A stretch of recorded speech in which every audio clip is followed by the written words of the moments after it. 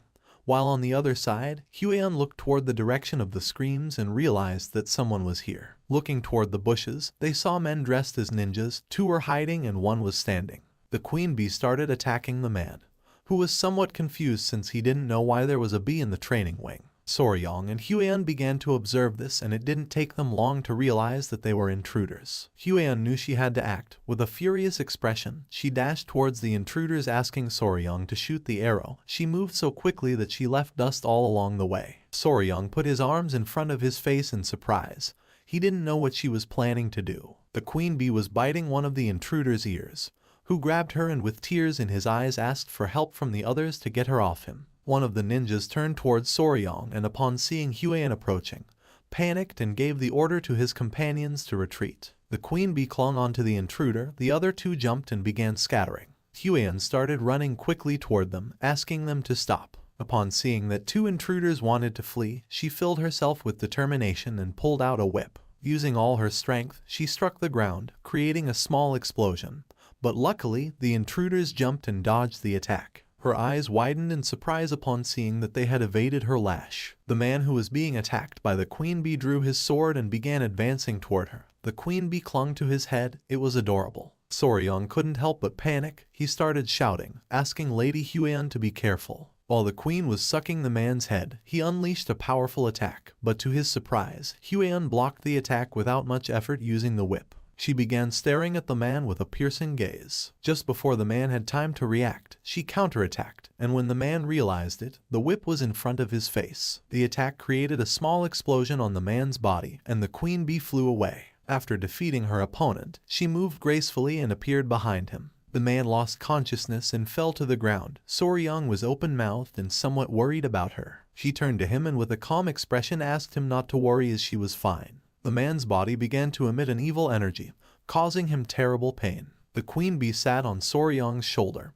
his gaze fixed on the body. He panicked, not knowing who this guy was or if he was dead. Huan put the whip inside her clothes, and the strange energy emerging from the man's body caught her attention. She began to observe in silence with a curious expression.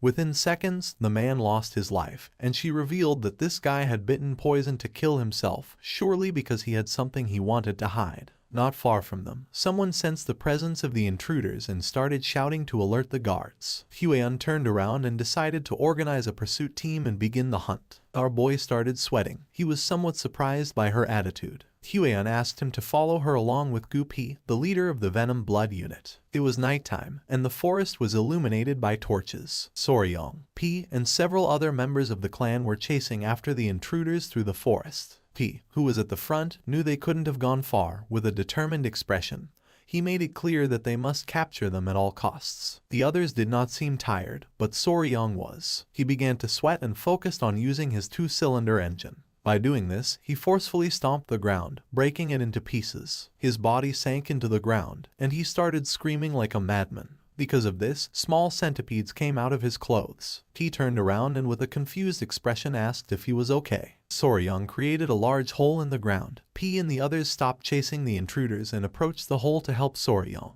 Thanks to their help, he got out of the hole and thanked them since he thought he was done for. He turned his head back and something caught his attention. Beneath him there were a bunch of green snakes, staring at him intently. Soryong couldn't help but start sweating and feeling fear, realizing it was a snake nest. He began observing the snakes and explained that snakes often gathered where the yin kai was strong, particularly during this season. They were unusually aggressive, so he asked Soryong to stay alert. Soryong couldn't help but sweat in fear. One of the snakes opened its mouth, ready to attack. For him, this was strange since tiger-striped water snakes typically weren't so hostile. The sky was filled with black clouds. Soryong admitted it was his fault they had been delayed. He knew it was going to rain, so he suggested moving quickly. T and the other man turned around, thinking he was right. They started running again since they couldn't lose sight of the intruders. Not far from them, a light could be seen. P turned to Soryong, mentioning that they had found them. The masked men were furious. They were in a dead-end alley. Behind there was a rocky mountain.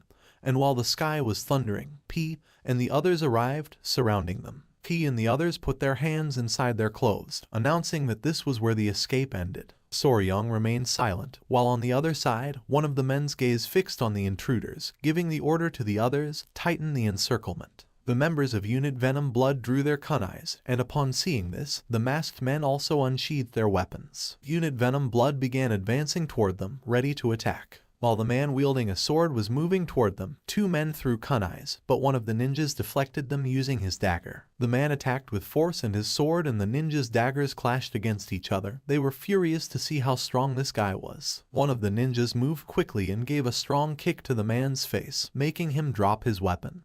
They ordered him to get out of their way. Seeing this, the member of the Venom Blood unit couldn't help but panic. While the ninjas were distracted, something started approaching them at great speed. It was P. He tried to attack by surprise, but the ninja crouched quickly, dodging the attack. P began to observe in silence. The ninja took small jumps to retreat, but P used his skill called Triple Mirage Kill and threw his kunai towards the ninja. The kunai started flying towards the ninja and then exploded only to shoot into 3 kunais. Upon seeing this, the ninja was speechless. Luckily, he blocked 2 of the daggers, but one of them stuck in his shoulder, causing him severe pain. He put his hand over the wound. P began to approach, calling him a lucky bastard. 2 of the ninjas had already fallen and only one remained standing, but he was injured. P and the others started walking toward him. This guy should consider himself fortunate that the rain had diluted the poison on P's kunai. P began staring at the ninja with a furious gaze, but then someone started laughing upon seeing so many pitiful insects gathered together. P and the others stopped in their tracks, somewhat confused. P went on alert and with a serious gaze asked who they were. At that moment, someone descended from the top of the rocky mountain, landing in front of the ninja, shattering the ground into pieces. He was an old man with a beard, with an evil smile. He began to observe Soryong and the others with a murderous gaze. Upon feeling his energy, P couldn't help but go on alert, revealing that he was a martial arts master, giving the order to his men to step back. The old man's body began to emit a malignant energy. He stood up and with a smile started walking towards them. He asked the ninja if they had recovered it. In response, the ninja closed his eyes and took out the book he was hiding under his clothes, explaining that it was not the original but a copy recorded by the Tang clan. This caught Soryong's attention, leaving him somewhat surprised. His eyes widened when he remembered that the great patriarch had told him that the book was something only bad people looked at. His attention fixed on the book, and it didn't take long for him to realize that this was a copy of the bad book his grandfather was reading last time. They had tied up one of the ninja's bodies. Soryong, who was sitting next to him, revealed to P that the book was a copy of Blood Hand Poison Art's secret manual, leaving him somewhat surprised. His eyes filled with rage, causing him to clench his teeth tightly. The ninja handed the book to the old man, who opened it and began reading it with a sinister smile. P clenched his fist out of anger, not knowing what kind of people would dare to covet something so sinister.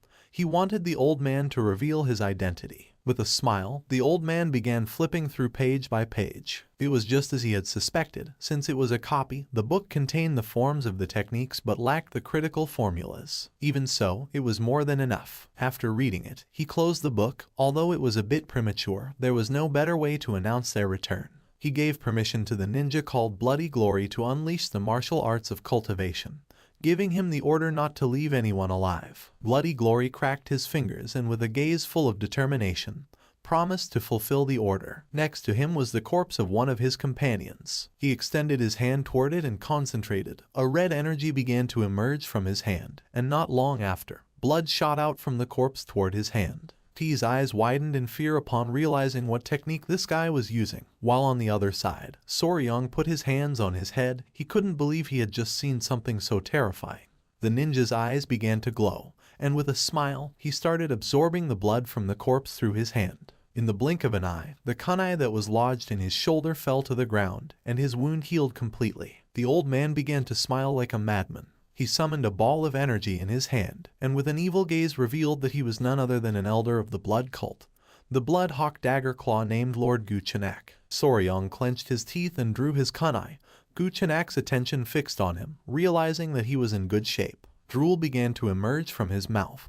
He licked his lips and his eyes started to shine as it had been a while since he had tasted the pure blood of the young. It started to rain even harder. Guchenak put the book inside his clothes and with a smile gave Hyoleong the order to capture them, as there was nothing better to recover than the pure blood of a young person. The ninja nodded his head, and then the two began to rush towards Soryong and the others. He drew his kunais and couldn't help but go on alert. With an expression full of determination, he commanded his men to unleash the 5-position annihilation formation since they could not allow them to reach Soryong. Guchenak jumped, and while his body was emitting a suffocating energy, he started laughing like a madman, asking P to try to stop him. Everyone's attention focused on him, putting them on alert. Using his power, Guchenak unleashed a powerful attack, creating a great explosion in the area that shattered the ground into pieces. He knew this was bad, so he asked Soryang to be careful. The rocks were flung out, but Soryang put his arms in front of his face to avoid being hit. Just then, the ninja appeared behind Soryang and grabbed him by the neck with a piercing gaze. He began to choke Soryang using a rear naked choke, and while his eyes were glowing, he asked him to stay still since the elder wanted to take his pure blood. Little by little, Soryang started running out of air, causing his face to turn blue. But with his remaining strength, he gave the order to his children to bite. The small centipedes emerged and attacked the ninja, biting him on the wrists and neck, forcing him to release Soryang. The small centipedes were biting with all their might. They were adorable. Seeing that they were centipedes, the ninja couldn't help but feel somewhat confused. While the ninja was trying to understand the situation, someone threw a kunai which lodged in his head, leaving Soryang somewhat confused. The small centipedes returned with Soryang and the ninja's body began to burn in flames. He put his hands in front of his face and closed his eyes without knowing what was happening. Someone called out to Soryang. He turned around and his eyes widened with happiness. It was Huiyan, the elder of the clan, and Wolfgang. She had been the one who had thrown the kunai. She became serious, and Wolfgang clenched his teeth as something caught their attention. P and the others were using the 5 poison annihilation formation, so they didn't know what was happening. P's men began attacking Guchenak, who grabbed one of them by the neck and with a smile started releasing malignant energy. He turned toward them and with a nervous gaze revealed that they were being attacked by an elder from the blood cult. This made Huiyan's eyes widen in surprise and fear. She couldn't believe what she had just heard. She panicked, started running towards them and gave the order to everyone to assist Deputy Leader Gu P. Wolfgang began to follow her and nodded his head. With a serious gaze, he gave the order to everyone to transform the 5 poison annihilation formation into the 9 poison formation annihilation. Guchenak defeated one of the clan members and threw his body to the ground. But just then, P and the others surrounded him, adopting the 9 poison formation annihilation. A smile appeared on Guchenak's face when he realized that Soryang had been the one who had defeated Takanyang's blood hand poison claw. His eyes began to shine with malice, and he mocked Takanyang, saying that Blood Hand Poison Claw was just an overrated name since, after all, he had been bitten to death by none other than centipedes. Wolfgang, annoyed by the old man's attitude, gave the order to shut his mouth, revealing that he was going to be buried here. Upon hearing this, an exciting smile appeared on Guchenak's face. He went crazy, and while his body was emitting a powerful evil energy, he mocked Wolfgang and the others, telling them to try it if they had guts. The battle began, and under the intense rain, fire started to emerge. One of the clan members was injured. Soryang began to bandage his arm wound, causing him to writhe in pain, but he asked him to please hold on a little longer. Soryang bandaged the wound. He was somewhat worried since things were not going well as their side was becoming increasingly exhausted. Guchenak grabbed one of the clan members by the neck and with a smile began to use his power and absorb his blood. P and the others grew weaker than before. This bastard from the blood cult became more energetic again as soon as he absorbed blood to recover. Guchenak attacked Huiyan, causing her body to crash against the tree. Soryang, who was bandaging the wound, couldn't help but go on alert. She fell to the ground, clenched her teeth, and began writhing in pain. Soryang, showing concern, turned around and asked if she was okay. He approached her and, worried about his future wife, placed his hands on her shoulders and asked if she was hurt anywhere. She lied saying she was fine, but then spat blood. She grabbed Soryang's hand, making him curious. With an exhausted look, she asked her future husband to please return to the clan and bring reinforcements, revealing that at this moment, they were not enough to defeat Guchenak. Soryang couldn't help but grit his teeth and feel furious knowing that she was right. Guchenak attacked again, absorbing the blood of another clan member, forcing P and the others to retreat. It was evident that Soryang could do nothing in this battle. Wolfgang, visibly nervous, asked Soryang to return and bring reinforcements for the sake of the clan. The elder promised to somehow hold back Guchenak, urging him to hurry. Soryang observed them silently for a moment and, with a desperate look, agreed, promising to return as soon as possible. He explained that his mobility arts were deficient, so he wasn't very sure if he would be able to do it. But just before he could finish the sentence, Huiyan gave him a hug with tears in her eyes and, with a kind smile, said she trusted that Soryang could do it since he had been training hard all this time. She promised that next time they would go looking for poisonous creatures together again, leaving Soryang surprised. Huion rested her hands on his shoulders and asked him to please go back and bring reinforcements from the clan. Then she ran out to support the others. Soryang stayed thinking in silence. With a sad gaze, he decided to return since this was driving him crazy. He started running back to the clan under the intense rain. He was panting heavily, and each step became heavier than the last. Soryang collapsed on the ground, causing centipedes to emerge from his clothes. The small creatures began encouraging him not to give up. He composed himself and began to stroke one of the centipedes. It was strange since even if he used his mobility art at full speed, it would take him almost half a day, not to mention that most of the clan's experts were also absent. Even if he called for reinforcements, they wouldn't arrive in time. It started raining even more intensely. Soryang began to observe silently and started pondering. A question came to his mind. He didn't know why they had sent him to seek help, realizing that they wanted to save at least him. He couldn't help but clench his fist as he thought the reason was because he was the youngest, weak, and needed protection, questioning whether this was what chivalry truly meant for martial artists. He remembered the kind smile of the patriarch when he mentioned that now Soryang was also part of the family. The word family began to resonate in his head. He had never seriously thought about this, thinking that he still wasn't a member of the Tang clan family from Sichuan. The exciting memories he had lived with them and the image of Huion and the others smiling and extending their hand appeared in his mind. Everyone thought that he was already part of the family. He couldn't help but feel somewhat embarrassed and didn't take their hand since he was the only one who thought that he wasn't part of the family yet. Soryang began to smile, and then he caressed one of his centipedes, realizing that they were too warm-hearted to be a clan of assassins. He stood up, and his eyes began to shine with determination as it was time to save Mom. The centipedes made an adorable sound, indicating that they were happy. Soryang started running. He was determined to save them. He had to think of some way. The members of the blood cult could recover energy. The forest was full of poisonous creatures like snakes and frogs and poisonous plants. Soryang continued running until he stopped. In front of him there was a nest of snakes. He began to observe in silence, devising a plan. The nest of snakes was full of venomous snakes with piercing gazes. Upon feeling the presence of the creatures, one of the centipedes began to stir and become furious. Caressing the centipede, with a smile, Soryang asked it not to worry since he was going to be fine. He took the centipedes out of his clothes and left them on the ground. One of them was sleeping and the other two were crying. Without wasting time, Soryang left the centipedes behind and started running towards the snake's nest.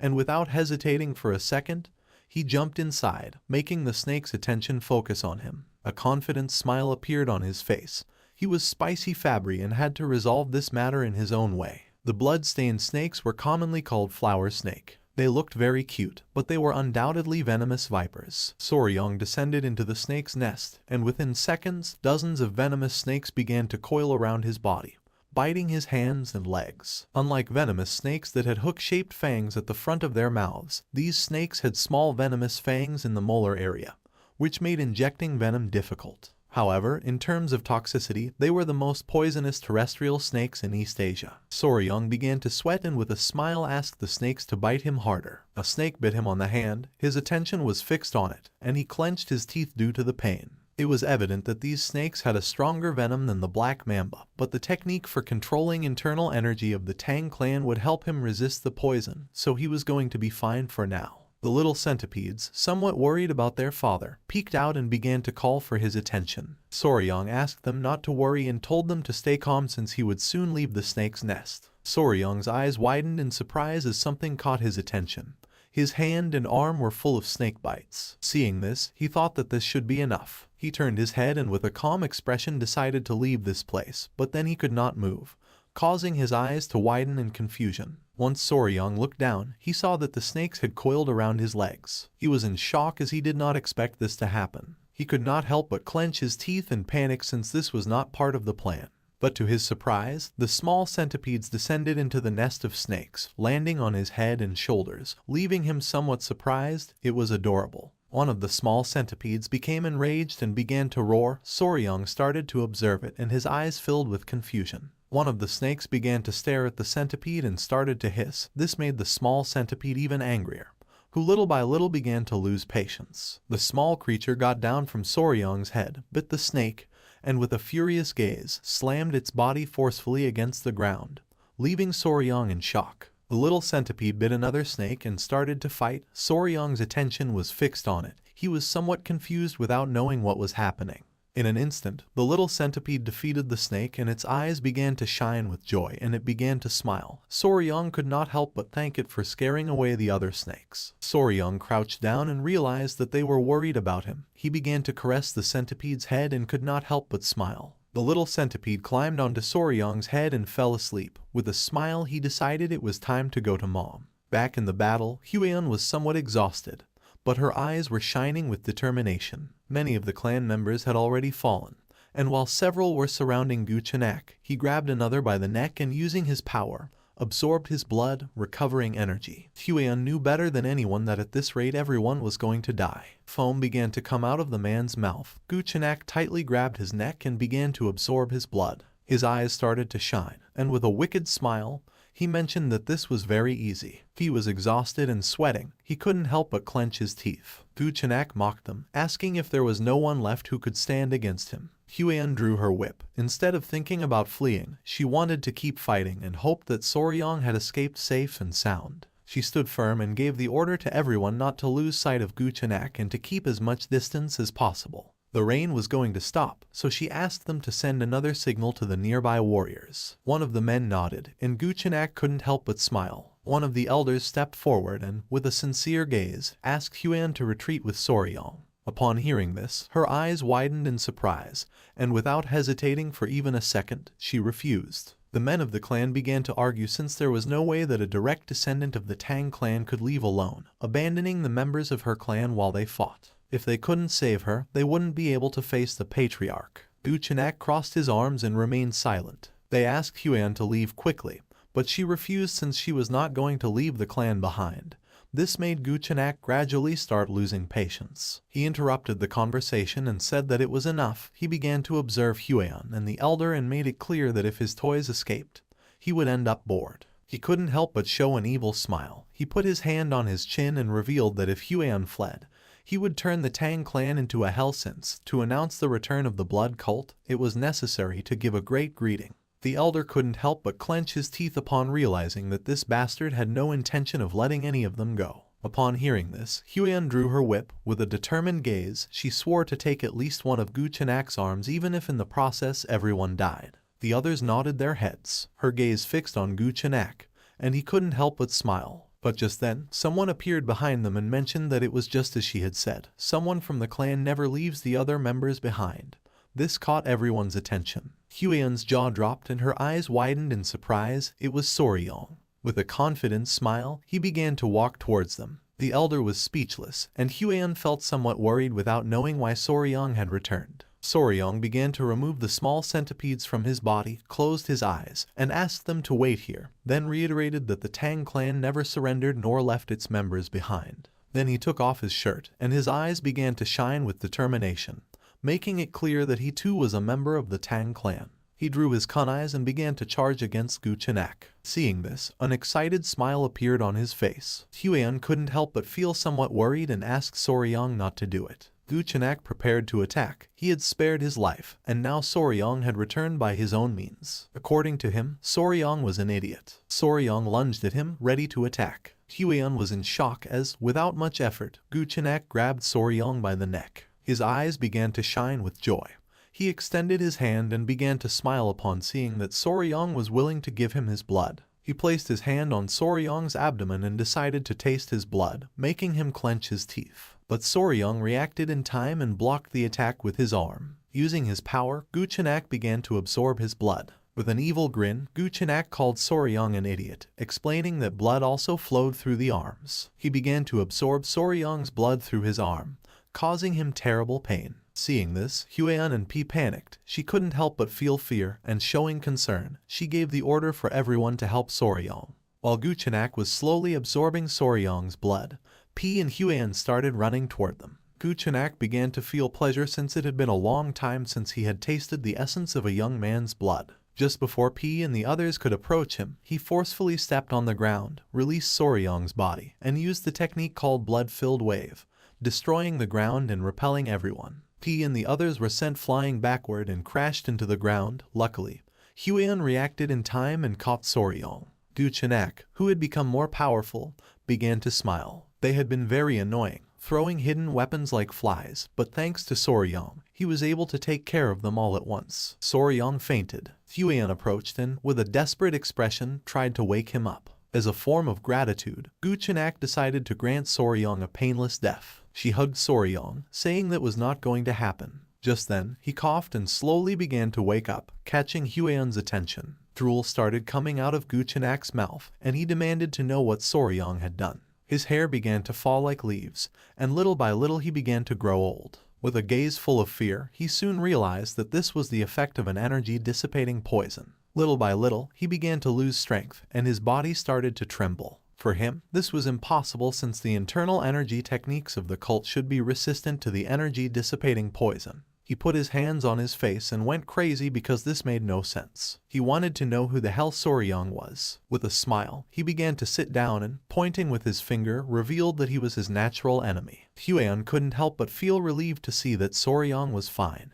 Little by little, the poison began to take more effect, and Gu Chenak could not help but tremble with fear. He could not believe that he had been defeated by a mere child. Soryong began to run out of energy, and with his last strength, he started looking at Huion and, with a tired gaze, revealed something to her. This made Huion's eyes widen in surprise, leaving her in shock. Gu Chenak's gaze fixed on Soryong, and his eyes began to shine with rage. He could not help but clench his teeth and sweat since he did not know what Soryong had done to his body. He panicked since ever since he had let Soryong's blood flow through his body, the blood no longer obeyed his will. He took a step forward, revealing that the blood cult's domination was just within his reach. He went mad and started running towards Soryong, swearing that he could not collapse here. He lost his composure, opened his mouth, and lunged at Soryong, intending to kill him. Upon seeing this, Huion drew her whip, clenched her teeth, and went on alert knowing that this was not good. Just before Gu Chenak could approach, she swung her whip forcefully, which wrapped around his neck, causing him terrible pain.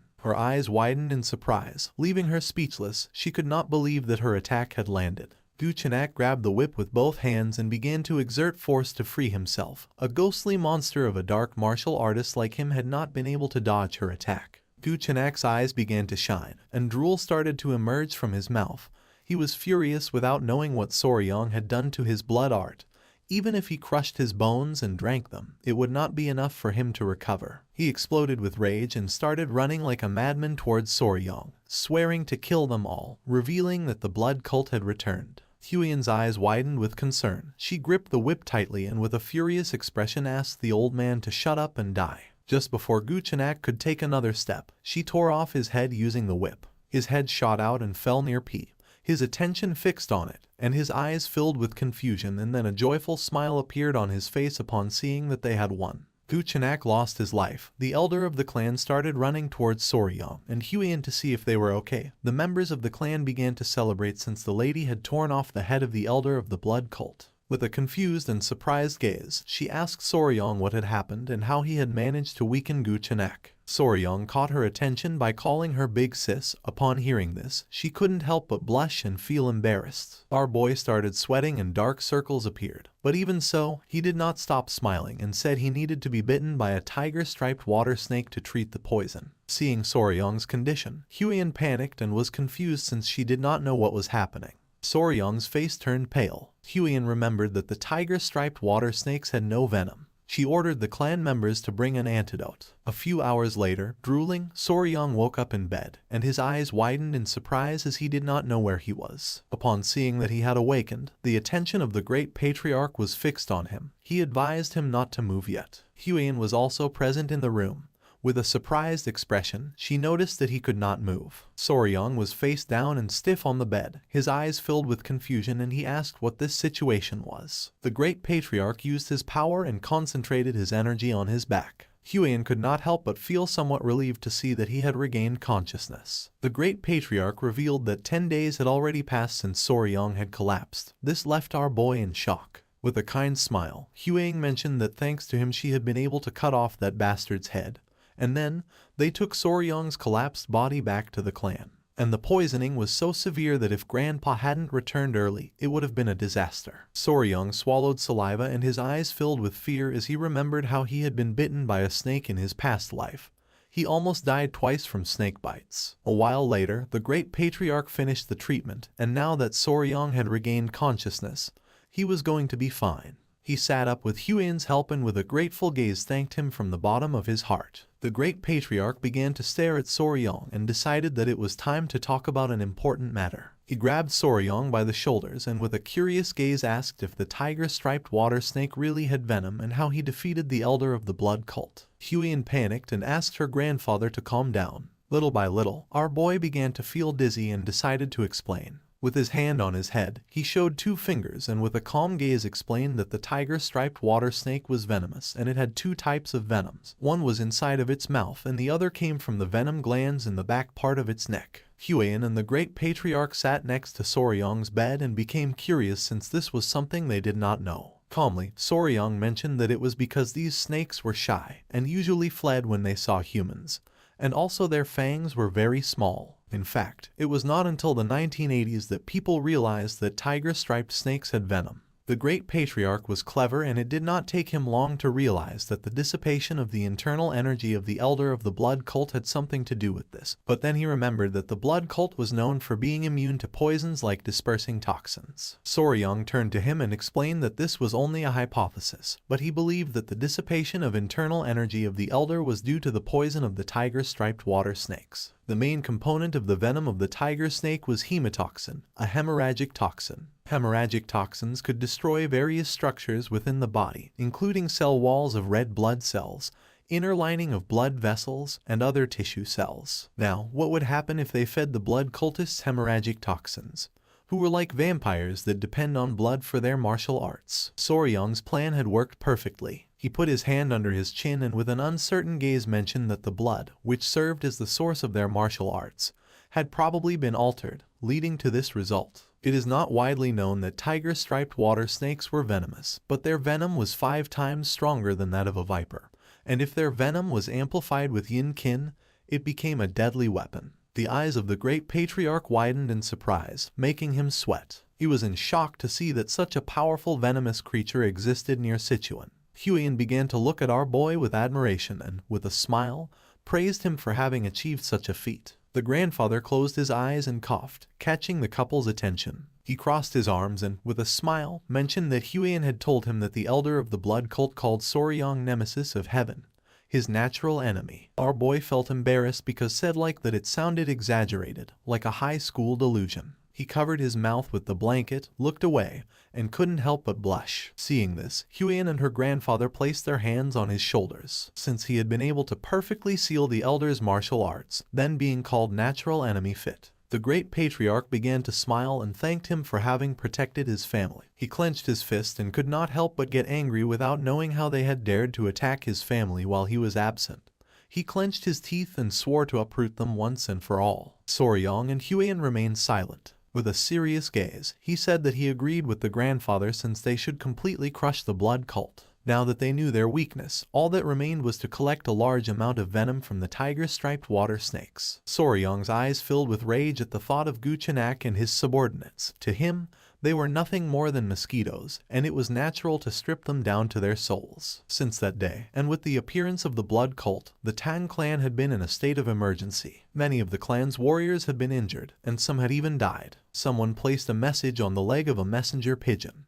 Miram's allied Orthodox factions were gathering at the Tang clan to provide their assistance. It was the great patriarch. He released the messenger pigeon and mentioned that considering they had faced someone at the pinnacle of martial arts, casualties had been minimal. But thinking about the blood that was going to flow again in Miram entirely because of the blood cult filled him with deep concern. They were not only content with kidnapping people at random to drain their blood, but 30 years ago they also committed a massacre, thus becoming the sworn enemy of the Miram as a sect. This was a very serious matter. While Soryong was distracted, the great patriarch placed his hand on his shoulder and said that this time things were going to be a little different. Soryong snapped out of his trance and became curious. With a confident look, the great patriarch revealed that the reason was that this time the Sichuan Tang clan was the natural enemy of the blood cult. Soryong couldn't help but get angry and sweat, not knowing if his grandfather was saying this on purpose. The grandfather turned towards him and showed a smile, confirming his suspicions. He put his arms behind his back and explained that he had a request, asking if he was going to be able to do it. He became curious and replied yes, and if it was something related to the clan, then he was going to give his best. The great patriarch's eyes filled with seriousness when he revealed that soon people from the Muram Alliance were going to arrive, and the military forces of the Alliance would be among those who arrived. He had planned to show them the poison that Soryong had discovered since they had finally uncovered the weakness of the blood cult. Soryong's eyes widened in surprise. He clasped his hands as a form of respect and with a smile said that if it was for the greater good, then they should do it. Upon hearing this, the great patriarch couldn't help but smile, knowing that Soryong would say that. Just before Soryong could leave, he mentioned that he had some news that was going to make him very happy. Upon hearing this, our boy's eyes filled with curiosity, and he turned around wanting to know what it was. With a kind smile, the great patriarch explained that the modifications to the Hall of 10,000 Poisons were complete and that from now on, Soryong was officially going to be in charge of managing the hall. Upon hearing this, he couldn't help but clench his fists and feel joyful. He began to imagine himself lying down and surrounded by poisonous creatures. This made his eyes widen with excitement. The great patriarch also mentioned that as he had suggested, they had also prepared a sunlit pavilion, since after all, to properly raise tiger-striped water snakes, a solid foundation was first needed. Soryong interlaced his hands and could not help but get even more excited.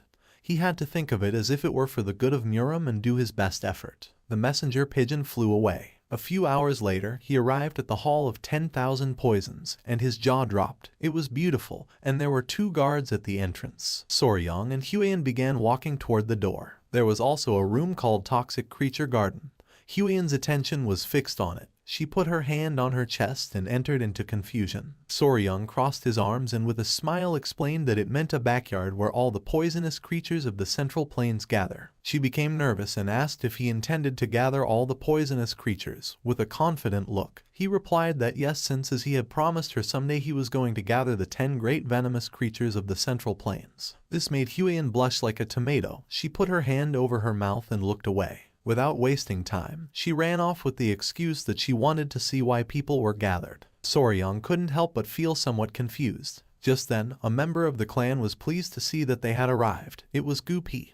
He put his hands on his waist, and with a smile revealed that he was now commander of the Poison Division. Soryong's eyes filled with confusion, while on the other side, Huiyan remained still. With a kind smile, Gupi explained that it was a newly established unit under the Patriarch's orders. Behind him were several clan members. Gupi turned to them and revealed that from now on, these people were going to serve Soryong as his hands and feet. Whether it was to find poisonous creatures or raise them, he could count on them. Upon seeing this, drool began to fall from Soryong's mouth, while on the other side, Huiyan could not help but feel envy. The eyes of our boy began to shine with joy upon thinking that this was like having staff from a pet store, realizing that they were truly giving him all their support. This was a moment in which Soryong's dream took one more step toward reality. The messenger pigeon reached its destination. A woman with black hair received the message, and after reading it carefully, she noticed that the blood cult had returned. She began to gaze at the sky, knowing that in the once peaceful Central Plains, a bloody storm was about to break out once again.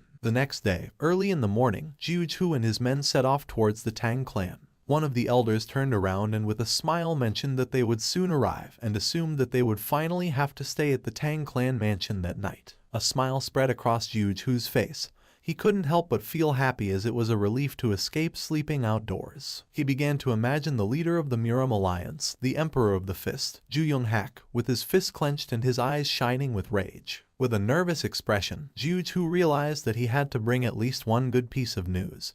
He was eager to find even a small trace of the blood cult. After several minutes, they arrived at the entrance of the Tang clan, which was being guarded by 2 armed guards. The elder could not help but feel joyful upon seeing that the Tang clan mansion was in sight. The attention of one of the guards fixed on them, and his eyes widened in surprise. He assumed that they must be the guests from the Muram Alliance. Jiuju stepped forward, closed his fan, and with a calm gaze introduced himself as the military advisor of the Muram Alliance. One of the guards opened the door, and the other greeted them as a sign of respect and thanked them for their valuable visit, asking them to please wait a moment. The eyes of the guard expanded with nervousness. He looked to one side and explained that there were some things they had to be aware of before entering the Tang clan mansion. Upon hearing this, Jiuju's eyes widened in confusion, making him curious, while on the other hand, the elder asked if they had to surrender their weapons before entering.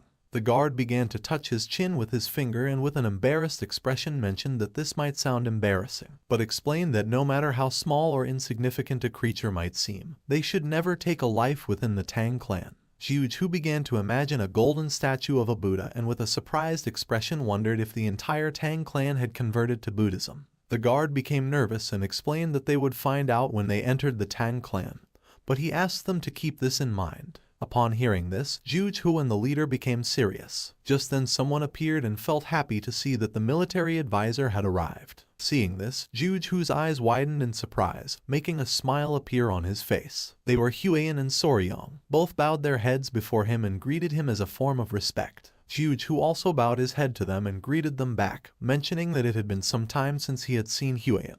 She placed her hands over her abdomen and mentioned that it had been exactly 1 year since the last time they had seen each other. With a smile, Jiuju asked where the myriad poison's divine sovereign was. Huiyan closed her eyes and replied that her grandfather had gone to search for traces of the blood cult, asking that he please forgive her for the inconvenience. Jiuju's attention fixed on her, and with a serene expression, he asked how it could be an inconvenience to be received by one of the 3 flowers of Murim. His eyes widened with curiosity, and his attention fixed on Soryong. He asked who this young warrior was. With a kind smile, our boy said that it was an honor for him to meet the military advisor. He greeted them again and introduced himself as Y Soryong. Upon hearing this, Jiuju and the elders' attention focused on him. They were confused to see that he was not from the Tang clan. Huiyan placed her hand over her chest, looked away, and with a nervous expression revealed that Soryong was her fiancé.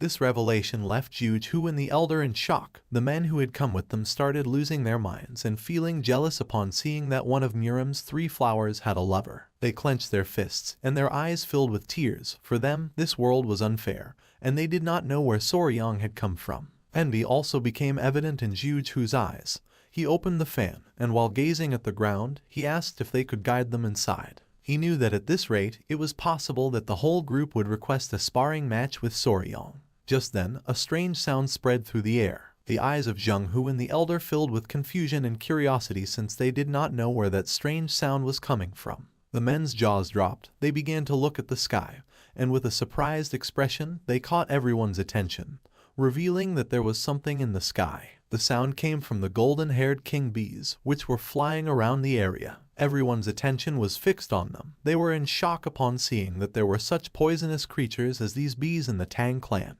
The men stood in front of Huiyan and the others drew their swords and asked everyone else to be careful. They were ready to protect Huiyan. Seeing this, Soryong couldn't help but panic and, with a serious gaze, asked them to put away their weapons. His eyes widened in fear. He placed his hand on the man's shoulder and decided to explain the new regulations of the Tang clan.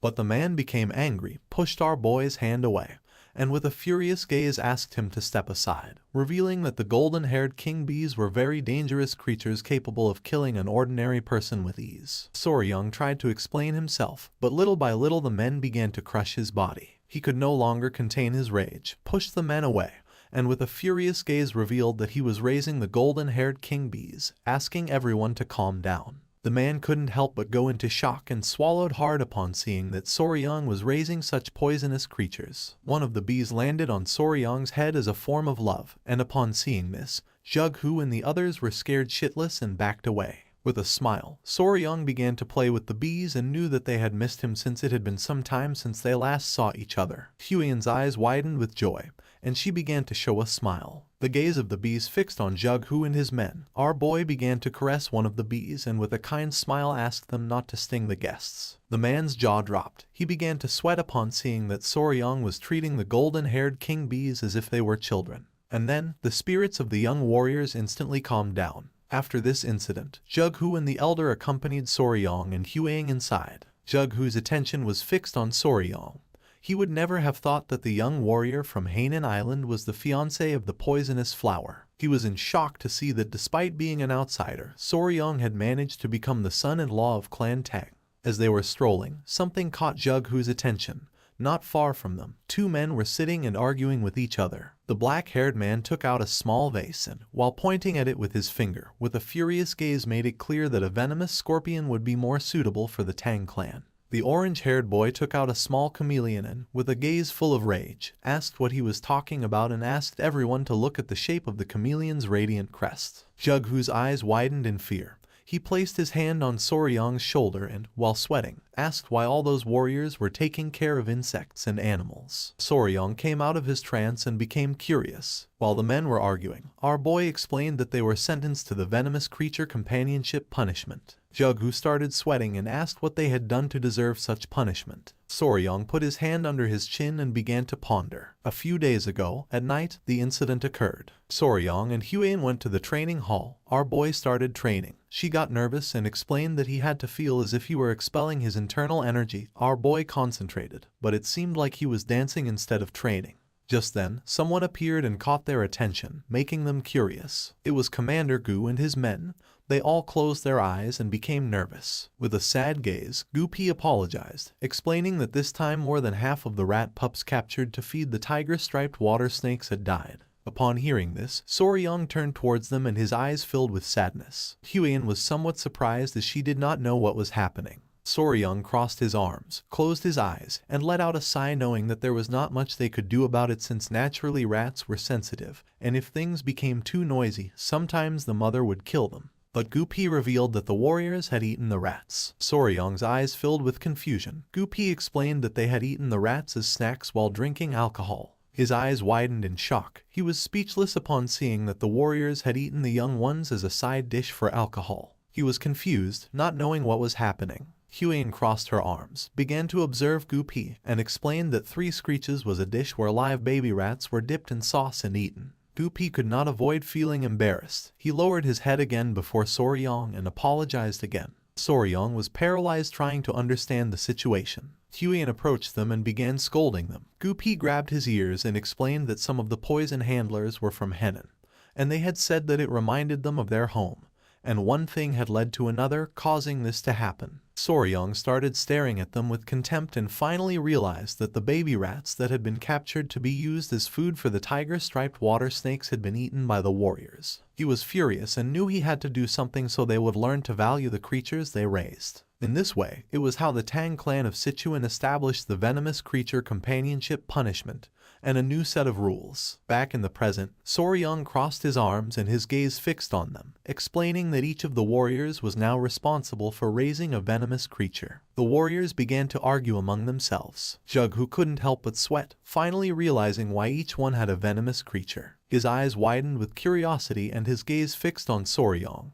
To him, he was someone very interesting. Soryang began staring at the warriors with hatred and sighed, and Jughu finally realized that he was not an ordinary person. At nightfall, the great patriarch arrived, and the 3 sat at a table to chat. With a serious expression, the great patriarch recounted everything that had happened. Jughu closed his eyes and with a smile mentioned that Soryang must be the enigmatic young warrior whom the patriarch of the Tang clan had met on Hainan Island. The great patriarch began to observe him and with a smile asked what he thought about the treasure of the Tang clan. Jughu praised our boy, saying that calling him enigmatic did not do him justice, admitting that the golden-haired king bees were astonishing. Soryang could not help but feel nervous upon seeing that he was being praised. Jughu's eyes began to shine with seriousness. For him, it was worrisome not to have found a single clue about the blood cult. With a smile, the great patriarch turned to Soryang and made it clear that they could not sit idly by and allow the influence of the blood cult to continue growing. Soryang's eyes widened with curiosity, and he turned toward him. The great patriarch asked our boy to bring that. This made Jughu's eyes widen in confusion and curiosity. The great patriarch began to show a finger and, using his power, created a barrier around them. Then, he closed his eyes and with a smile explained that they could not risk any sound leaking out, so for this reason, he had invoked a Kai barrier. Our boy put his hand inside his clothes, and Jughu began to observe the barrier, and his jaw dropped. With a confident smile, Soryang took out a small jar and placed it on the table. Jughu grabbed the jar, began to observe it, and his mind filled with questions. He asked what kind of object required even a Kai barrier to maintain secrecy. With a confident gaze, the great patriarch replied that it was a poison that dissipated internal energy. Jughu argued that the internal energy dissipating poison was quite common and hardly seemed like something that required a Kai barrier. Soryang and the great patriarch looked at each other and nodded with a smile. He revealed that this particular poison, which could dissipate internal energy, only affected members of the blood cult. Jughu's attention fixed on the poison, and his eyes widened in surprise. He panicked, slammed his hand against the table, and asked if this was true. The great patriarch closed his eyes and, with a confident expression, explained that although it was hard to believe, it was true. With a gaze full of hatred, Jughu began to imagine the members of the blood cult, thinking that this was a truly incredible discovery, revealing that the reason they had fought so hard during the blood cult rebellion 30 years ago had been because they had used internal energy dissipating poison against them. The great patriarch began to recall the blood cult rebellion and confirm Jughu's suspicions by explaining that when martial artists like them were poisoned, their internal energy dispersed, leaving them powerless, but the members of the blood cult remained completely intact. With a serious gaze, Jughu asked what the potency of this version of the poison was. The great patriarch's eyes began to shine with confidence, and he responded that according to Huian, the poison was capable of reducing their physical abilities to the level of an ordinary person, revealing that she had defeated a blood cult elder who had been poisoned with a single blow. Upon hearing this, a smile appeared on Jughu's face and his eyes began to shine with joy,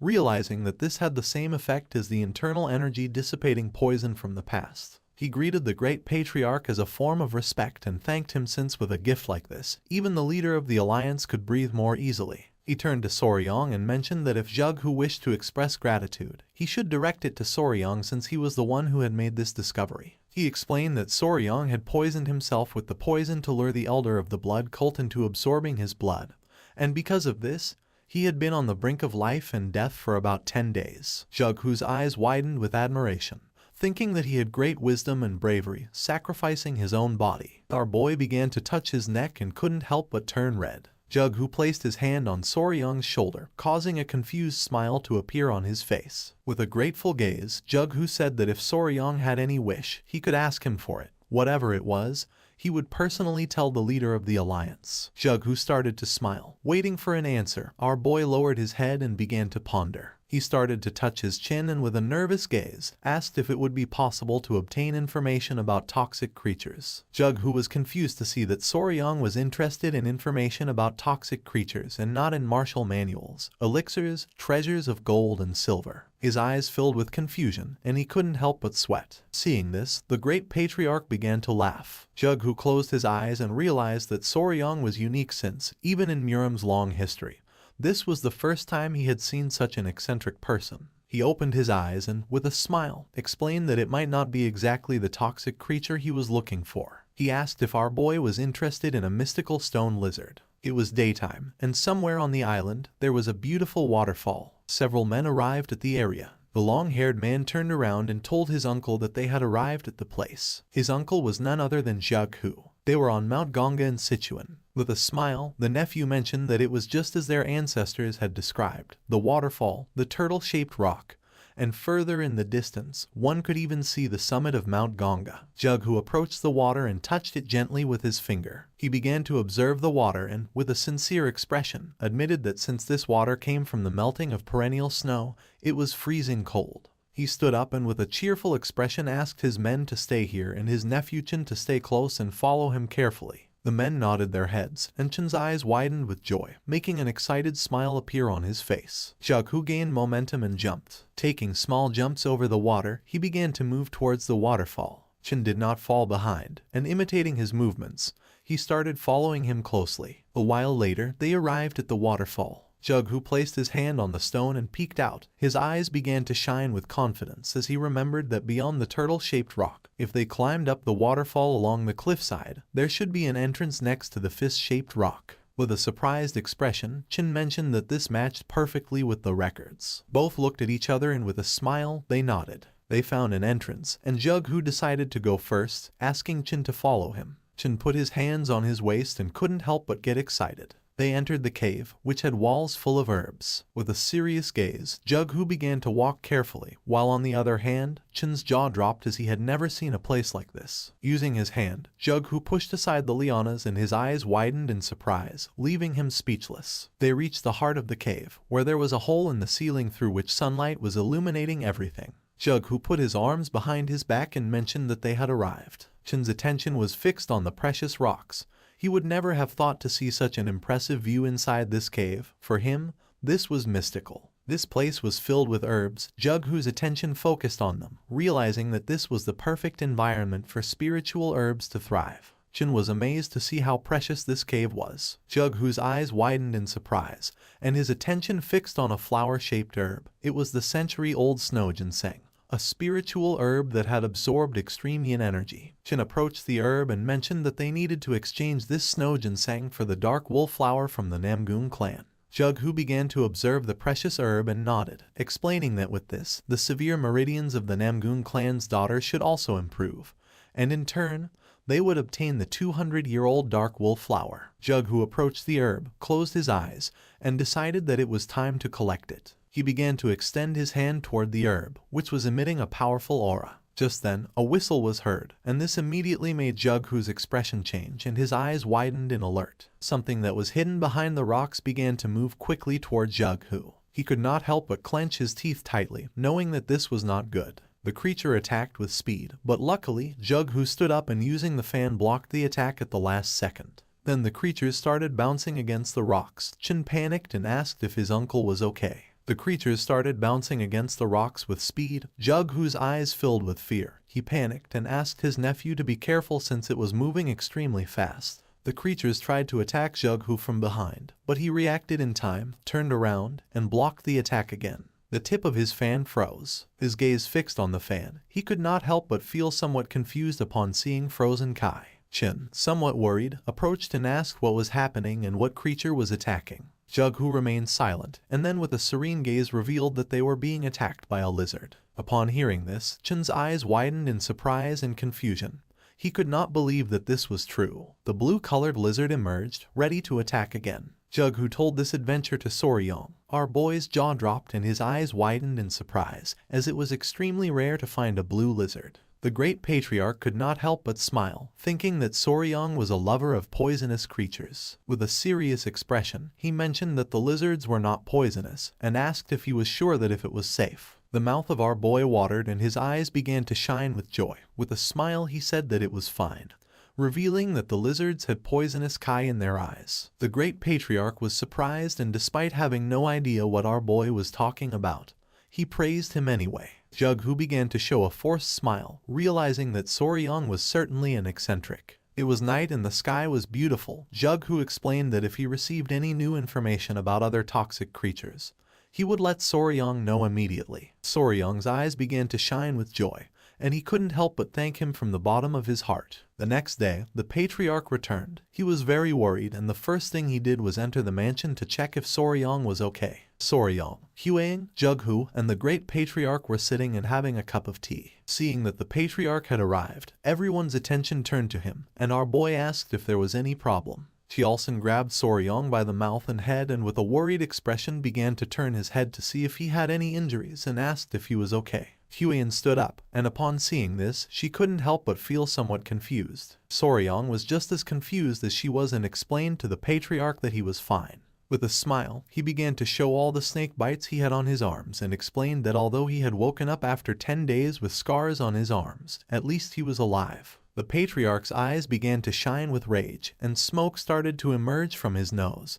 He was furious to see that the bastards of the blood cult had dared to harm Soryong. Just then, something caught his attention and his eyes filled with surprise. He turned to Huan and with a furious and worried expression asked if she was okay. Seeing this, Huan panicked and asked her father to calm down. With a confident smile, she admitted that she was fine, revealing that Soryong and the family members had saved her. The great patriarch coughed and with a smile caught everyone's attention, revealing that Soryong had done something incredible. He revealed that after knocking out the elder, Soryong said that he was his natural enemy. Our boy looked away and couldn't help but feel embarrassed, while on the other hand, a proud smile spread across the patriarch's face. Soryong joined his fingers and, while blushing, with a nervous expression explained that everything had gone well since his plan had worked. The great patriarch joined the conversation, revealing that thanks to that, they had discovered the weakness of the blood cult. Jughu, who was sitting at the table, raised his hand and with a kind smile caught the patriarch's attention by asking how he had been.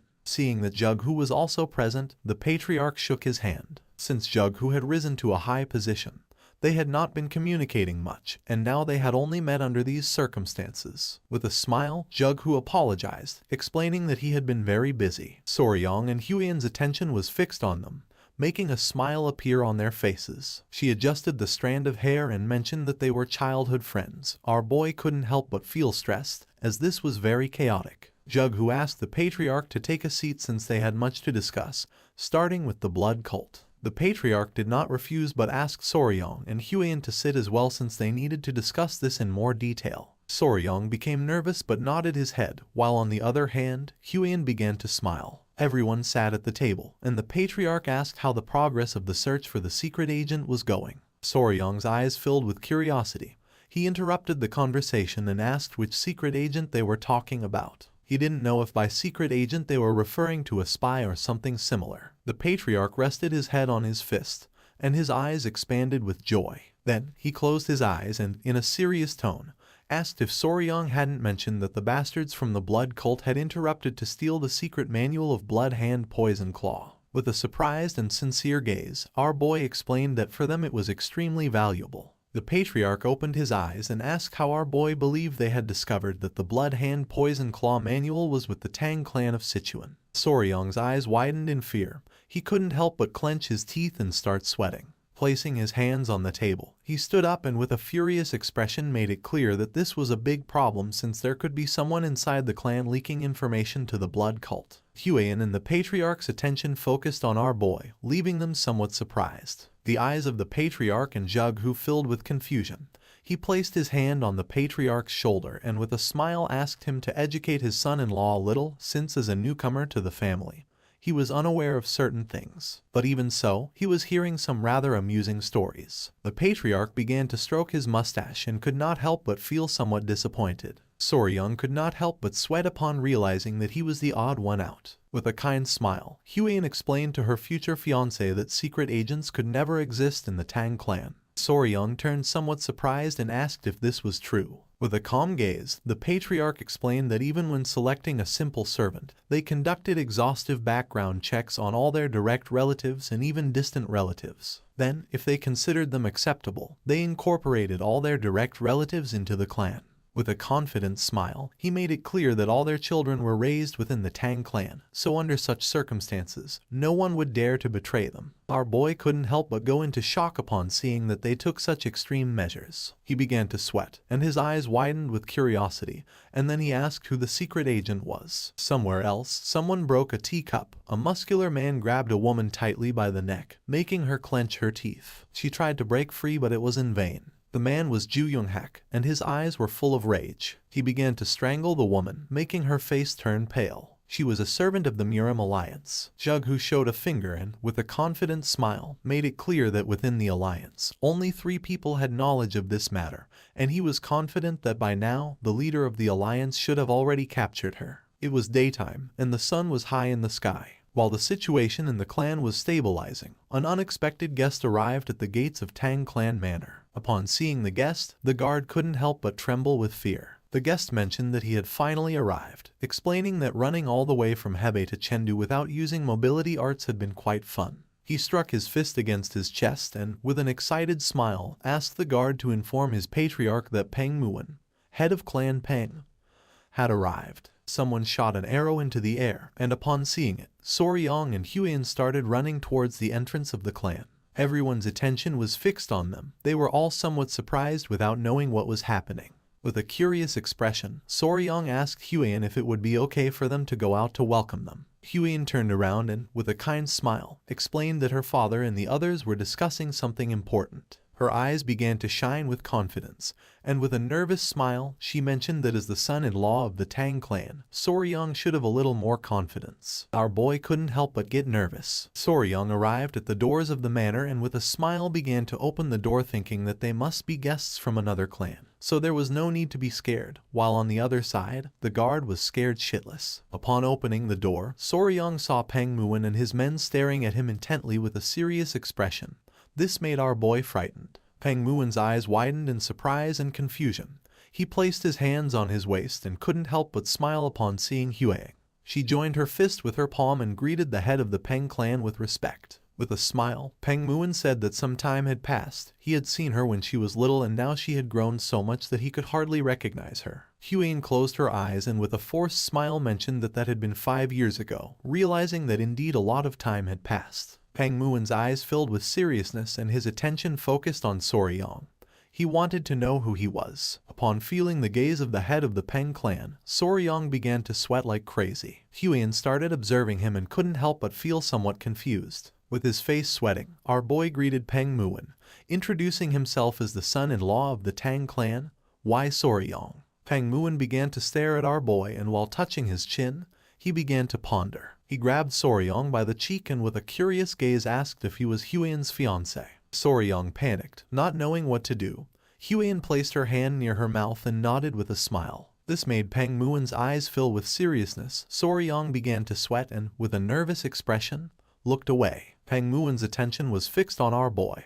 He put his hand under his chin and began to think with a curious gaze. Without wasting time, he touched our boy's private parts, which made Soryong turn as red as a tomato. Meanwhile, on the other side, Huyen's jaw dropped and her eyes widened in surprise, leaving her in shock. With a smile, Peng Muon explained that he was wondering if Soryong was too young, but down there he was a full-grown man. Soryong, who was panting heavily, began to observe Peng Muon and couldn't help but feel somewhat confused. Our boy turned to Huyen without knowing what was happening. Peng Muon placed his hand on Soryong's head, gave a thumbs up, and with a confident smile made it clear that in a few years, Soryong was going to be incredible. Huyen turned as red as a tomato, looked away, and put her hands over her face. She remembered that the people of the Peng clan really didn't like formalities or rigid etiquette, so for this reason, the head of the clan had his own way of evaluating. Peng Muon placed his hand on Soryong's shoulder and began to smile. The attention of his men also focused on him, and their eyes widened in surprise,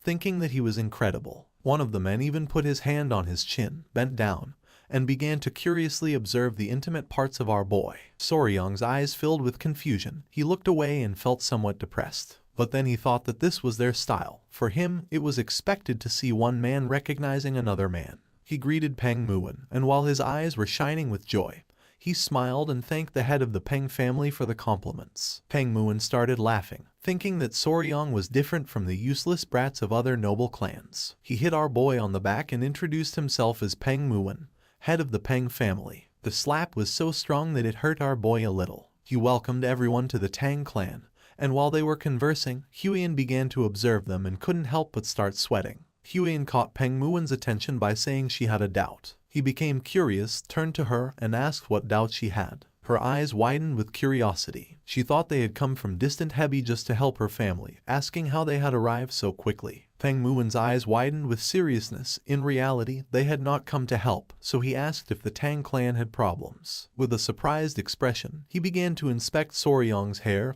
and asked if something had happened. Huyen began to sweat. She was bewildered as she did not know the reason why Peng Muon had come. Seeing her expression, Soryong was confused. A while later, they went to the family mansion and Peng Muon was somewhat surprised to see that the blood cult had appeared. They sat at the table to drink tea and converse. With a calm expression, Huyen informed them that they had already been eradicated. Peng Muon, who had his head resting on his fist, began to observe her and let out a sigh. He was somewhat annoyed and thought that he should have come a little earlier. Jughu, who was sitting beside him, remained silent. With a smile, the patriarch asked what had brought him here. Peng Muon's eyes widened in surprise.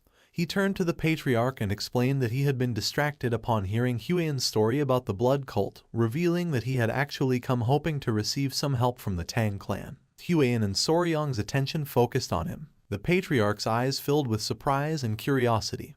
He asked if Peng Muon could explain himself. He began to touch his head with his hand, closed his eyes, and then let out a sigh. He put his hand near his mouth, turned towards the door, and with a serious expression asked his men to bring her to greet her elders. Jughu became somewhat curious, and his attention was fixed on him. Someone opened the door of the hall. It was one of Peng Muon's men whose eyes were shining. With a penetrating gaze, the man entered the hall. Huyen put her hand near her mouth, and her jaw dropped. She realized that it was a kid. Soryong began to sweat, and his attention was fixed on the man. The man approached the table, put his hand behind his cape, and asked the young lady to come down and pay her respects to the elders of the Sichuan Tang clan. Just then, someone on the man's back started moving, saying they were still sleepy. Soryung's eyes widened in surprise, and his jaw dropped, leaving him in shock. Someone dressed in white got down from the man's back, also shocking Hueying. It was an adorable little girl who was eating a lollipop. Everyone remained silently watching the little one. With a sweet expression, she greeted the elders of the Sichuan Tang clan,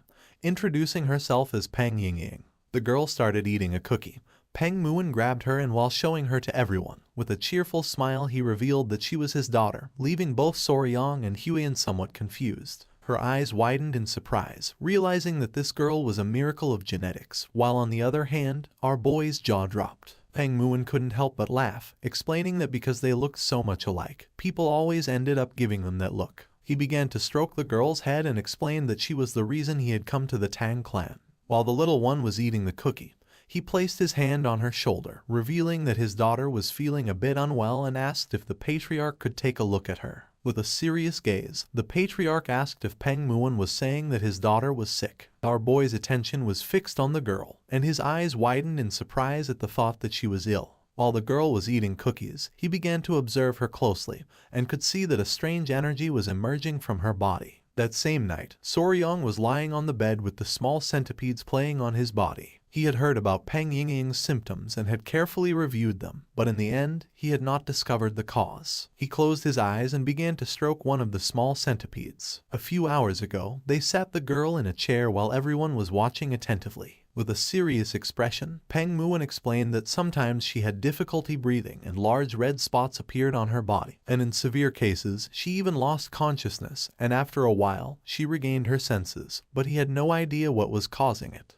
The patriarch sat next to the girl, extended his hands, and decided to examine her. Peng Muin's eyes filled with rage as he had searched and searched. He had even made the disciples of the medical sect examine her, but they all said she was perfectly healthy. He was going crazy. One of the disciples had even said something strange, and he had almost beaten him to the brink of death before stopping. The patriarch asked what he meant by strange. Peng Muin explained that they suspected there were symptoms of poisoning due to the deliberate act of someone, but he was sure that there was no way someone like that existed within his Peng clan. Soryong's eyes widened in surprise, while on the other hand, Huiyan became serious. After examining the girl, the patriarch stood up and revealed that the cause was poisoning, revealing that it could be an internal problem of the clan. Peng Muin's eyes widened in surprise. He panicked and swore that no one from the Peng clan would ever do something like that. He put his hand on top of his head and decided to stop talking about it since he did not want to suspect his own clan.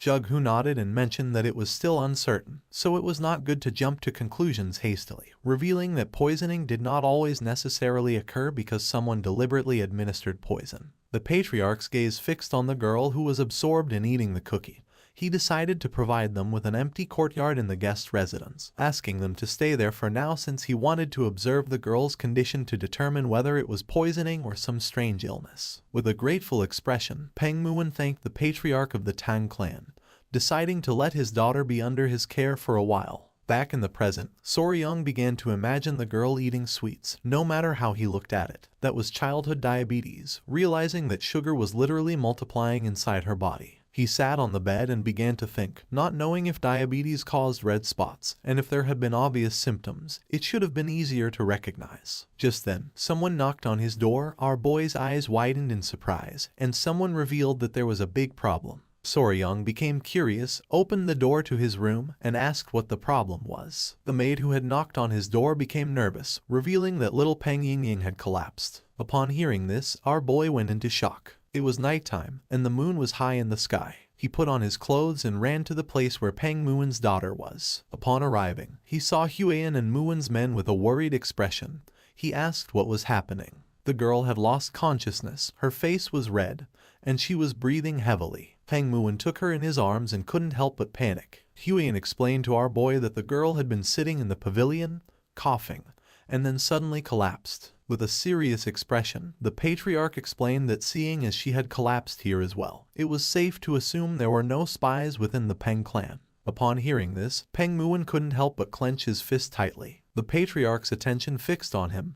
He became confused, not knowing what was happening. Without hesitating for a second, Peng Muin punched himself in the jaw with a powerful blow, leaving the man behind him in shock. The punch was so strong that a tooth flew out of his mouth. With his nose bleeding, Peng Muin closed his eyes and, with a smile, apologized since, even though he had said those words, he could not forgive himself for having suspected even momentarily of his own people. Now he knew that if Ying collapsed again, it had to be for another reason. One of his men put his arm over his face and couldn't help but cry. Meanwhile, on the other side, Soryang's jaw dropped upon seeing that Peng Muin had lost a tooth. Peng Muin's men began to hit themselves in the face because despite being there, they had failed to prevent the young woman from collapsing, admitting that their sin was also great. The patriarch's eyes widened in surprise, and his jaw dropped. He reached out to them and asked them to calm down. While on the other side, Peng Muin began to smile. More teeth started flying out. With a worried gaze, Huiyan approached Soryang and asked what they should do. Our boy put his hand behind his head and, with a sincere expression, mentioned that there was a way. He clasped his hands together and began shouting, asking them to calm down. Upon hearing our boy's voice, the men whose faces were covered in bruises stopped hitting themselves abruptly, and their attention turned to Soryang. Showing a finger and a confident smile, he revealed that there was a way to identify the cause of her symptoms and prove that no one here was guilty beyond all doubt. The attention of Peng Muin and the patriarch fixed on Soryang, and their eyes widened with curiosity. Soryang sat next to him and began to stare at him intently. Seeing this, Peng Muin's eyes widened in surprise. With a cold gaze, Soryang explained that first they had to remove Miss Peng Yingying's clothes. Upon hearing this, both the patriarch and Huiyan were petrified. Meanwhile, on the other hand, Peng Muin's eyes began to shine with rage. The patriarch was in shock upon hearing Soryang, while on the other side, Peng Muin's eyes widened in confusion and surprise. He asked what Soryang had just said. Our boy's eyes widened in surprise and curiosity upon seeing their expression. This was a reaction he did not expect. Soryang mentioned again that they should take all of Yingying's clothes off, but just before he could finish the sentence, Peng Muin grabbed him tightly by the collar. Our boy couldn't help but feel afraid. Upon seeing that he wanted to undress his daughter, Peng Muin's eyes began to shine with rage. Soryang's eyes widened in panic. He opened his mouth and panicked, asking him to wait a moment. Just then, one of the small centipedes emerged from Soryang's clothing and its gaze fixed on Peng Muin. Soryang realized that the little one was ready to attack, so without wasting a second, he ordered it to hide again. Little by little, Peng Muin began to lose his composure, and Soryang soon realized that this was not good at all. The patriarch's eyes filled with fear. He panicked, asking him to calm down and explaining that his son-in-law must have had a reason for saying such things. Huiyan, who was sitting next to him, extended her hands and with a nervous expression asked Lord Peng to please at least listen to what Soryang wanted to say first. He grabbed the poor Soryang by the collar even more tightly. Our boy closed his eyes and began to show a forced smile. Peng Muin started staring at him with a gaze full of rage, not knowing what to do. Despite being in panic, Huiyan began to show a smile, explaining that Soryang was a good person. After going around the matter several times, Peng Muin let go of Soryang. Our boy had dared to suggest stripping his daughter, who had not yet reached her prime, so he decided to listen to any justification that Soryang could offer. Our boy opened his mouth and began gasping heavily, feeling somewhat relieved. He sat on the floor in front of Peng Muin and with a serious tone asked him to please calm down and listen until the end. Peng Muin crossed his arms and closed his eyes, deciding to trust him. Showing a finger and a sincere expression, Soryang explained that what he meant was to take off all of Lady Peng's clothes and change her into something else, as it was possible that something in her clothing or personal belongings was the cause of her collapse. Upon hearing this, Peng Muin's eyes widened in surprise and his jaw dropped. He was in shock, realizing that he had misunderstood Soryang. He lowered his gaze, clenched his fist tightly, and prepared to hit himself again for having doubted the words of our boy. Soryang's eyes widened in fear, making him panic. He began to shake his hand, asking him to calm down. He was sure that his daughter's sudden collapse must have left him shocked. With a kind smile, Patriarch Peng thanked our boy from the bottom of his heart for being able to understand someone else's mistake. Soryang began to stare at Peng Muin and with a serious expression explained that from now on, the young lady of the Peng clan was going to be under the care of the Tang clan, and until further notice, all contact with the Peng clan was going to be restricted. Upon hearing this, the Patriarch and Huiyan were somewhat surprised. Peng Muin began to point at himself with his finger and with a confused gaze asked if he also. Soryang's eyes began to shine with confidence and with a smile nodded his head, since if his daughter experienced the same symptoms under their care, then it would be proven that the cause was not related to the Peng clan. This was the method called controlled environmental adjustment, a technique commonly used by breeders who raised poisonous insects, snakes, and amphibians. In his past life, one day he took his little chameleon out of the terrarium. The little chameleon tried to converse with our boy by asking if he could add some vitamin D to the food. Soryong's eyes expanded in confusion, leaving him in shock. If only the creatures they cared for could tell them this part hurts, things would be much simpler.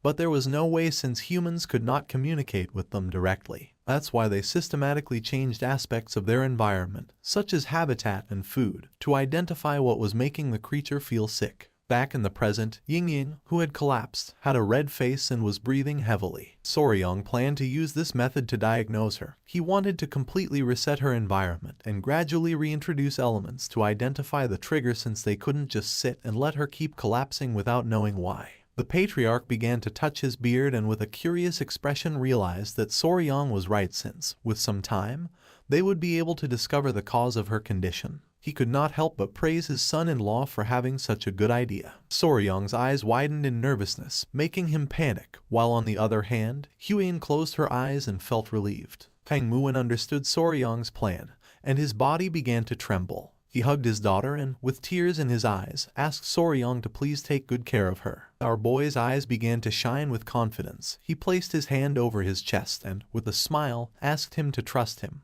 What no one knew was that he had raised countless creatures, and a little girl was nothing in comparison. The next day, little Ying woke up and her eyes filled with tears. This was not going to be as easy as Soryong had hoped. Ying started crying. And upon seeing this, our boy panicked, not knowing what to do. Ying started crying even more. Soryong put his hands on top of his head and his eyes widened in confusion since the moment she had regained consciousness, she had begun to cry. Meanwhile, Lady Huyen and Soryong's mother-in-law were outside gathering essential supplies to care for Ying, so Soryong was left alone with an unpredictable little child. He approached the bed and with a confused expression asked if she was sleepy or hungry.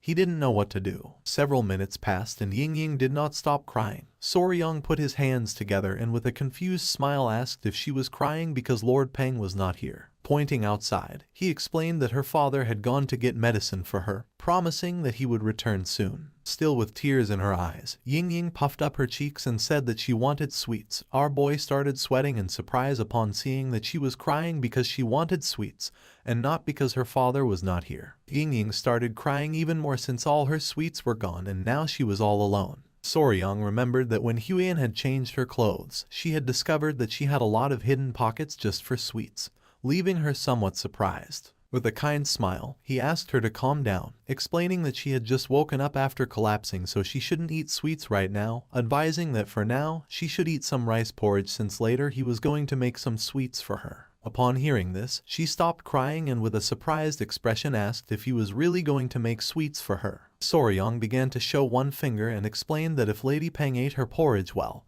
and was obedient, he would make candied fruit skewers just for her. The little girl's eyes widened in surprise. She closed her eyes and with a tender smile decided to make a promise with him. She clenched her fist and with a smile revealed that the Peng clan always kept its promises. If she broke hers, he could hit her in the face. Soryong lowered his head and couldn't help but feel somewhat disappointed, not knowing why the damn Peng clan taught these kinds of things to children. It was daytime and the sky was clear. Somewhere in the manor, Peng Muin was hiding among the bushes. His eyes were full of seriousness as lately he had been burdened with worry. Ying, who was playing with one of the bees, and Huyen passed in front of him. Peng Muin's eyes filled with tears as he could only see Ying from afar. You see, due to the rule of no contact with the Peng clan, he could not see his daughter. Soryong's attention was fixed on him.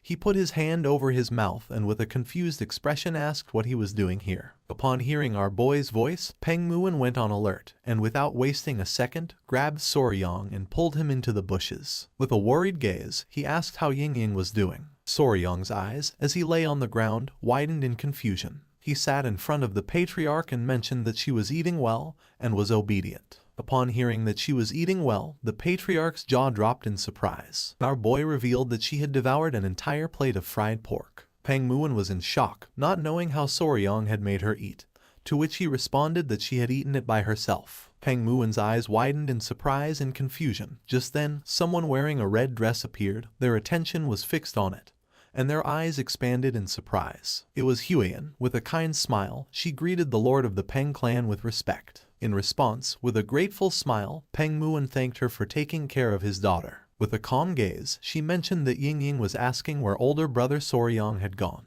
Upon hearing older brother, Peng Muwen couldn't help but feel furious, while on the other hand, Soryang was somewhat confused. Peng Muwen's eyes began to shine with rage since not even he had had a proper conversation with her, without knowing when they had become so close. Seeing his expression, our boy's jaw dropped in fear. Peng Muwen exploded with fury, wanting to know since when she had started calling him older brother. Soryang clenched his teeth and without wasting another second, ran out of the place. Peng Muwen put his hands on top of his head and started going crazy. Huiyan turned towards him and with a cheerful smile asked if he was heading to the training grounds again. Our boy explained to her that after playing a little with the golden-haired king bees, Yingying was more obedient. Soryang started running towards the training grounds, realizing that the golden-haired king bees also felt affection for Yingying. A few minutes later, he arrived at the training grounds where little Yingying was playing with one of the bees. She held the bee in her arms and with a cheerful smile greeted our boy. Yingying started playing with the bee and then more bees began to arrive. One of them climbed onto her head and another started licking her cheek. She couldn't help but smile as she felt ticklish. Soryang's attention, who had his arms crossed, was fixed on her, and a smile appeared on his face since thanks to these little creatures,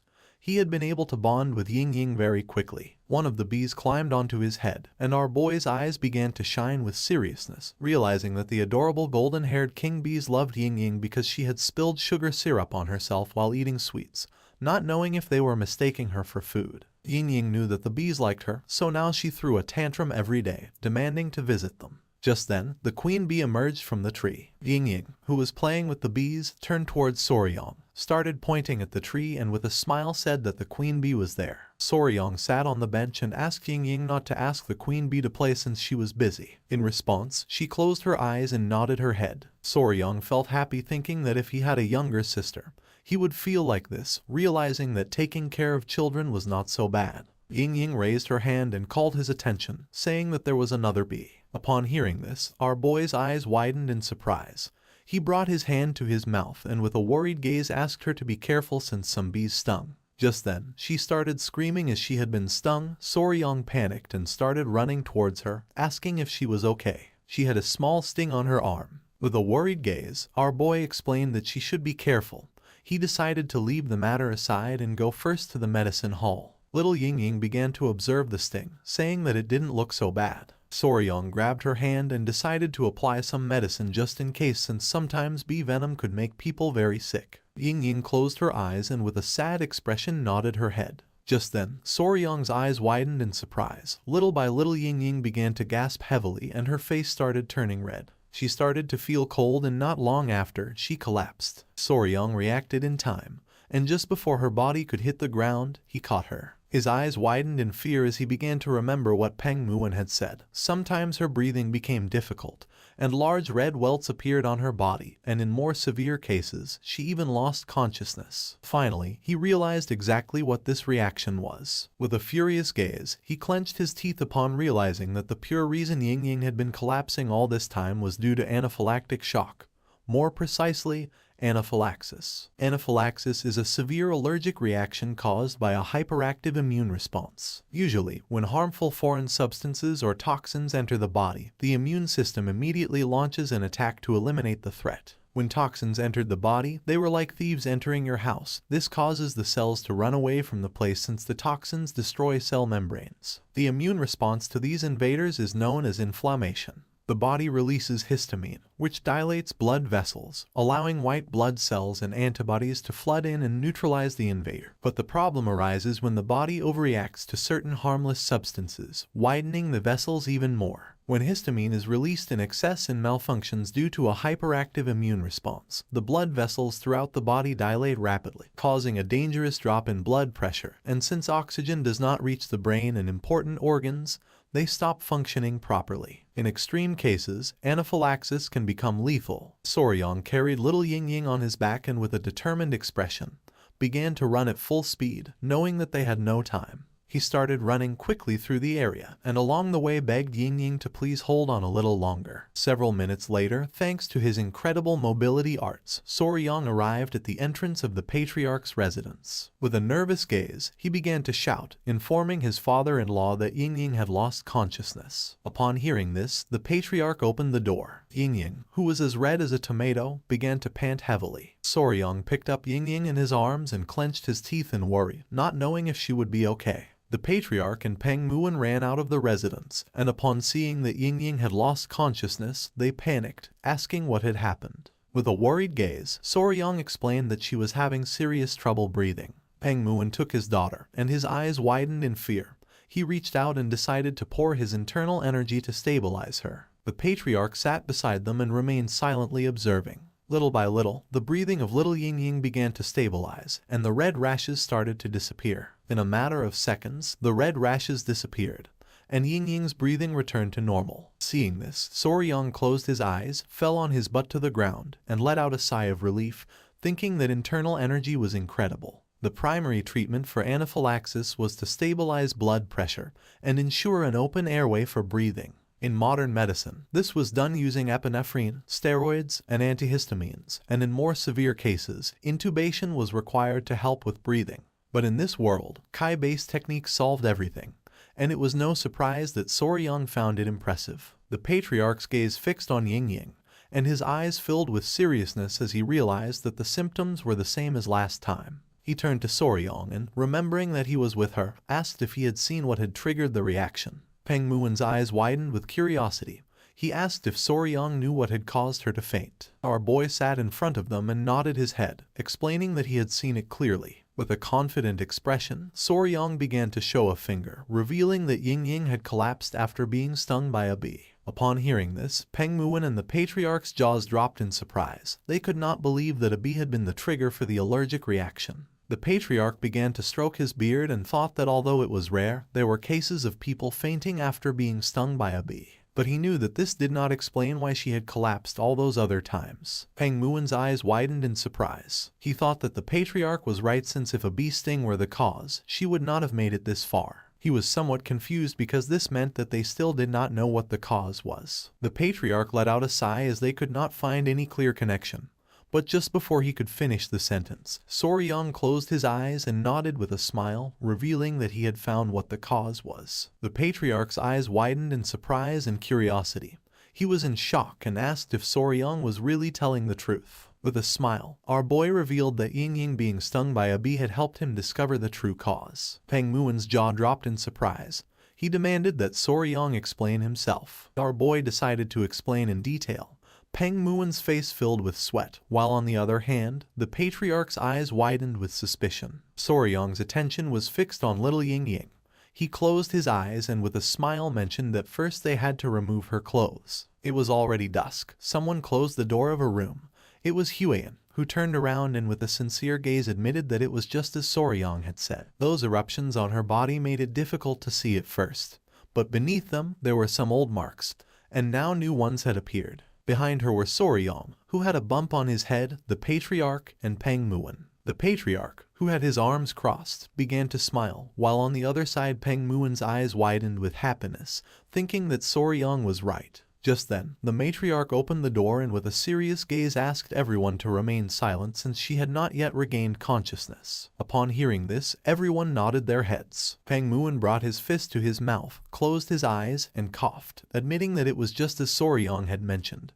There were additional marks beyond just the rash. Soryang, who had a giant bump on his head, began observing him in silence. With a sad and confused gaze, Peng Muon asked why his daughter had been fainting all this time. With a confident tone, Soryang revealed that it was due to bee venom poisoning. Peng Muon's eyes filled with confusion as he recalled that the patriarch had said that was not the cause. Besides, there was no way they wouldn't notice a bee sting, and their courtyard had no flowers, only stone pavement, so there was no reason for the bees to be there. He wanted to know what made Soryang think it was bee venom. Soryang closed his eyes, started touching his chin, and thought that he was right since a bee sting would have been noticeable. But he had no doubt that her symptoms matched perfectly with anaphylaxis caused by bee venom. Little by little, our boy began to open his eyes, which started to shine. His mind was like a giant bookshelf full of books about poisonous creatures. His eyes began to shine with seriousness. He started touching his cheek and knew that what he needed to find out was another creature that had the same venom as a bee, one that contained melatonin or peptides that triggered swelling and difficulty breathing.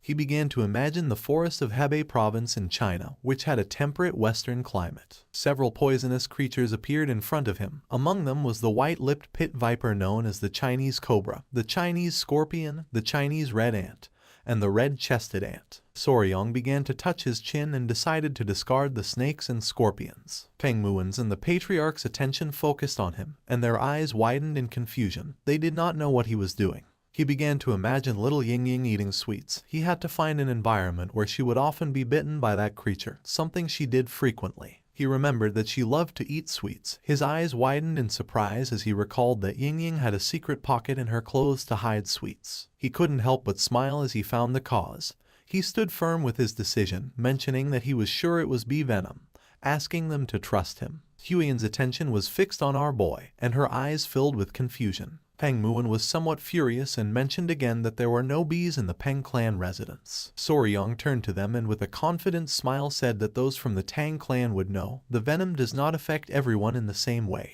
For some, even an infinitesimal amount could be lethal, while others could withstand 10 times that amount without problems. Peng Muin's jaw dropped, and he began to sweat without understanding a single word. The patriarch reached out to him and, with a sincere gaze, argued that Soryong was right since even with the same poison, the effects varied from person to person. Soryong extended his hands, explaining that as they had seen, Ying-Ying was particularly sensitive to bee venom. Huiyan remained silently listening, while on the other side, Peng Muin and the patriarch nodded their heads. Soryong's eyes began to shine with confidence.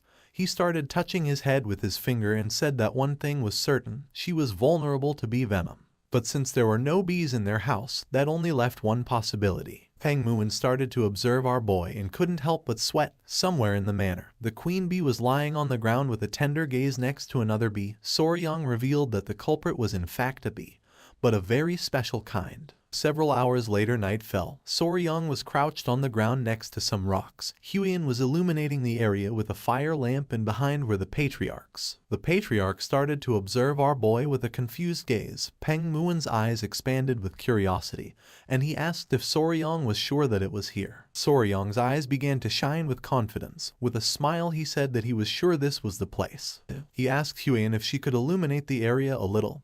Huiyan's eyes, who was holding the fire lamp, widened with curiosity, and she nodded her head. Soryong left a candy on the ground and not long after, several small ants emerged from the stones and began to devour the candy. One of the small ants started eating another ant, which began to call for help. Using some chopsticks, Soryong grabbed the ant and with a confident gaze revealed that this guy was the culprit. The attention of Peng Muin and the patriarch was fixed on the ant. They were in shock since this insect was an ant and not a bee. Soryong asked them to look closely since, after all, this ant was a collateral relative of the bees. Peng Muin began to observe the ant carefully, not knowing what Soryong was talking about. Several seconds later, the patriarch's eyes widened in fear, leaving them in shock. The little ant was furious and upon looking closely they noticed that it had a massive stinger on its backside. They could not believe that an ant had such a large stinger. The patriarch finally realized what Soryong meant by them being collateral relatives, while on the other hand, Peng Muin was left open-mouthed upon seeing an ant with such a large stinger. Soryong began staring at them, revealing that this creature was the collateral relative of the bee that had caused Ying-Ying to collapse, a real stinger ant. Peng Muin's gaze fixed on the ant, and he couldn't help but sweat, while on the other hand, the patriarch was in shock. This ant was the true culprit behind Ying-Ying's condition, belonging to the order Hymenoptera, family Formicidae, known as the Asian needle ant. The king stinger ant or Pachycondyla chinensis was from the order Hymenoptera, from the family Formicidae, and from the subfamily Ponrani. Many must be wondering what the hell ants had to do with stingers. It was simple. These stinger ants had evolved from the same ancestor as bees, which meant that they had retained many characteristics similar to those of bees. In fact, studies on the venom of stinger ants and bees had shown that people who suffered anaphylaxis from stinger ant venom also tended to react in the same way to bee venom. Soryang grabbed the ant with the chopsticks, making it become furious, pointing at it with his finger. And with a smile, our boy mentioned that he didn't believe the ant was targeting Ying specifically. According to him, it had probably appeared to feast on the demon beasts that had invaded the Tang household, revealing that the King Stinger demon ant fed mainly on other demonic creatures. After being stung by the ant, one of Peng Muen's men carefully analyzed the sting. The mark looked like a common rash, so then they had no way of knowing what had really stung her. And by the time Ying regained consciousness a few days later, she simply assumed it was a residual spot from something insignificant. Peng Muen's eyes widened in surprise and his jaw dropped. Now everything made sense, and no one would have thought that Ying had collapsed because of such a pathetic and small creature. With a curious expression, he turned to the patriarch and asked if he could make an antidote. The patriarch closed his eyes and began to think. He opened his eyes, which were filled with seriousness, revealing that there was an antidote for bee venom. But cases like Ying's, where the body was highly sensitive to the toxin, often it did not work effectively. Peng Muen's eyes widened in surprise and his jaw dropped. The patriarch made it clear that just knowing the cause was a step forward, since at least now they could be careful before she collapsed again. Peng Muen couldn't help clenching his teeth and feeling furious, but then let out a sigh. He began to observe our boy and with a smile thanked him. Soryang's eyes began to shine with joy and he nodded his head, saying that there was nothing to thank for. With a confident expression, our boy asked Peng Muen not to worry since there was a way to treat Ying and even though it was slow, it existed. Upon hearing this, the patriarchs were in shock. Peng Muen extended his hand and asked Soryang to tell him what it was. Soryang began touching his cheek and with a calm gaze mentioned that it was something called desensitization. Huiyen's attention fixed on our boy. She didn't know what he had in mind. Soryang began to explain himself. Peng Muen's eyes filled with confusion and he asked if they had to undress Ying again. Soryang began to sweat and with a nervous expression explained that it was a treatment where small amounts of bee venom were injected into the patient's body over time, gradually decreasing sensitivity to the toxin, so it was normal that it was going to take some time. With an angry expression, Huiyen was already ready to give Soryang a good lesson. He was sure that once the treatment was complete, Ying would no longer collapse from the venom. The patriarch, with a surprised expression, crossed his arms, realizing that Soryang's method was viable, since even in the Tang clan they had similar techniques. They introduced venom gradually into the body to develop resistance. Peng Muen clenched his fist, asking if once the treatment was over, Ying would no longer collapse. With a smile, the patriarch nodded his head. It was going to take a long time, but it should be possible. Upon hearing this, a pleasant smile appeared on Peng Muen's face. He closed his eyes and patted Soryang on the back, thanking him for having saved his daughter. Our boy started touching his head in embarrassment. The patriarch and Huiyen couldn't help but smile. Peng Muen's eyes began to shine with joy. He grabbed our boy by the shoulders. After receiving such help, there was no way he would simply let it pass, so he asked if there was something that Soryang wanted. Whatever it was, Soryang only had to name it and he would grant it to him. Our boy started to sweat, then closed his eyes and felt somewhat confused, not knowing what was wrong with the people of this world. At the moment he helped them, they began to throw blank checks. With a grateful expression, Soryang greeted Patriarch Peng, saying that Ying was his little sister, so there was no way he could expect a reward in return. Peng Muen started laughing and gave Soryang another pat on the back, explaining that there was no such thing as modesty in the Peng clan, asking our boy to say what he wanted as a reward. The slap was so strong that Soryang began to scream in pain. He knew that if he didn't say something right now, he was going to die. Just then, our boy's eyes widened in surprise. With a joyful gaze and mouth watering, he asked if Peng Muen could join him for a mountain tour. Peng Muen became somewhat confused. The next day, Peng Muen, Soryang, Gu Pi and Huiyen went to Mount Gongga, which was in Sichuan province. Everyone's attention was fixed on the beautiful waterfall. No one had seen anything so beautiful. With a smile, Peng Muen mentioned that this was a magnificent mountain. Soryang began to laugh, explaining that it was said there was even a beautiful stone cliff. Huiyen stepped forward and her attention fixed on the waterfall. With a smile, she admitted that according to the general, this should be the place. With a confident expression, Soryang thought that she was right, since this should be the waterfall and the rock he had mentioned. Our boy felt somewhat confused since he didn't know how they were going to reach the cave that was behind the waterfall. Upon hearing this, Peng Muen turned toward them and an idea came to his mind. With a surprised gaze, he remembered that Soryang had said that he had only recently started learning mobility arts, realizing that he was not familiar with the technique of wave-stepping swallow flight.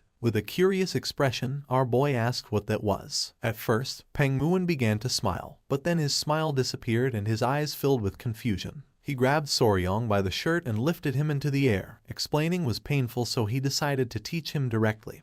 Our boy's eyes filled with fear, causing him to start sweating, while on the other side, Huiyan put her hand over her mouth and couldn't help but go into shock. Using all his strength, Peng Muon threw Soryong toward the waterfall, and upon seeing this, Huiyan panicked. Our boy landed near the waterfall, and while he was gasping heavily, Peng Muon also landed in front of him. He put his hands on his waist and started laughing, thinking that he had a pretty agile body. Our boy fell to his knees on the ground, thinking that this guy was crazy. Huiyan also arrived at the area and with a worried expression asked if Soryong was okay. She helped Soryong sit down, and when looking forward she realized that this seemed to be the entrance of the cavern.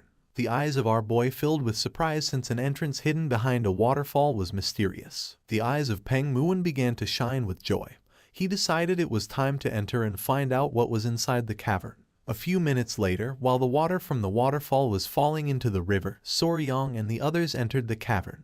The eyes of our boy and Huiyan widened in surprise, leaving them in shock. With a worried gaze, he admitted that something felt strange. Huiyan, who was beside him, began to observe the place and nodded her head. In front of them were small rocks, and on top there were bright crystals, surrounded by dead plants. They knew there was no way that the general had lied. The interior of the cavern was nothing like what they had expected. Soryong sat next to the crystals and began to observe them carefully. This was how Eagle, who, the general of the Muram Alliance, had described it. A ray of light falls in the center of the cavern, and the ground is covered with countless nameless flowers in full bloom. It is mysterious and strange beyond words, like another world, a paradise. Peng Muon and the others began to walk around the area. Our boy's attention was fixed on the dead plants. For him this was like hell, nothing like paradise. Huiyan, who was walking behind them, admitted that although light entered through the hole in the ceiling of the cavern, there were no blooming plants. In fact, they all seemed withered and wilted. With a serious gaze, Peng Muon realized that a sacred beast was altering the environment around it. His attention fixed on the rocks, realizing that a cold Kai was radiating from the center rock. With a sincere expression, Soryong admitted that the elder was right. Peng Muon grabbed his sword and asked them to stay behind him. Slowly, Peng Muon began to walk toward the rocks. His eyes began to shine with seriousness, realizing that this was a very serious cold. Just then, a creature let out a powerful roar. Soryong's and Huiyan's eyes filled with surprise. Peng Muon's eyes began to shine with seriousness.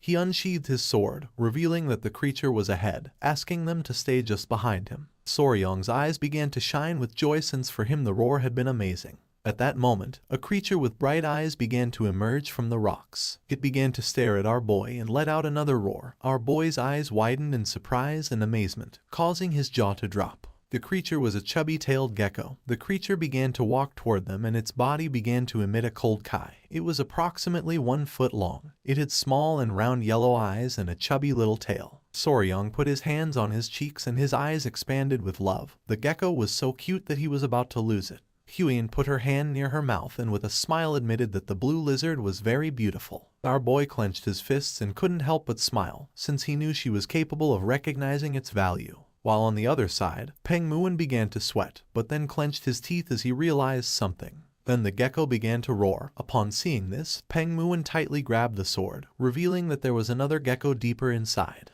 Upon noticing there was another one, Soryong couldn't help but wonder if they were pair. Smoke began to emerge from his nose and his eyes widened in surprise when he thought that they could even have offspring out of this. He explained to Lord Peng that they had to bring them back alive no matter what. The gecko started staring at Soryong with a murderous look, and cold Kai began to emerge from its body. Deeper within the rocks, there was another gecko that seemed to be injured. With a worried expression, Huiyan turned to him and asked if there was any problem. Soryong's eyes began to shine with seriousness and his attention fixed on the rocks. He had caught a faint glimmer, but he was sure of one thing. His eyes filled with concern and his gaze fixed on the gecko, revealing that he thought it might not be breathing. The other gecko opened its mouth and began to roar. Soryong decided to leave it to Commander Gupi. If something happened, he had to let him know immediately. The furious gecko was watching the entrance. Gupi, who was hiding, began to show a forced smile, asking Soryong to trust him. If the gecko showed any unusual behavior, he was going to inform Soryong immediately. Soryong left the cavern and decided to retreat for now. During the night, they lit a bonfire near the waterfall. Huiyan and Peng Muon began observing our boy who was standing near the entrance of the cavern. They knew nothing about its habits, and trying something reckless could harm the already injured creature. While the centipedes were playing with Huiyan, she adjusted her hair and with a loving expression asked our boy to come down and eat. Soryong closed his eyes and began to imagine Huiyan as his wife, preparing food for him. He couldn't help but blush since for him this was kinda sweet. Using the campfire, they started cooking the food. Peng Muon sat on the log, and with a curious expression asked if there had been any progress. Soryong, who was sitting next to Huiyan, began to ponder in silence, and then revealed that the creature hadn't moved at all. With a serious gaze, Peng Muon mentioned that when he had checked, the thing hadn't moved even a little bit. He asked if living creatures shouldn't at least be eating something. Soryong's attention was fixed on the campfire. For him it was strange, since usually geckos or common lizards fasted for several days when they were stressed. Especially fat-tailed geckos. They stored energy in their thick tails. If it hadn't eaten anything, it was likely surviving only on stored energy. They were reaching the point where a decision had to be made. With a serious expression, Soryong suggested checking on the gecko that wasn't moving. Peng Muon couldn't help but smile, thinking that they were finally going to catch the gecko. Soryong clarified that they were not going to catch it. He believed that they needed to check where it was injured, and if it got hungry, it could even eat something. He wanted Peng Muon to lure out the gecko that was watching the entrance. Upon hearing this, he couldn't help but feel somewhat surprised. Showing his bicep and a smile, Peng Muon asked if it wouldn't be easier to knock it out with a single blow. That way they would get both the healthy one and the injured one. Our boy started sweating, knowing that the gecko was going to die on the spot after being hit by those muscles. With a forced smile, our boy explained that if Peng Muon smacked it, even the rock thing that repelled General Jekyll, whose men could drop dead on the spot. Lord Peng started laughing, thinking that our boy was right. He gave Soryong a strong slap on the back, mentioning that it was no wonder that a scholar like him, always glued to his desk, had been relegated by a phenomenon like that rock thing. He thought that if he hit the gecko, he could kill it. With a serious gaze, Peng Muon asked if the plan was to subdue the gecko gently. Showing one finger, Soryong said that was the best move. With the help of a stick, Soryong began to draw on the ground, explaining that first, Peng Muon was going to lure out the lively gecko, then he and Huiyan were going to check on the one that seemed to be injured during that time. Huiyan threw some rocks on the ground, explaining that in the meantime, the poison division could block the path to Soryong.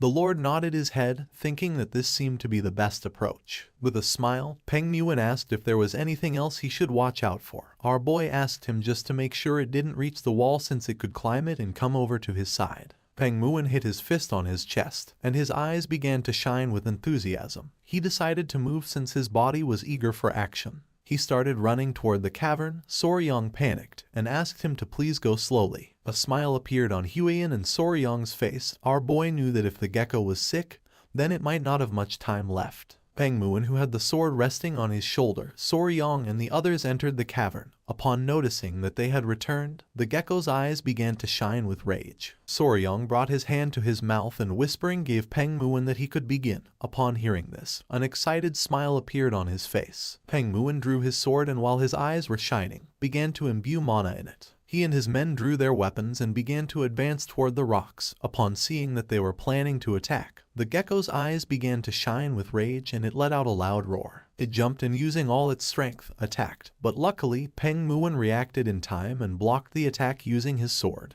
The gecko struck hard at the sword using its tail. He couldn't help but smile as he couldn't believe that such a small creature was good enough to be a first-rate warrior of the Peng family. The creature backed away, only to gather momentum and attack again. Upon seeing this, an excited smile appeared on Peng Muon's face and his eyes began to shine.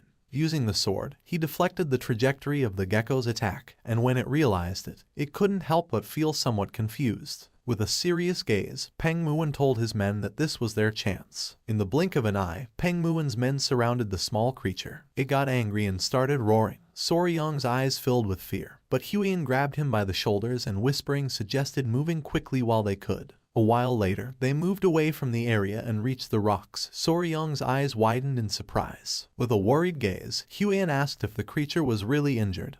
He replied that it seemed so. Upon observing closely, he noticed that the tip of the tail was necrotized due to an incomplete shedding. It had not been able to finish shedding, and now its eyes were also full of pus. With a curious expression, Huiyan asked what to do now. Resting his hand on the rock, Soryang explained that they should treat the gecko immediately, but there was no medicine or anything here. With a confident smile, he decided to strip it all off. Upon hearing this, Huiyan couldn't help but feel somewhat confused. With a furious gaze, she mentioned that lately it seemed like he wanted to strip everything. Soryang started blushing like a tomato, but he knew this was the right method. Our boy took a step and the injured gecko woke up. He began to extend his hand toward it, explaining that he was going to treat it, asking it to stay still. The gecko closed its eyes. Soryang grabbed the creature and his eyes widened in surprise. Just like the queen bee, it seemed to understand speech to some extent. Soryang grabbed the gecko's skin, mentioning that these creatures, like snakes, shed their skin. However, wild fat-tailed geckos often ate their own shed skin, so it was difficult to find any remains. Huiyan's eyes widened in amazement. He left the gecko on top of the rock and took out his kunai, realizing that this skin was very tough, and doing this with bare hands wasn't going to work. With the help of the kunai, he got to work. Huiyan's eyes filled with surprise since according to her, it looked just like a precious stone. Using the kunai, Soryang cut a bit of the gecko's shed skin, revealing a beautiful and shiny color. Gently, Soryang removed the skin from the gecko's leg. Pointing at it with her finger, Huiyan couldn't help but feel tenderness since it looked like gloves. He knew she couldn't resist it because even during his days as a YouTuber, videos of peeling off shed skin went viral. Now the only parts left were the head and the tail. Soryang acted carefully since one had to be cautious around the eyes so as not to hurt the creature. There was pus accumulated in the gecko's eyes. It was because it had not been able to shed completely. Now the inflammation had filled its eyes. Very carefully and gently, Soryang managed to remove the skin from the gecko's head without hurting it. With a smile, our boy asked if it felt better. The gecko's body began to tremble until it opened its eyes. Huiyan couldn't help but feel somewhat excited. Soryang began to observe the gecko closely. Huiyan asked if there was any problem. With a sincere gaze, he admitted that yes. Pointing at the gecko's tail, he mentioned that he was debating what to do with its tail. He began to sweat since he knew that to stop the necrosis, he would have to cut off the tail. But in its current state, cutting it could kill it instead. Just then, Pengmuan began to shout, asking Soryang to be careful. Upon hearing this, he and Huiyan went on alert. Pengmuan revealed that they had lost the gecko. Just then, the gecko appeared behind them. The creature's eyes began to shine with hatred. Upon noticing this, our boy panicked and asked it to calm down. Showing the kunai and holding the gecko in his arms, Soryang explained that he was only trying to help and treat its friend. Our boy's attention was fixed on the kunai and his eyes filled with surprise and confusion. Upon seeing the weapon, the gecko exploded with rage and began to roar. The gecko's body began to release an intense frozen kai, repelling Soryang. Our boy panicked, realizing that it was pissed off. The gecko jumped and upon noticing this, Huiyan stood in front of our boy and with a worried gaze asked him to be careful. Without hesitating for a second, she pushed Soryang. At that moment, the fierce gecko descended forcefully to the ground. But luckily, Huiyan and Soryang were barely saved. Soryang hugged the injured gecko tightly and fell backwards onto the ground. The attention of the other gecko fixed on them and it started roaring again. The gecko's eyes began to shine with rage. Soryang extended his hand toward it and with an expression full of fear asked it to wait a moment. With a serious gaze, Soryang admitted that this was not what it seemed, asking the creature to calm down. Just then, Soryang's eyes widened in confusion. The female gecko that Soryang was holding in his arms began to make sounds, leaving our boy somewhat confused. With eyes shining with fury, the gecko prepared to attack. But then, it calmed down and felt somewhat surprised. The two geckos began to talk to each other and couldn't help but laugh. Soryang's attention was fixed on them, making his jaw drop. At that moment, Pengmuan and his men returned to the cave and with a worried gaze, the leader asked if Soryang was okay. Gripping his sword tightly, Pengmuan admitted that the gecko was vicious and fast. He didn't expect it to slip between his legs. Upon seeing Pengmuan's sword, the gecko clenched its teeth and began to roar. Just before things could heat up, Soryang stepped in the middle, raised his hand and with a serious expression asked Pengmuan to wait a second. With a confident smile he told Pengmuan that he was fine and asked him to step back a little since he was going to try talking to him for a moment. Pengmuan's eyes filled with confusion as he didn't know if Soryang wanted to try talking to the gecko. He asked if our boy thought the gecko could understand words. Looking at the gecko, with a confident expression he said that the gecko seemed to understand speech up to a certain point and it was likely that it wouldn't attack them again. He asked if Huiyan could bring some dry grass. With a confused gaze, she nodded her head. With a cheerful smile, she and the centipede began to collect the dry grass that was near the rocks. A while later, she prepared a soft nest of dry grass for the female gecko. Soryong and Huion sat next to the female gecko, and our boy asked the male gecko not to worry since he was not trying to hurt her, explaining that he had removed the shell that would not come off and had taken away what was covering her eyes, asking him to make sure to keep licking her eyes for a while. The gecko approached her and with a curious gaze began to lick her eyes. Soryong crossed his arms and revealed that only one problem remained. Upon hearing this, the attention of both the gecko and Huion focused on Soryong. Touching his head, Soryong began to observe her tail and revealed that her eyes should heal well. But the problem was her tail.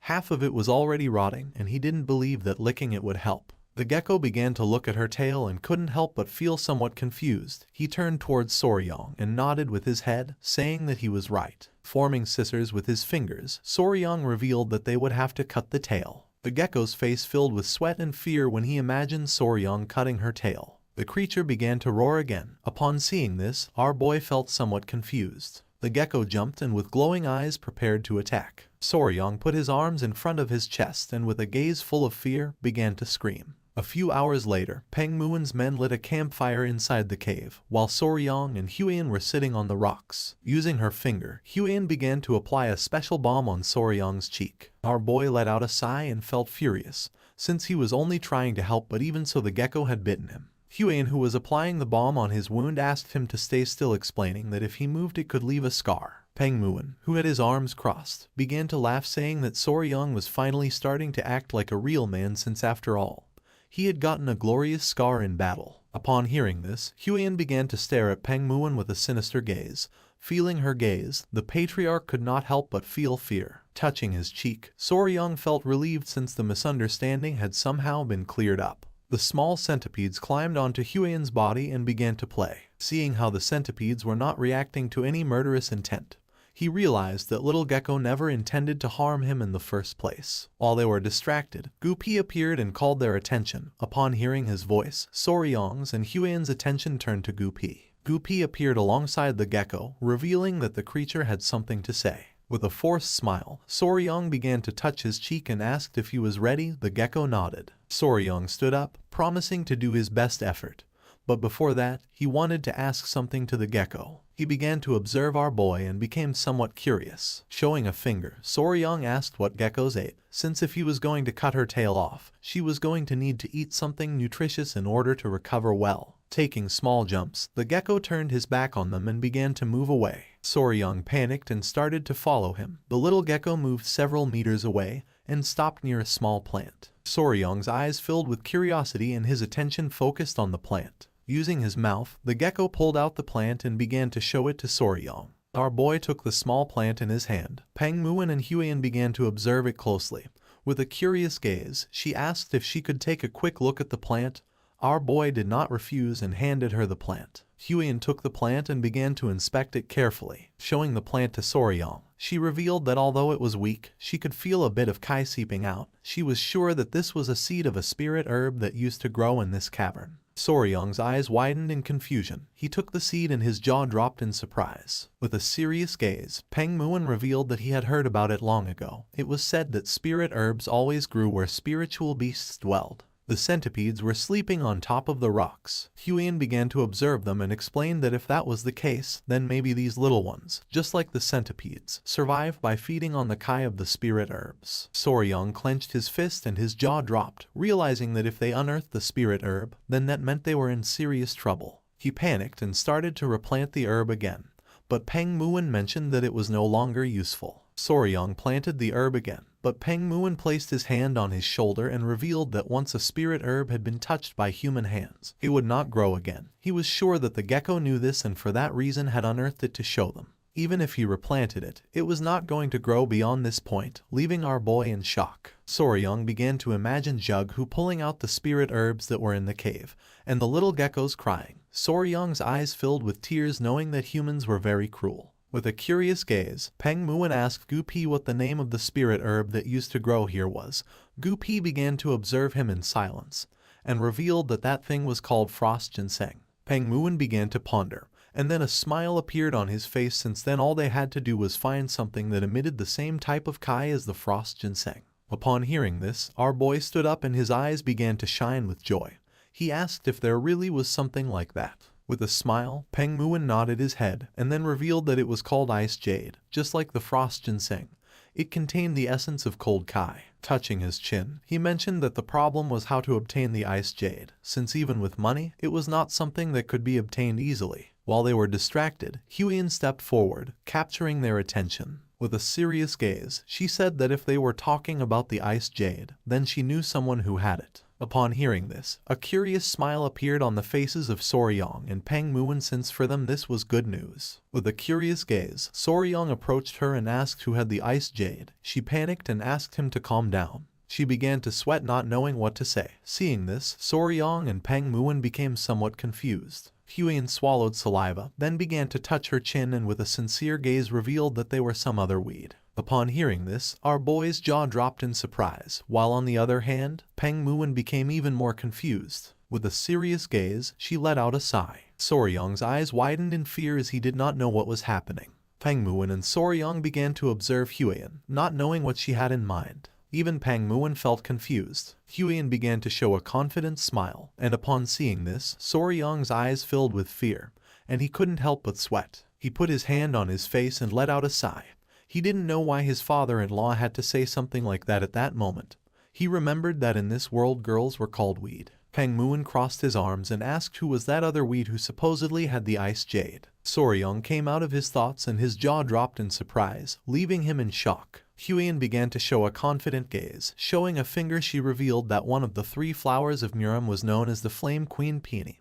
Her real name was Namgung Xiao, the daughter of the Namgung clan. From what she had heard, Xiao had the ice jade, but she really didn't need it. Upon hearing this good news, a smile appeared on Peng Muin's face, while on the other hand, Soryong's jaw dropped in surprise. While they were conversing, the little gecko appeared and started making chirping sounds to get Soryong's attention. Upon hearing the gecko's voice, our boy became curious and turned around. The little gecko's eyes filled with tears and sadness. Huiyan asked what he was saying, and Soryong revealed that he was asking them to quickly treat the injured gecko. Soryong reached out his hand and decided to save the rest of the conversation until after treating the gecko. Huiyan nodded her head, noticing that the little gecko was nervous. She thought that was for the best. Soryong peeked his head between the rocks and saw the little gecko sleeping.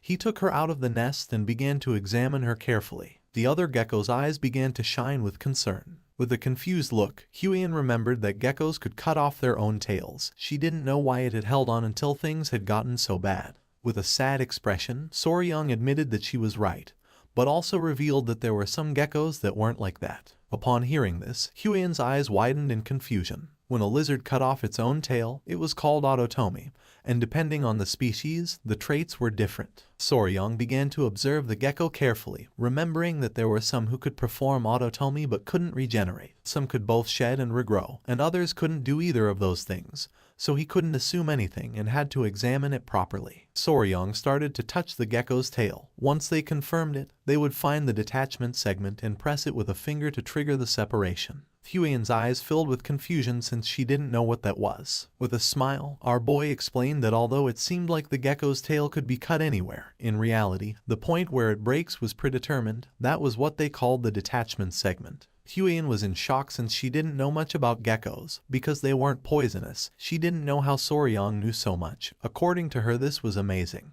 The gecko was sleeping in Soryong's hands. He had sounded confident when he said it, but the tail was already very decayed, so he wasn't sure that the surgery would go well. Soryong grabbed its tail and his eyes began to shine with determination. He had to try anyway since he was spicy Fabry. A few minutes later, Soryong and Huiyan began performing the surgery. Peng Muin, who was sitting on a rock, realized that this was taking longer than he had thought. With a serious gaze, he started staring at Soryong, and the little gecko began to emit chirps. A few minutes later, with the gecko sleeping in his arms, Soryong appeared. Lord Peng Muin asked what had happened to the gecko. Huiyan began to show a smile, while on the other side, with a joyful gaze, Soryong revealed that fortunately the surgery had gone well. As long as they took good care of her, she should be fine. Upon hearing this, the little gecko couldn't help but cry and show a grateful smile. Our boy sat next to the gecko and felt happy to see that he was so happy. Peng Muin's gaze fixed on our boy. The more he looked at him, the more incredible he seemed. The pair of geckos returned to the nest. Now that the surgery had been completed, Soryong and the others decided to stay nearby and monitor its condition for a few days. A few days later, with a curious smile, Soryong and Huion returned to the cavern and began to run toward the rocks. Near the nest was the pair of geckos playing happily. Seeing that her condition was better, Soryong couldn't help but smile. The little geckos began to show tender looks. Soryong clenched his fists and couldn't help but feel excited, realizing that they had gone from being kittens to being lizard puppies, knowing that if this had happened in his past life, it surely would have gone viral. Soryong's attention was fixed on the female gecko, realizing that the injured girl had also regained some strength. Now that her condition was better, Soryong decided it was time to leave. Upon hearing this, the gecko's eyes widened with sadness. With a smile, Soryong explained that they were not going away forever. They were just going to get some food for them and then come back. Until then, he asked the gecko to make sure to preserve the seed's kai. The two geckos nodded their heads. Soryong turned around and with a confident gaze told Huion that it was time to return to the Tang clan. With an excited gaze, he clenched his fist and thought that it was time to obtain the ice jade. A few hours later, they returned to the manor of the Tang clan and sat down to chat with the patriarch. Back in the Tang clan, leaving behind the geckos, a few pieces of news had arrived, and among them, without a doubt, the biggest incident had been the matter related to the blood cult. The patriarch interlaced his hands and with a serious gaze decided to speak about that matter. After the identity of a spy infiltrated in the Murim alliance was revealed, their warriors followed the owl that an assistant had raised. A man with a mustache hid behind a tree, and when he peeked out, his eyes widened in surprise and fear. The owl arrived at the hideout of the blood cult, which was filled with ninjas. Coincidentally, a squad had just returned to the Murim alliance, and they had sent them poison extracted from tiger-striped water snakes, which had played an important role when they raided the hideout. Showing a letter, the patriarch revealed that the leader of the alliance had personally sent a handwritten letter of gratitude. He was very proud of Soryong. With a forced smile, Soryong coughed. The patriarch asked if he had caught that mysterious gecko. He decided to stop by the toxic creature garden himself to see how it looked. Soryong began to sweat and with a nervous gaze mentioned that one could say they had half caught the gecko. Upon hearing this, the patriarch felt somewhat confused. Just then, with a serious expression, Huion decided to explain everything that had happened so far to her father. The patriarch put the cup of tea on the table.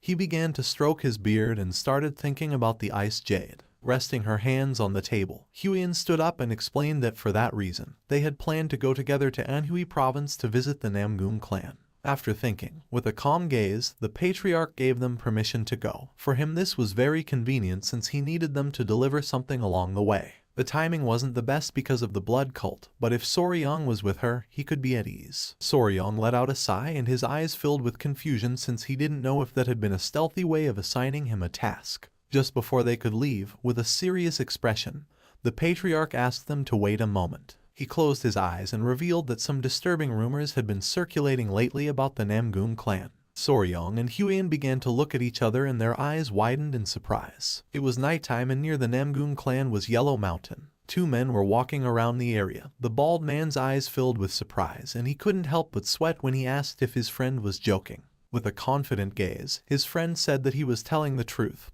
He again mentioned that the young lady from the Namgung clan was not normal. With an angry gaze, the bald man asked his friend to stop saying nonsense and not to make up dirty and scandalous rumors. His friend's attention was fixed on something. Not far from them there was a man lying on the ground. Upon seeing this, their eyes widened in fear. They began to run toward the man without knowing why someone had collapsed here. The friend placed his hand under the man's head without knowing if he was dead. Just then, the man began to smile. Their attention was fixed on the man and they could not help but feel even more confused. The man had not collapsed. Blood was coming out of his nose. He was red like a tomato and gasping heavily, as if he were in love. The men began to look at each other and felt even more confused. They carried the man on their back and decided to take him to the village thinking that he must be drunk. Not far from them, there was a woman hidden behind a tree, watching everything. The woman's body began to release a strange aura.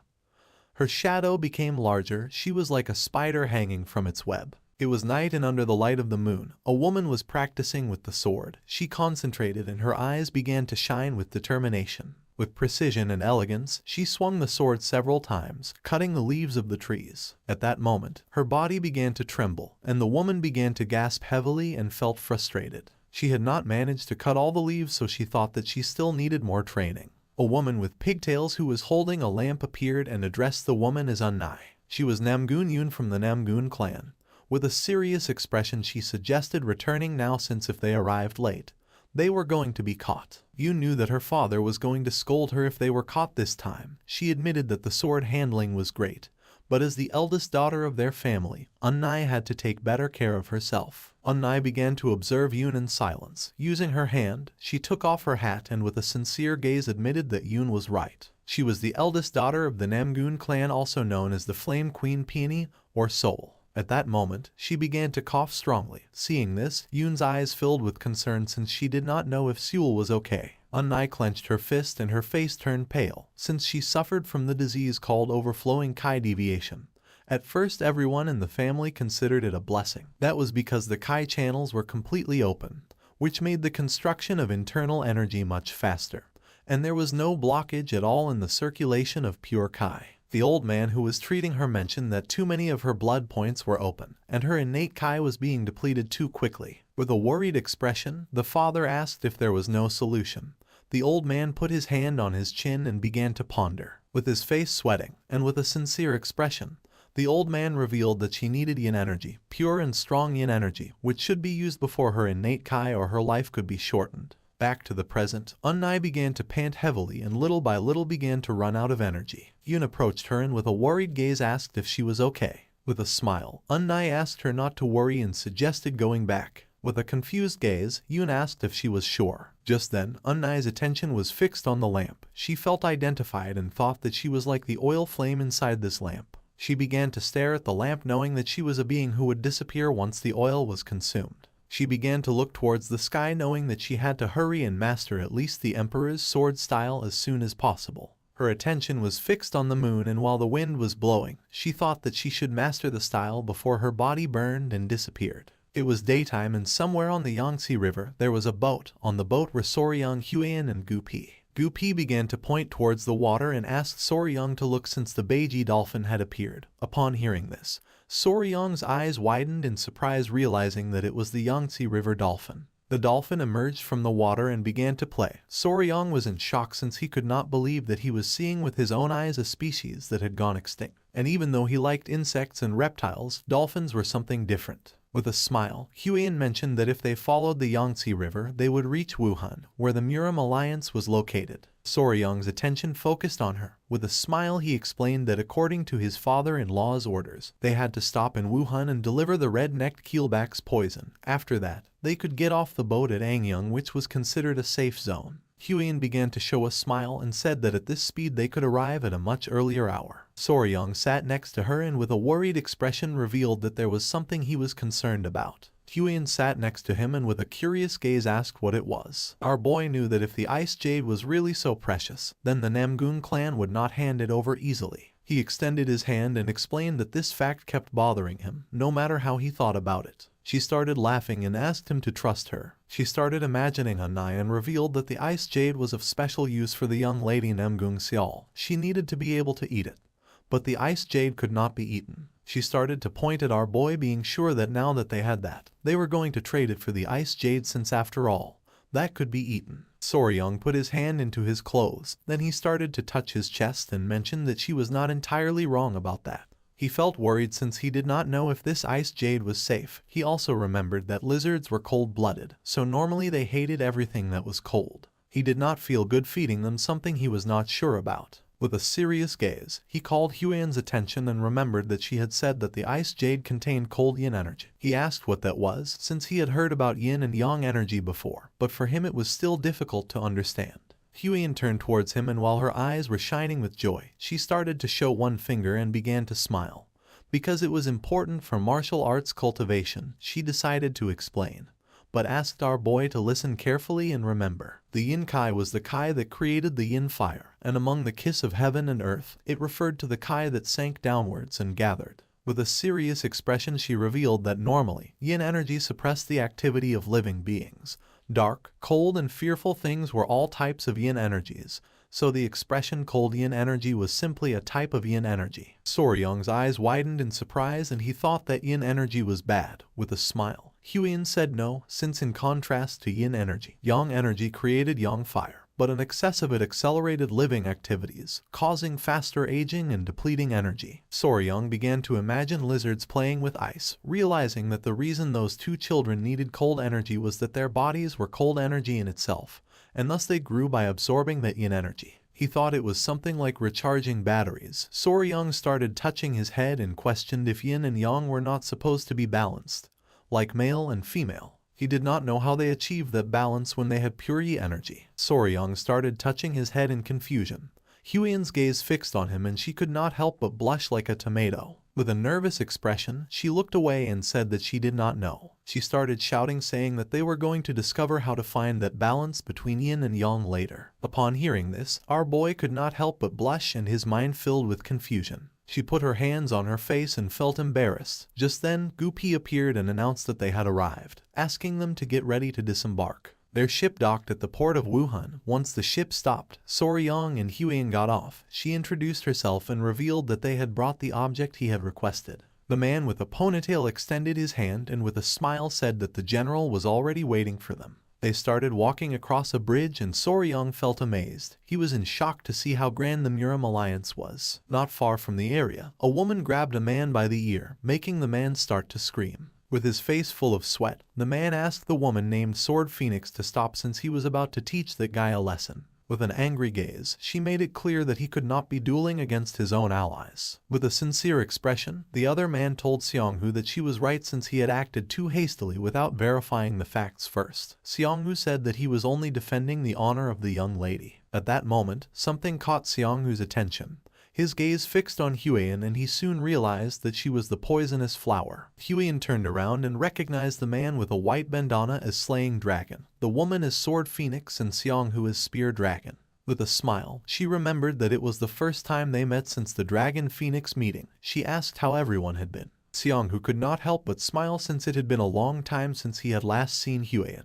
They began to talk among themselves and Soryang remembered that in Murim, only those with remarkable skills received titles like Dragon or Phoenix, realizing that all of them were elite martial artists. Sword Phoenix said that she had something to ask her, revealing that there was a strange rumor circulating about her. Upon hearing this, Huion felt somewhat confused. She revealed that there was a rumor circulating that she had a lover. Huion's eyes widened in surprise. Our boy started sweating and felt confused. With a confused expression, she asked if it was true that this rumor was circulating about her. With a nervous smile, Seonghu said yes, revealing that all the warriors were gossiping about it. He was about to challenge him to a duel in her honor for spreading nonsense. They were comrades who fought together, so he wanted to defend her honor. Our boy noticed that he had a crush on her. Huion looked to the side and made it clear that this rumor was false. Seonghu felt furious and decided to find the warrior who was spreading the false rumor and give him a good beating. Huion stepped forward and decided to correct that rumor. She grabbed Soryang by the arm, leaving him somewhat confused. She began to show off Soryang and with a proud smile revealed that she did not have a lover, but rather a fiancé. She introduced Soryang as her fiancé.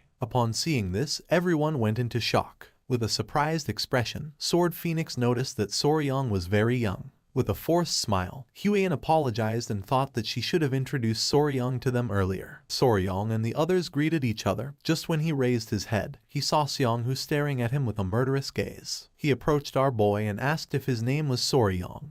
With a face full of fear, Soryang said yes. Seonghu knelt before our boy, leaving everyone in shock. He introduced himself as Yang Seonghu, the spear dragon of the Yang family of Sincheng. Our boy started sweating like crazy. With an angry expression, Seonghu challenged Soryang to a duel. Seonghu asked Soryang to accept the duel, leaving them in shock. Sword Phoenix and Slaying Dragon let out a sigh and felt somewhat disappointed upon seeing Seonghu's attitude. With his face full of sweat, Soryang asked if he really wanted to challenge him to a duel. With eyes shining with rage, Seonghu said that he wanted to have a duel man to man. Just then, Sword Phoenix grabbed Seonghu by the collar and pulled him, leaving him somewhat confused. With an angry gaze, Huion asked what Seonghu was doing, suddenly asking for a duel. With eyes shining with rage, Sword Phoenix began staring at Seonghu and asked him to take things seriously. Soryang's eyes began to shine with confusion. He couldn't believe that Seonghu wanted to have a duel with him as soon as they had met. He didn't know why he kept meeting strange people. At that moment, someone wearing white clothing approached them and asked why they were making such a fuss. This man was none other than the military advisor, Junju. Soryong closed his eyes and greeted the military advisor with respect. Upon seeing this, Seongwoo's eyes filled with fear, and he couldn't help but panic. Junju hit Seongwoo in the face with the fan and with a furious gaze demanded to know what he was doing to the guests. Upon receiving the blow, poor Seongwoo panicked. With a kind smile, Junju suggested going together to the Heavenly Martial Pavilion where the leader of the alliance was. Soryong's eyes widened in surprise and he nodded his head. Junju, Soryong, and Huan went to the Martial Pavilion. Seongwoo clenched his fist and his eyes began to shine with rage since he wanted to have a duel with Soryong. Seeing his expression, his friends felt somewhat confused and suggested that it was better to leave. It was daytime and next to the Heavenly Martial Pavilion there was a beautiful river. Huan decided to wait in the guest hall. Soryong, who was walking beside Junju, did not refuse and nodded his head.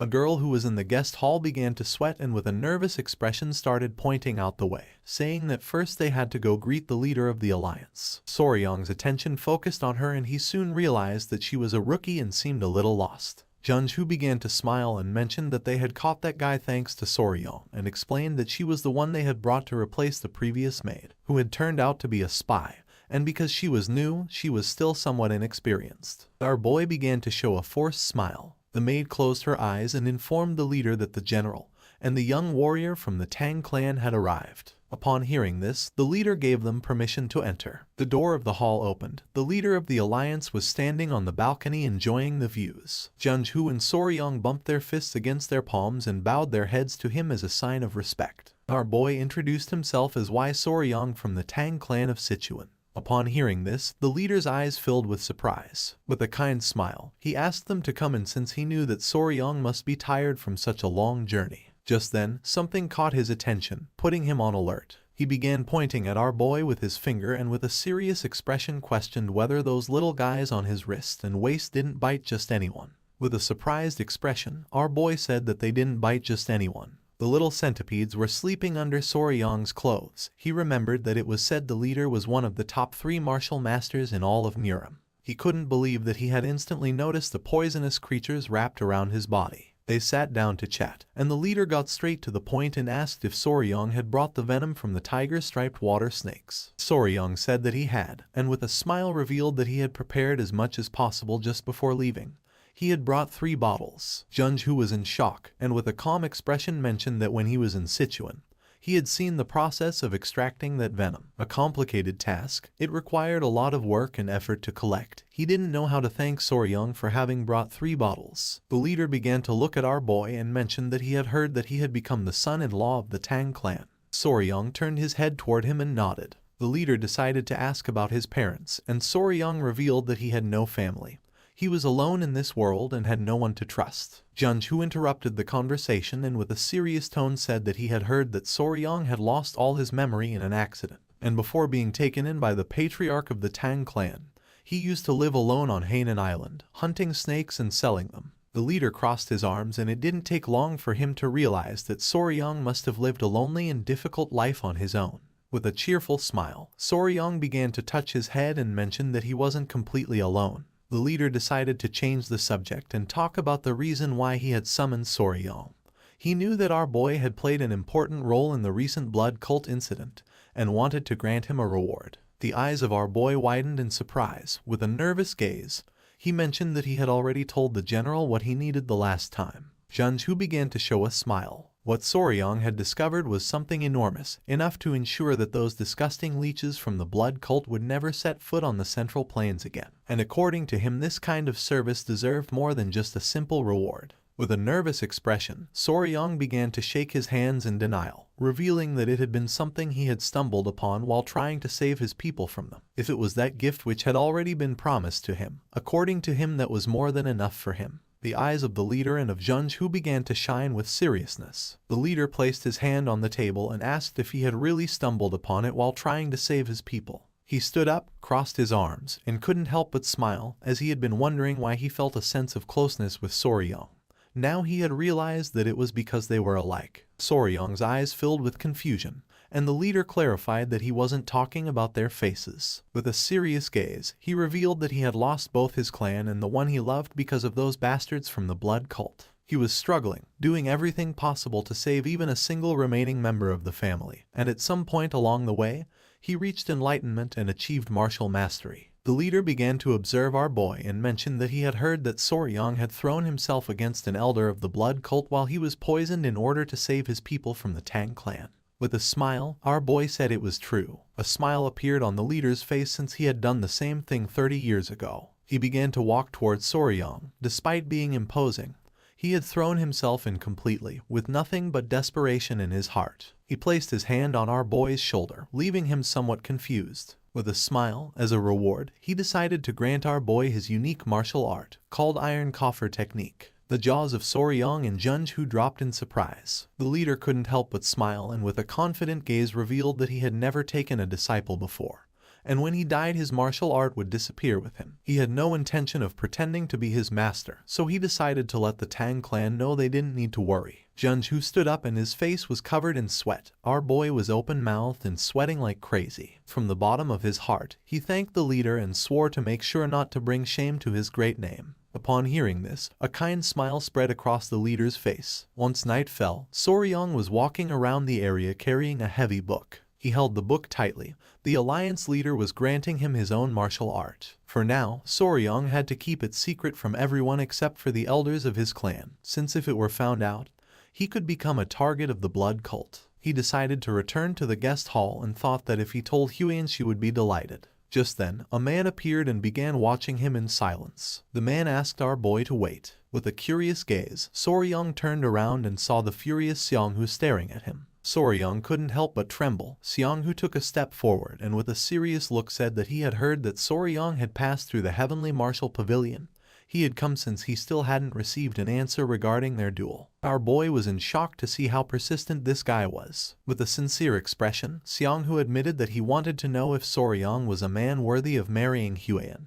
He wanted Soryang to prove it. With a nervous gaze, Soryang said that a duel was very dangerous. Pointing at the spear with his finger, Xianghu explained that he shouldn't worry about that, since he was going to remove the tips from his spear. With a piercing gaze, Soryang revealed that he was worried because he was afraid that Xianghu could end up dead. Both remained silent for several minutes, looking at each other. Soryang's words made Xianghu angry. He grabbed Soryang by the collar and with a furious gaze demanded to know what he had just said. Just then, something that was hidden in our boy's clothes started to move. Xianghu's attention fixed on it, leaving him somewhat confused. With a furious gaze, the small centipedes emerged from Soryang's clothes and lunged at Xianghu. At that moment, our boy caught the centipedes and asked them not to bite Xianghu. The arrogant Xianghu fell on his butt to the ground, his face filled with sweat and fear since he didn't know what was happening. Soryang approached him and with a smile mentioned that as he had told him it was dangerous. Soryang sat in front of Xianghu, making him start to sweat like crazy. With shining eyes, with an arrogant expression, Soryang made it clear that he had already forgiven him once. Xianghu began to pant heavily with fear and realized that Soryang was not joking. If our boy had not stopped the centipedes, he really would have died. Soryang stood up and began to show a penetrating gaze. Xianghu realized that he was a fearsome man. In Yan Xianghu's eyes, Soryang was like a monster. Our boy asked if he was okay, and at that moment, Hayan appeared and with a confused gaze asked what they were doing. Upon hearing her voice, Soryang's eyes widened in surprise, making him panic. With eyes shining with rage and a murderous intent, she questioned whether Xianghu was planning to harm Soryang. Resting his hand on Xianghu's shoulder, with a forced smile, Soryang explained that there had been a misunderstanding. He had gotten lost after leaving the pavilion, and at that moment Xianghu had appeared and offered to show him the way, so for this reason, they were together. Huyen began to ponder in silence. She did not know whether to believe that Xianghu had offered to show Soryang the way. Upon observing closely, she saw that the centipedes were restless. With a nervous gaze, Soryang placed one of the small centipedes on Xianghu's head and mentioned that after chatting he wanted to show the centipedes to Xianghu. So he had asked Xianghu to release a bit of killing intent and this was what had happened. Our boy explained that he was only joking with Xianghu. Xianghu was confused, but decided to play along with Soryang.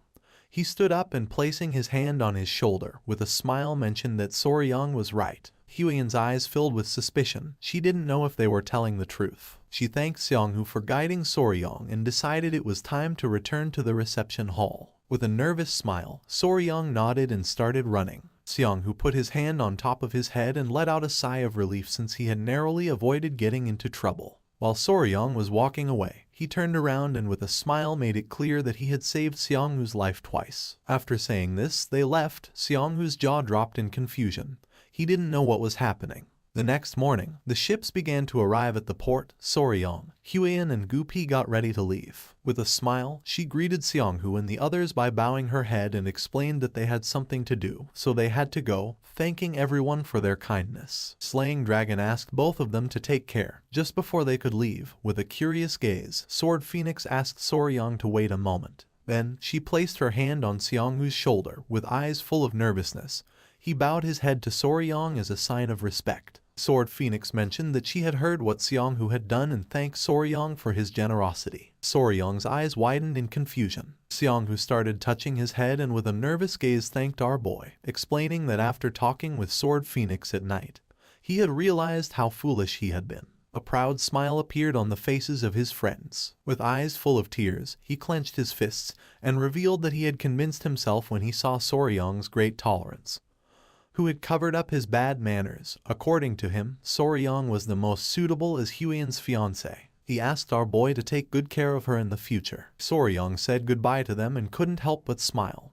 He had heard that they would meet again at the Phoenix Dragon Conference, so there was no need to become enemies. Once Soryong and the others boarded the ship, Seonghu and the others bid them farewell with a smile. They departed in the sky filled with birds. Late at night, in the village below Mount Huang there was an inn. Soryong and the others stayed at the inn and sat down to eat. A maid brought them food and left. They had left Wuhan and arrived in Anqing. Gupi suggested that it was better to rest in this place since it was late. Mount Huang could be rough, and it took half a day to reach the Namgung clan. Soryong began to eat calmly. They decided to spend the night at this inn after hearing Gupi's words. Huian's eyes filled with confusion, leaving her in shock. She couldn't believe that Soryong had received the secret manual of the Iron Coffer technique, the exclusive martial art of the Fist Emperor. Soryong mentioned that he had said they looked alike and asked if that was a good thing. She nodded because although it was said that training for the Iron Coffer technique was painful, once he mastered it, it could even block swords and Kai-based attacks. With a cheerful gaze, she revealed that it was the exclusive martial art of the very Emperor of the Fist himself. Some even said that it rivaled Shailin's indestructible diamond divine art, and since it was an external martial art, it was not heavily influenced by internal cultivation methods,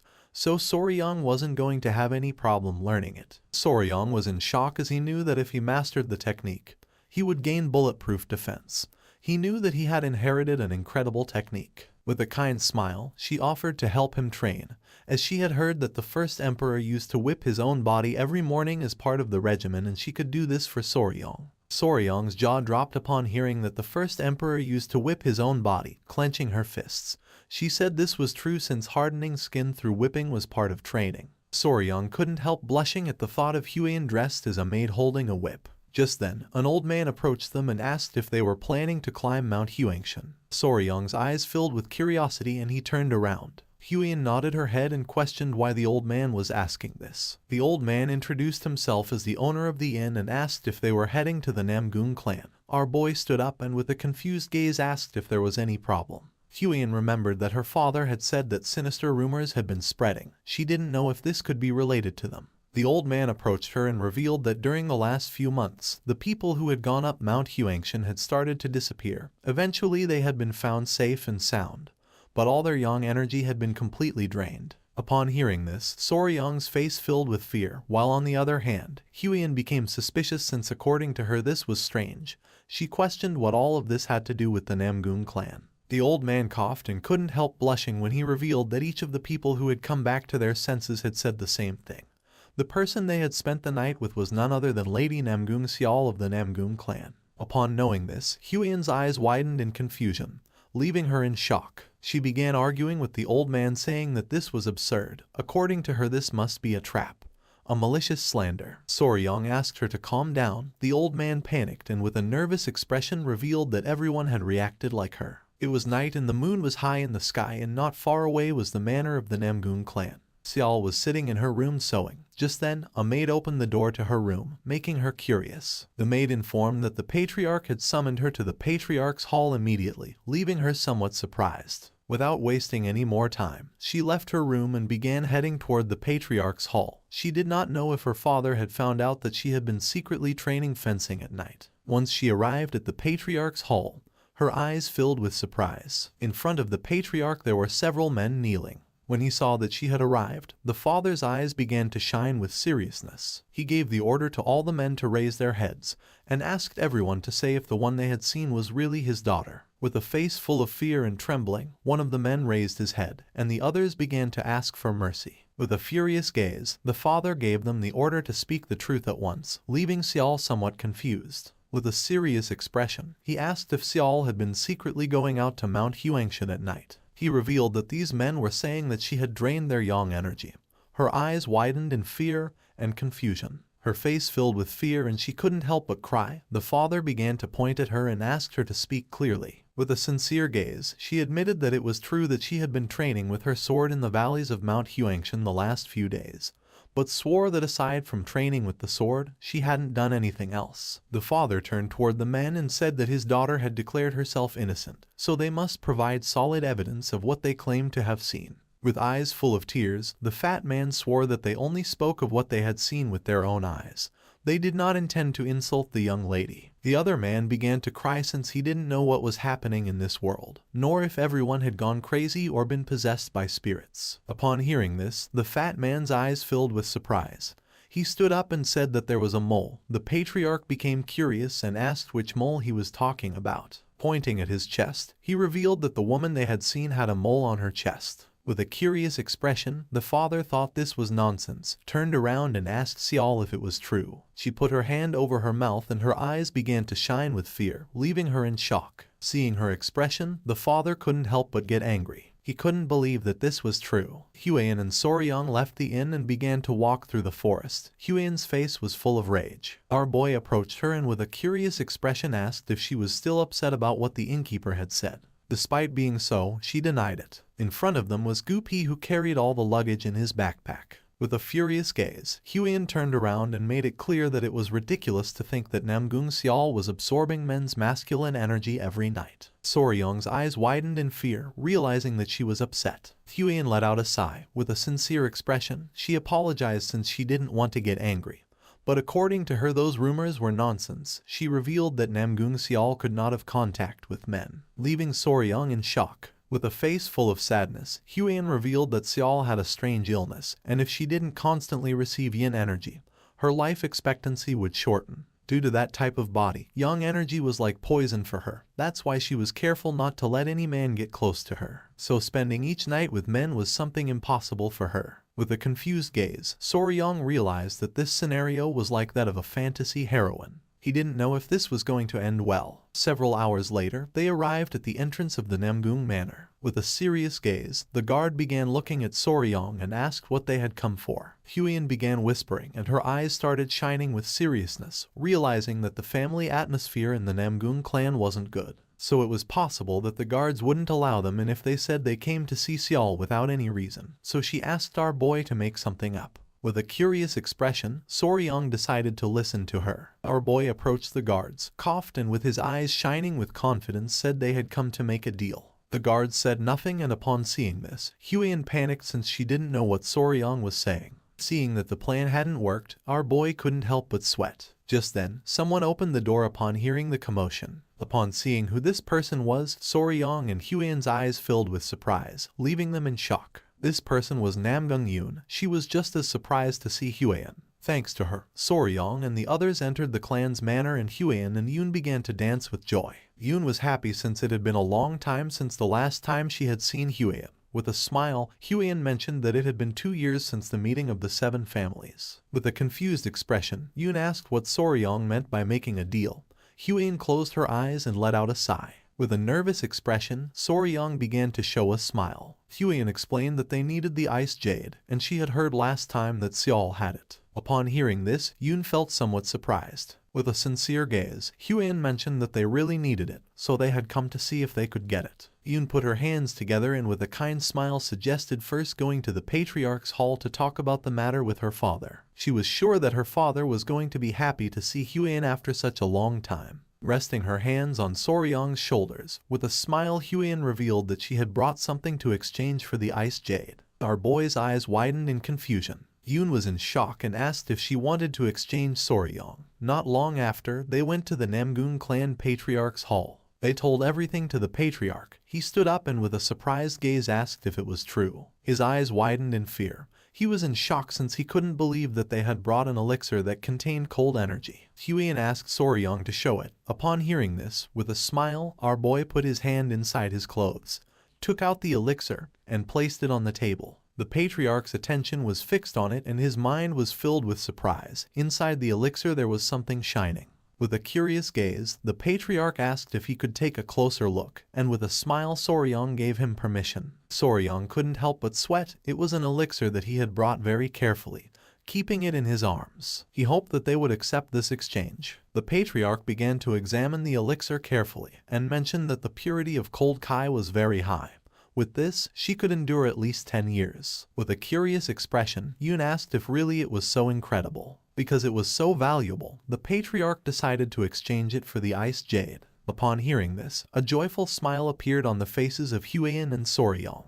Pointing at it with his finger, the patriarch noticed that there was something inside and questioned what it was. With a forced smile, our boy said he couldn't tell him that. The patriarch realized that it could reveal the place where the elixir had been found and decided not to ask further. With a smile, Soryong coughed and thanked him, but then his face filled with fear since he knew that wasn't the real reason behind it. A few days ago, Soryong was in the clan walking with the grandfather. Our boy began to feel something cold in his clothes. The old man's attention fixed on him and he asked if there was any problem. Our boy took it out of his clothes and his eyes widened in confusion. It was a tail. Soryong handed the tail to the grandfather and mentioned that there was a strange thing similar to an ice crystal in the gecko's tail that he had kept as a souvenir. With a curious expression, the grandfather began to examine the tail carefully and noticed that it had cold kai, knowing that it was going to be good material for those who had mastered ice martial arts or cold kai martial arts. Soryong began to touch his chin and remembered the small geckos.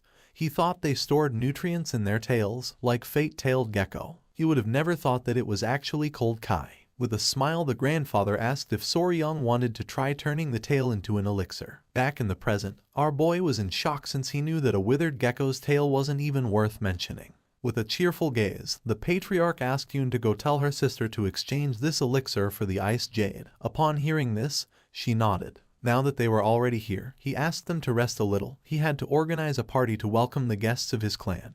He also noticed that Huan was close to Seol. He revealed that his daughter had gone through something difficult recently and wondered if she could comfort her while she was here. With a smile, Huan did not refuse. They stood up and Yoon decided to guide them to the guest residence. They left the mansion and began walking. With a smile, Yoon mentioned that thanks to Huan, her father was in a good mood. These past few days, they had been walking on thin ice. With a curious gaze, Huan asked what had happened to Seol since she had heard rumors near Mount Huangshan. Yoon's eyes filled with surprise upon noticing that she knew that. Her eyes began to shine with sadness because she didn't think Seol would do something like that. But since they hadn't been able to find any clues, she was locked in the confinement room and had to be marked with virginity sand to prove her innocence. Huan was in shock and Soryong was somewhat confused. Virginity sand was something women applied on their bodies to demonstrate that their body was pure. If you raise a gecko in a jar and feed it cinnabar, its body will turn red. Huan revealed that afterwards it was ground into powder and applied to the woman's body. If her body was pure, that blood mark could not be washed off even with water. Upon hearing this, Soryong's eyes widened in surprise and confusion. He was furious since identifying a maiden was the task of a unicorn,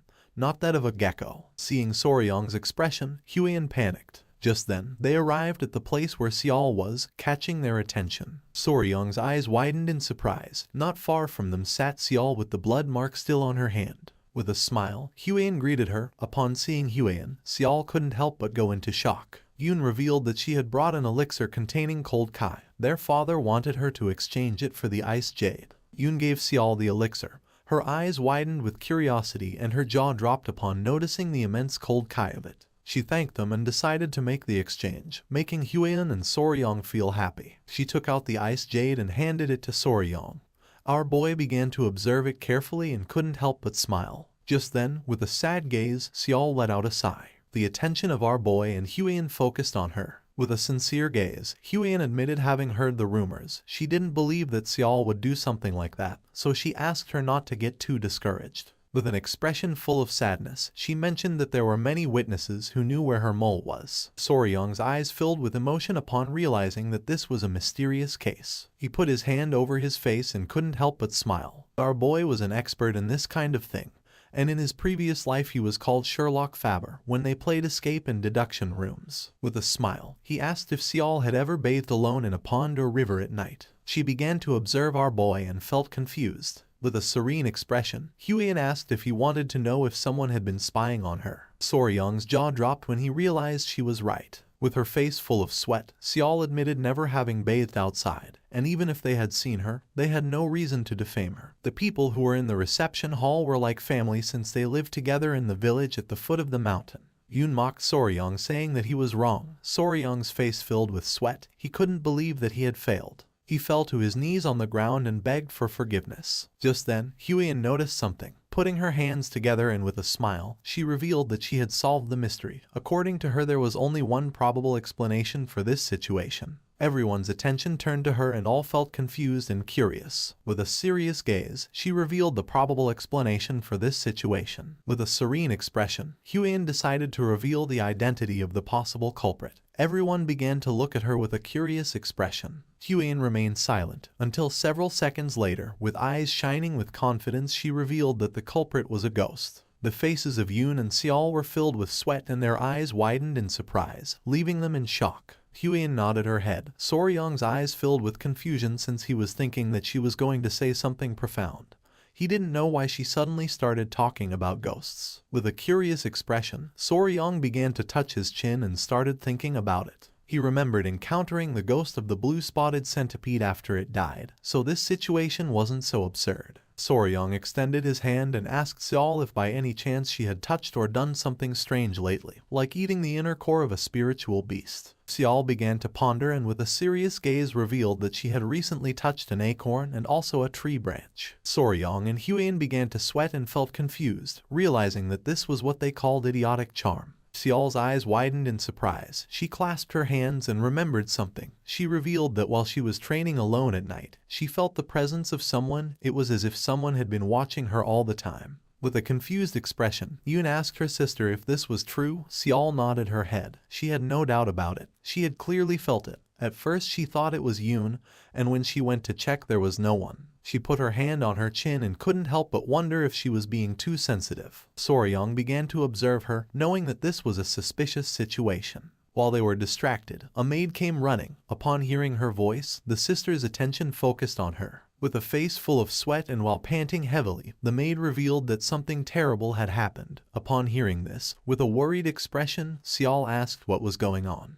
The maid clenched her fists and revealed that another villager had disappeared. She also mentioned that the warriors had left the clan's territory to begin the search. With a confused gaze, Yoon asked if this was true. Seol began to look down at the ground and couldn't help but feel furious. Soryong's attention fixed on her. With a calm expression, he asked if she was okay. Seol's eyes began to shine with determination. No matter what, she had to catch the ghost personally and avenge the affront against her lost chastity. Yoon clenched her fists and with a serious gaze asked her sister not to go, since if she sneaked out alone again and was caught, this time it was going to be a very serious problem. Seol started to think, and then with a smile, asked Yoon not to worry. Then she turned towards Soryong and Huion, and revealed that this time they were not going alone. With a confused gaze, Yoon asked what she meant by that. Seol approached Huion and grabbed her hand, and with a sad expression asked if the two of them were willing to help her. Soryong and Huion's eyes widened in surprise, leaving them in shock. Night fell and somewhere in the forest there was a small owl sitting on a branch. When it turned around it saw Soryong and the others searching the area. With her body trembling and her eyes full of tears, Yoon grabbed Huion by the arm, knowing that if she was caught this time, they were going to lock her up in the closed cultivation room.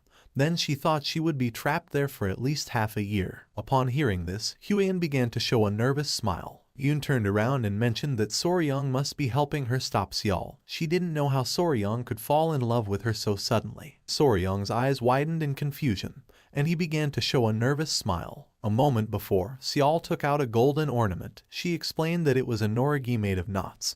The central piece was designed so that an ice jade could be inserted. Our boy and Hwayun remained listening in silence. With a serene gaze, Seol mentioned that although she wasn't very sure why they needed the ice jade, if they were looking for something to carry with them, this wasn't a bad option. Soryong and Hwayun began to observe it closely, and their eyes widened in astonishment. She split it in half, revealing that even it could be split in half, it could serve as a symbol between the two. She promised to give it to Soryong if he helped her. Our boy went into shock. Their attention was fixed on the bright ornament. Back in the present, our boy began to think silently. He placed his hand over his chest and made it clear that, as he had already said before, it wasn't because he wanted the norigi.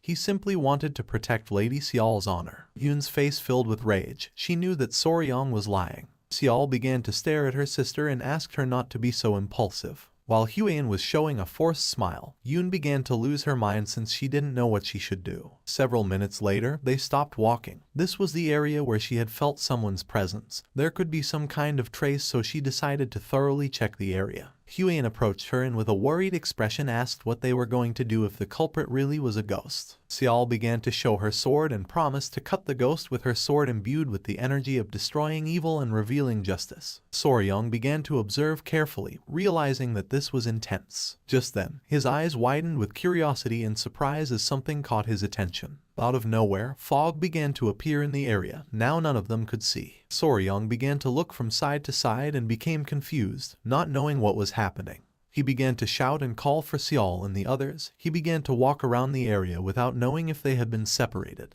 Just then Soryong's foot bumped into something. He became confused, not knowing what was happening. When he looked closely, he realized it was a spiderweb. He grabbed it in his hand and noticed that the thread was very thick, realizing that the creature that had created the web was enormous. At that moment, screams began to be heard. With a gaze full of fear, our boy turned around. He panicked since the voice was Yoon's. He didn't know what had happened to her. Our boy called the little centipedes, Grace and Myra, and asked them if they could find their mother. The little creatures began to smile. They jumped from Soryong's clothes and began to run. Soryong entrusted them with the mission of going and protecting Hwayun. Our boy began to run through the forest, realizing that they were being dragged deeper and deeper into the forest. He didn't know why there were spider webs. He began to pant heavily, remembering that spiders were divided into two types, sedentary and wandering. The sedentary ones built a web and stayed in one place, while the wandering ones roamed like vagabonds. The forest was full of spider webs. He knew that no way, none of them wove flat webs on the ground, which meant this was not an ordinary spider. Red fog was all over the forest, and once the fog began to clear, with a serious expression Soryong decided to hurry and find Yoon and the others. Several seconds later, our boy stopped walking. The trees in front of him were full of cobwebs. He began to observe this and his eyes widened in confusion since he didn't know what was happening. At that moment he heard Yoon's voice, and when he lifted his head his eyes widened in fear. She was wrapped in spiderwebs and stuck to a tree. Upon seeing this, our boy panicked. With a surprised gaze, Soryong turned around and saw a woman sitting on top of a giant spider. The woman began to smile. It was Seol, with her eyes shining with evil. She started staring intently at Soryong. With eyes shining with evil, Seol began to show a smile. Soryong's face filled with fear. He was in shock since he couldn't believe what his eyes were seeing. The area was covered in webs. It was a type of ground spider that our boy had never seen before. It wove its thread on the ground, not the air, so he thought it was a new species. Soryong clenched his teeth and began to stare at Seol, who was sitting on top of the giant spider. He finally understood everything that had happened. What was in front of him, under the form of Namgung Seol, was a pedipalp disguised as the spider. A pedipalp was, in essence, a sensory or manipulation appendage of spiders, often mistaken for a leg but actually being a specialized organ attached to the head, used for touch, mating or prey capture. He observed how, with a slight slide, it was revealing its shoulders and acting seductively to attract him,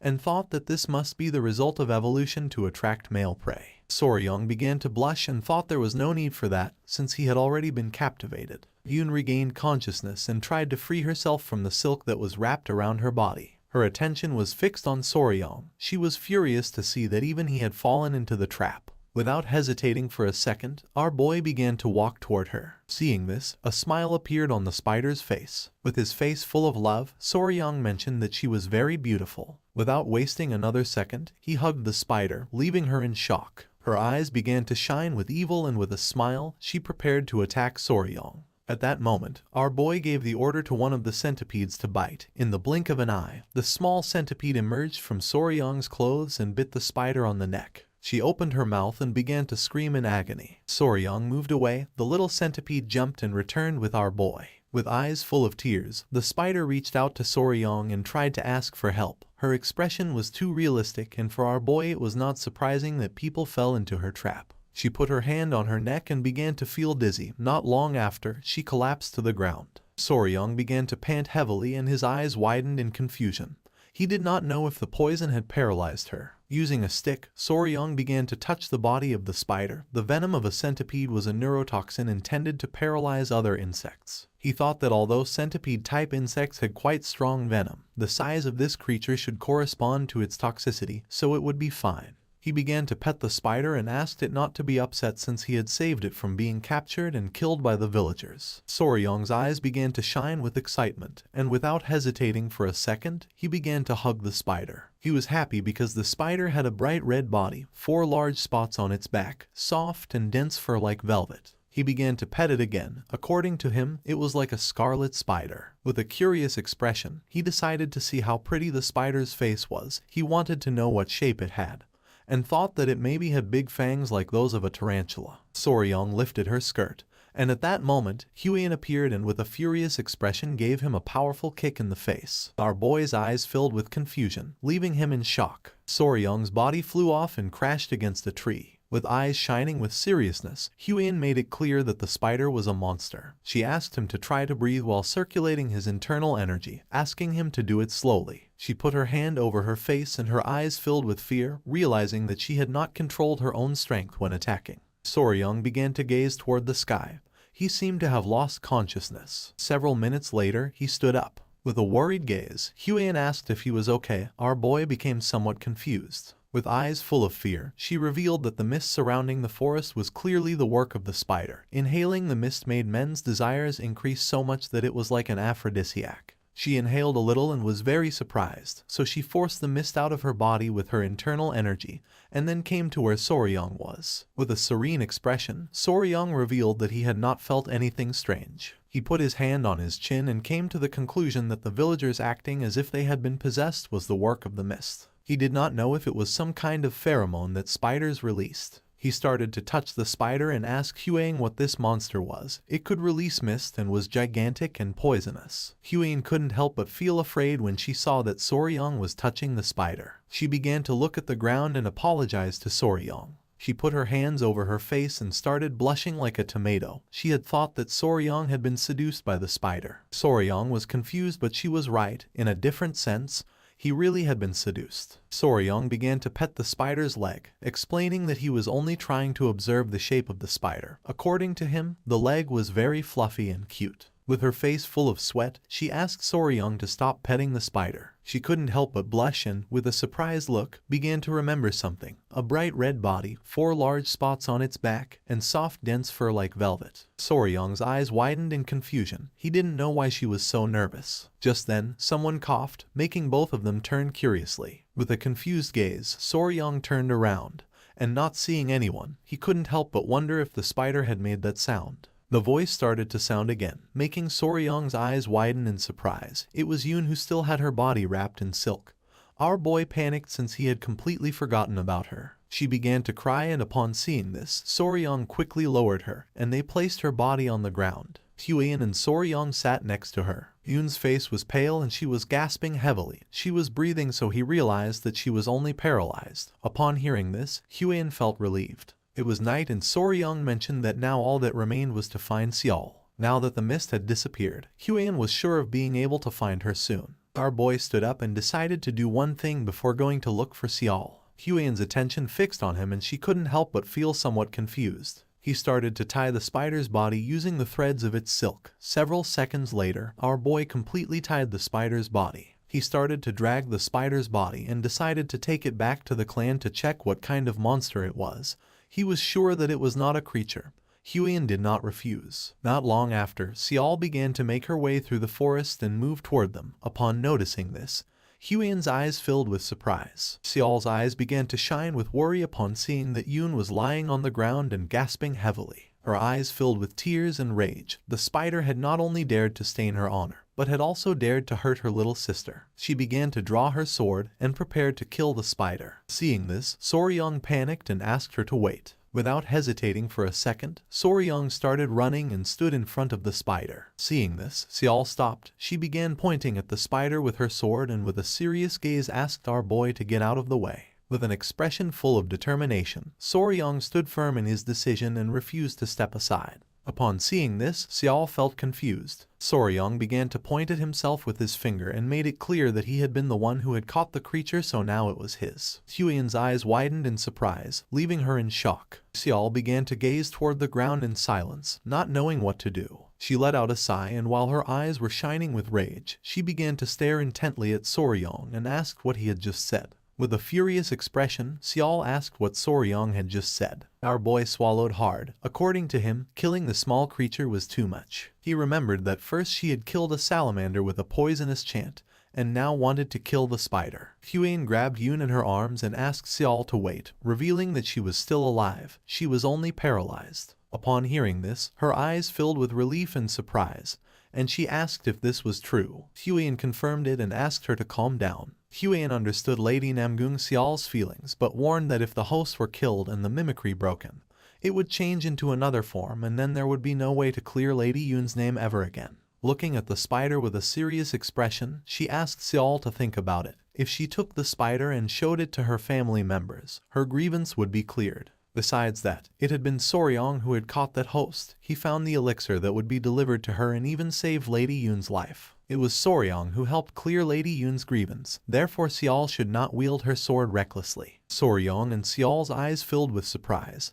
She let out a sigh and began to think about it. She put away her sword and apologized to Soryang, explaining that she had not considered the kindness he had shown her. With a confused gaze, Soryang began to wave his hands, saying that this was not important. With a smile, he gave Huiyan thumbs up and could not help but praise her for being able to think so logically in a situation like this. Observing the spider carefully, Xiao asked what Soryang planned to do with the creature. Our boy explained that, for now, he planned to forgive it and take it back to the Tang clan. Soryang began to caress Xiao's head and with a face full of emotion mentioned that she was very cute. Upon hearing this, Xiao's eyes filled with surprise and she couldn't help but blush like a tomato. She misunderstood the situation, started touching her fingers and got nervous mentioning that Soryang already had Lady Huiyan. Huiyan let out a sigh and with an exhausted gaze explained to her that Soryang hadn't said it with that intention. He was only referring to the fact that the host spider itself was cute. It was red, its fur was soft, and it possessed unique abilities, which is why Soryang had expressed that he found it adorable. Upon hearing this, Xiao's eyes filled with fear. Soryang's attention, who was caressing the spider, focused on her, leaving him somewhat confused. It was night, and when he asked what the two of them were talking about, they changed the subject. At dawn, the spider and Lady Namgung Yun were safely transported with the Namgung family. Everyone was in shock since they had never seen such a large spider before.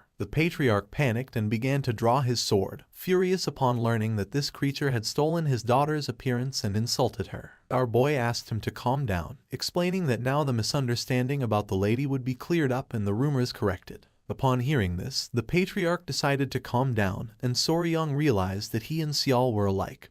After all, they were father and daughter. The patriarch extended his hand to express his most sincere gratitude to the young warrior. He declared that it was as if he had saved the lives and honor of his two daughters and assured that the Namgung clan would never forget such kindness, so they would honor his wishes. Pointing at the spider with his finger, our boy mentioned with a smile that, just as he had said, he would take that guest with him. The patriarch showed no objection but mentioned that there was one thing that worried him. Upon hearing this, our boy became somewhat curious. The patriarch was in shock to see that the creature was still in the form of his daughter Xiao. He reasoned that, if that creature had stolen his daughter's appearance, it could also change into another form. Therefore, he asked if it could not at least adopt a different appearance. He never wanted to experience such doubts about his own daughter again. Soryang put his hand under his chin and began to ponder. He understood that, although he had secured ownership of the creature, there still remained the matter of image rights, and he wondered what should be done about it. Just then, he turned around and his eyes filled with surprise. Suddenly everything was becoming chaotic. He ran up to Gupi and asked what was happening. Gupi reported that the crowd was very agitated. 3 old men appeared, visibly furious. They began shouting, referring to the creature as a cunning little thing and a bastard who had been imitating the young lady's appearance. They demanded to know what they were doing and why they weren't killing it. With a serious gaze, Gupi extended his hand and asked them to watch their words. He reminded them that this guest had been captured by his clan and asked if they were daring to defame the property of the clan.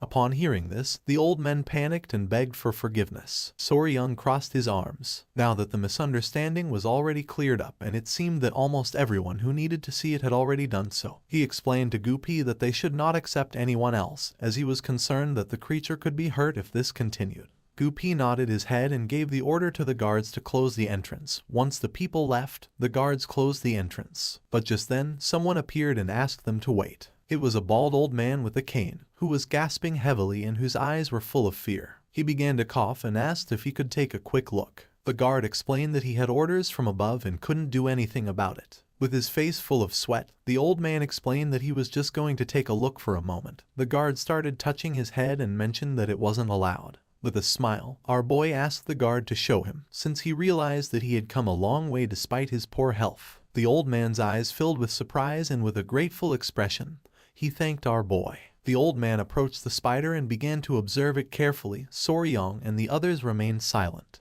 The old man's eyes filled with tears, and upon seeing that it was true, the spider's attention focused on him and its eyes widened in surprise. The old man turned around and asked if Soryong was going to kill the spider as the others said. With a calm expression, Soryong replied that he would by no means do so. He explained that it was a precious creature and he planned to take it to Sichuan to raise it properly in the Tang clan. Although its diet might seem unusual, it was simply a guest. According to him, this was something predetermined by the heavens, and it wasn't the little creature's fault. The old man's eyes filled with tears of joy, since he had never heard anyone say something like that. He decided to trust him. Without wasting any more time, the old man began to untie the ropes that were around the spider. Seeing this, Soryong and the others panicked. With eyes shining with concern, our boy revealed that this was very dangerous. After untying the spider, the old man began to caress it, and the spider's eyes began to shine with joy. With a confused gaze, Soryong let out a sigh. For him it was not surprising, since from the beginning he had felt that a familiar aura emanated from him. He began to observe the old man closely, realizing that he was a kindred spirit. There was no doubt about it, he was an enthusiast. The old man revealed that the name of the spider was Yowa. He explained that one day, after losing his entire family to the plague and falling into despair, he had found the little creature, who at that time was only about as big as his fist, and they started living together. That had been more than 20 years ago. When he still had vitality, he personally fed her with his yonkai in order to raise her. However, as his strength waned and he could no longer provide her with his yonkai, these kinds of things had begun to happen. He turned around and revealed that she had ended up doing something terrible to the young lady of the Namgung clan, and it was all his fault. Soryong's eyes filled with surprise. The old man couldn't help but cry, confessing that he didn't know what to do.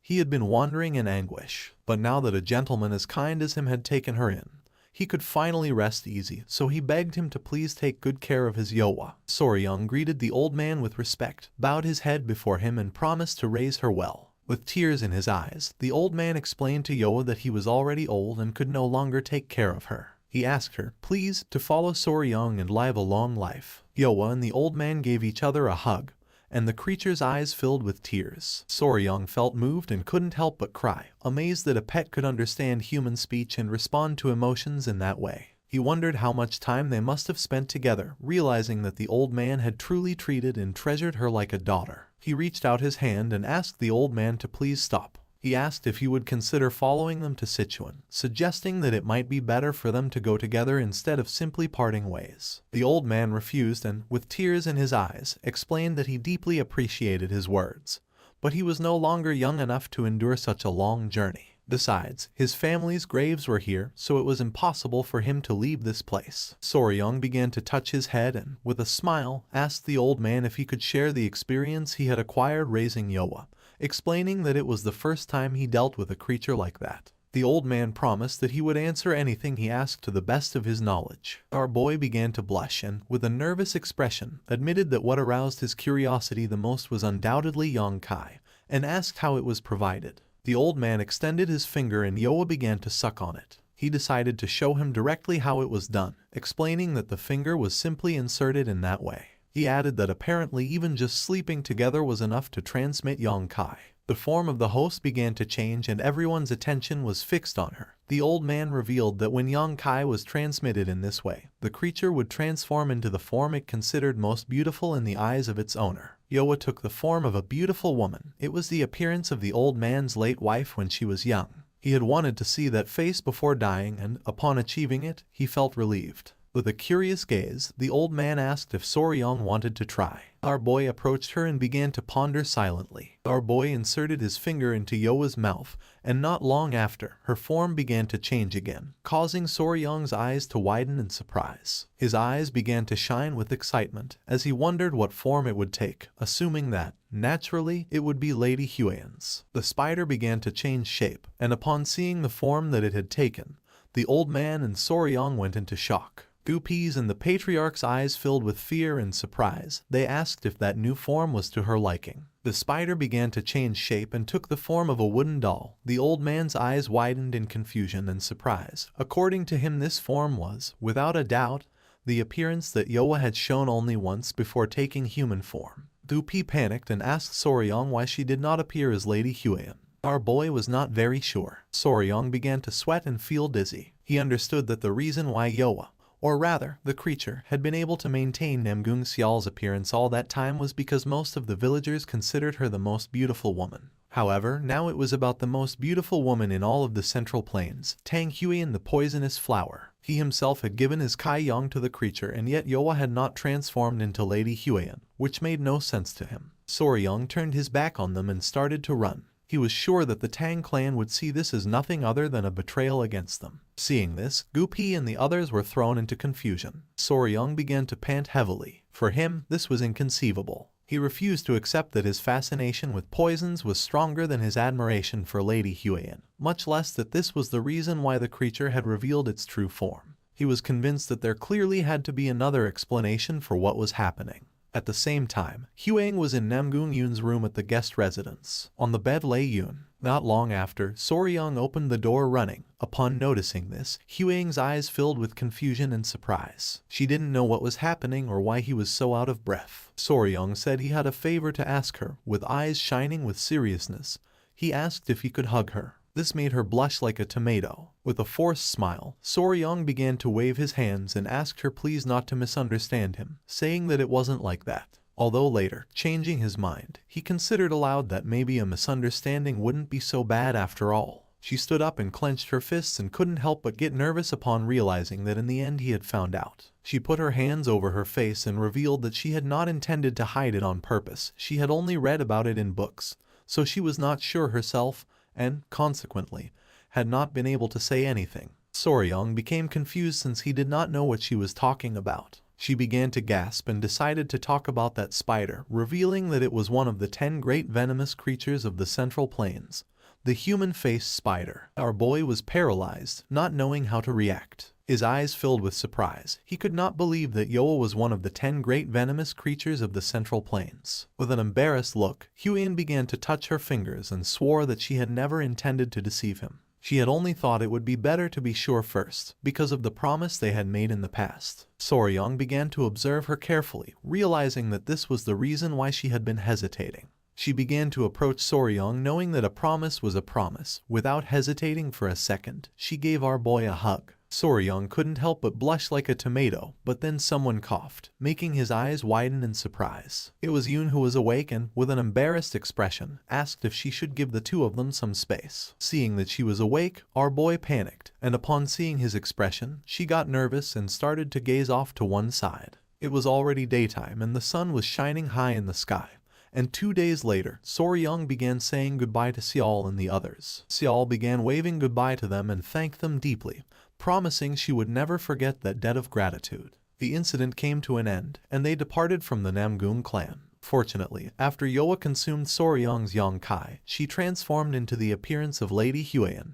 He assumed they would no longer have to worry about those piercing gazes. With a kind smile, he asked her if she was okay, asking her to hold on a little longer and assuring her that he would let her out as soon as they arrived. Upon hearing this, Yoa couldn't help but feel happy. Yoa was inside a cage. Gupi reached out his hand and asked Soryong if he had any idea about the next part of the journey. Soryong explained that originally, after recovering the ice jade, he had been planning to head directly to Mount Gonga, where the fat-tailed geckos lived. But now that they had brought Yoa along, he was debating whether they should stop by the Tang clan first, since he wasn't sure if Yoa could endure an even longer trip. Yoa began shaking her head no, and upon noticing this, Soryong became confused, not knowing if she was okay. Her eyes began to shine with worry. Soryong approached the cage and a tear formed in his eyes. He couldn't believe it. He wondered if she was really worried about him. Thinking that she was such a kind and gentle soul moved him deeply. He thanked Yoa and promised her that he would take them there as quickly as he could.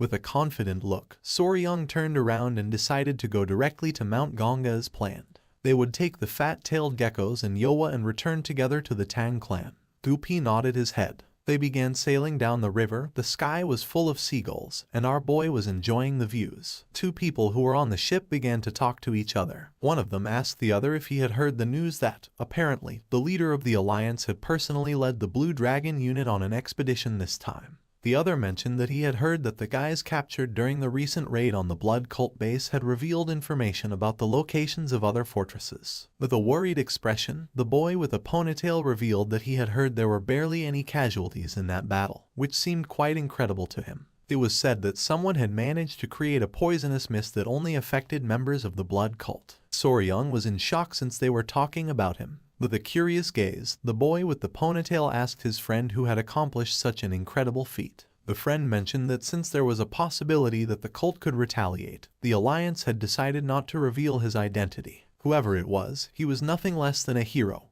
and he had decided to admire that person from that moment on. Soryong felt excited as he began to remember his past life where he was a YouTuber. While he was distracted by the avalanche of compliments, before they realized it, they had arrived at Mount Gonga. They got off the ship and reached the area where the waterfall was. With a sincere gaze, Soryong explained that he wasn't very good at Lightfoot techniques, so he wouldn't be able to cross by himself. Therefore, he asked if Lady Huan and Commander Gupi could go and bring back the little ones. He knew there wasn't anyone there this time to throw him across to the other side. Gupi began to touch his head. He was not sure if the geckos would follow them without Soryong. With a sincere gaze, Huang admitted that Gupi was right. She told Soryong that it would probably be better if he went in person, or else she asked him if she should try to extend a wild kudzu vine to the other side. With a confused expression, one of the warriors began to point toward the sky and asked Soryong to look. Our boy became somewhat confused and turned around. Yoa was climbing the mountain. Soryong panicked and asked her to come down. At that moment, the spider decided to use its silk and made a beautiful jump, passing over Soryong.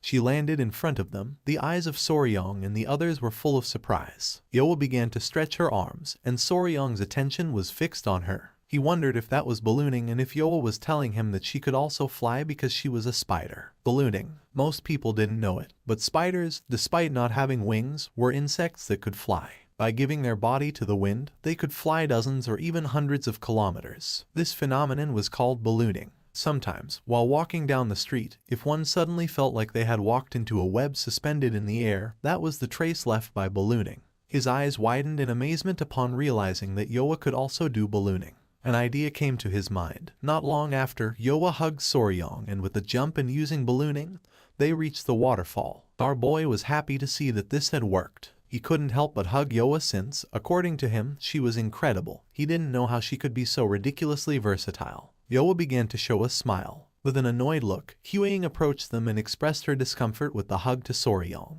She explained that, since Yoa had her appearance, the situation made her feel as if it were herself who was being cradled, which felt strange to her. Soryong got nervous and stopped hugging Yoa. He asked them to wait a moment and decided to go bring the geckos. Our boy entered the cavern. Sunlight was coming in through the hole in the roof, and in front of Soryong were the geckos. He started to show a smile and caught their attention. The geckos turned around, and upon seeing Soryong they felt somewhat surprised. They jumped and Soryong started running toward them. He was worried and wanted to know if they had been okay and if they weren't hurt anywhere. The geckos started licking our boy's face, and he couldn't help but smile. He realized they had become even more affectionate during his absence and was very happy to see them looking healthy. He began to show the ice jade and promised to take good care of them if they came with him. The geckos began to watch it closely. They started to show a smile. Soryang decided to name them. He called the female Snow and the male Ice. Carrying the geckos in his arms, Soryang decided it was time to go to their new home.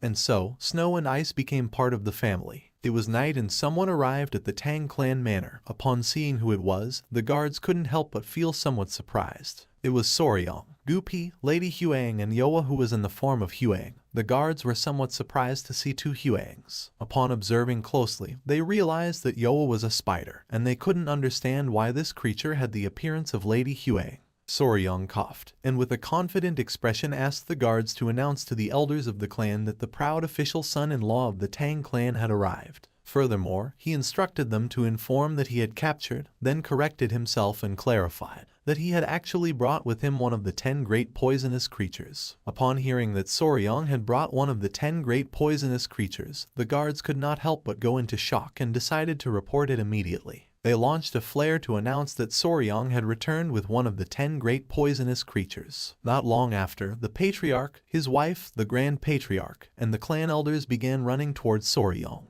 The Great Patriarch remembered that Soryang had said he would go look for food for the lizards, questioning with disbelief how, instead of this, he had ended up bringing a spider. The Patriarch demanded to know where Soryang had been and what he had been doing. The eyes of the Patriarch and his wife widened in surprise and confusion upon seeing that the spider looked just like their daughter. With a pleasant smile, Soryang explained that they had found the spider by chance when passing through the Namgung clan, leaving the Patriarch somewhat confused. The elders were somewhat confused. In their entire lives, it was the first time they had heard of someone encountering one of the 10 great poisonous creatures by chance, and they could not understand how a human-faced spider, which was said to be so fierce, could have been captured. They couldn't help but smile. With a proud expression, the Grand Patriarch mentioned that Soryang was always doing incredible things. After clearing his throat, he stated that at least in this way, one could truly be called the son-in-law of the Tang family. The Patriarch began to laugh, declaring that Soryang was officially their son-in-law. Huang's mother began to show a smile and mentioned that now the promise between Soryang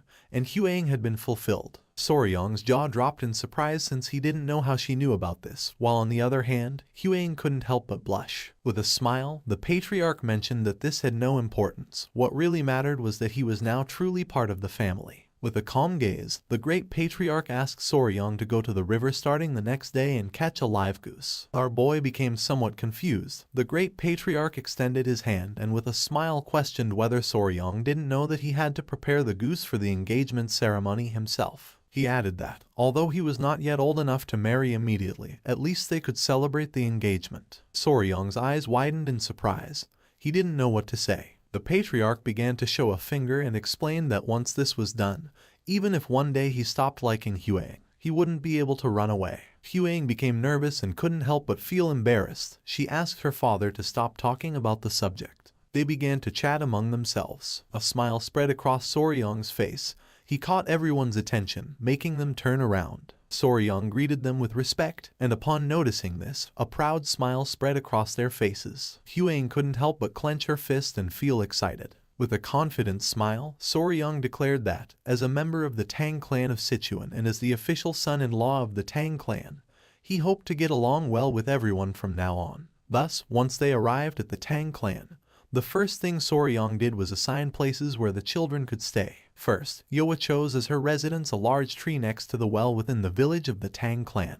Because lizards behave similarly to dogs, he didn't want to separate them, and instead of sending them to the garden of poisonous creatures, he allowed them to stay in his room. Once everything was more or less organized, Soryang sat down with them to chat. When our boy asked if they liked this place, the geckos began to show a smile and Yoa nodded her head. Then, he told Yoa that if she was hungry, she could come directly to where he was, asking her if she would know how to get there. She began to show a smile, and then started pointing at the spiderweb with her fingers. Soryang's attention focused on it, making his eyes widen with curiosity. She had spread the spiderweb all over the place. If someone bad came, she would punish them and send out an alert with her web. Huang was somewhat confused, while on the other side, Soryong's eyes widened with joy. Showing a finger, he asked if what she meant was that, in case someone suspicious invaded, he should touch the spiderweb and she would come running. She started clapping. With eyes shining with joy, the geckos began to look at our boy. Soryong understood that they also wanted to say that he shouldn't worry because they were going to protect him. He put his hand over his mouth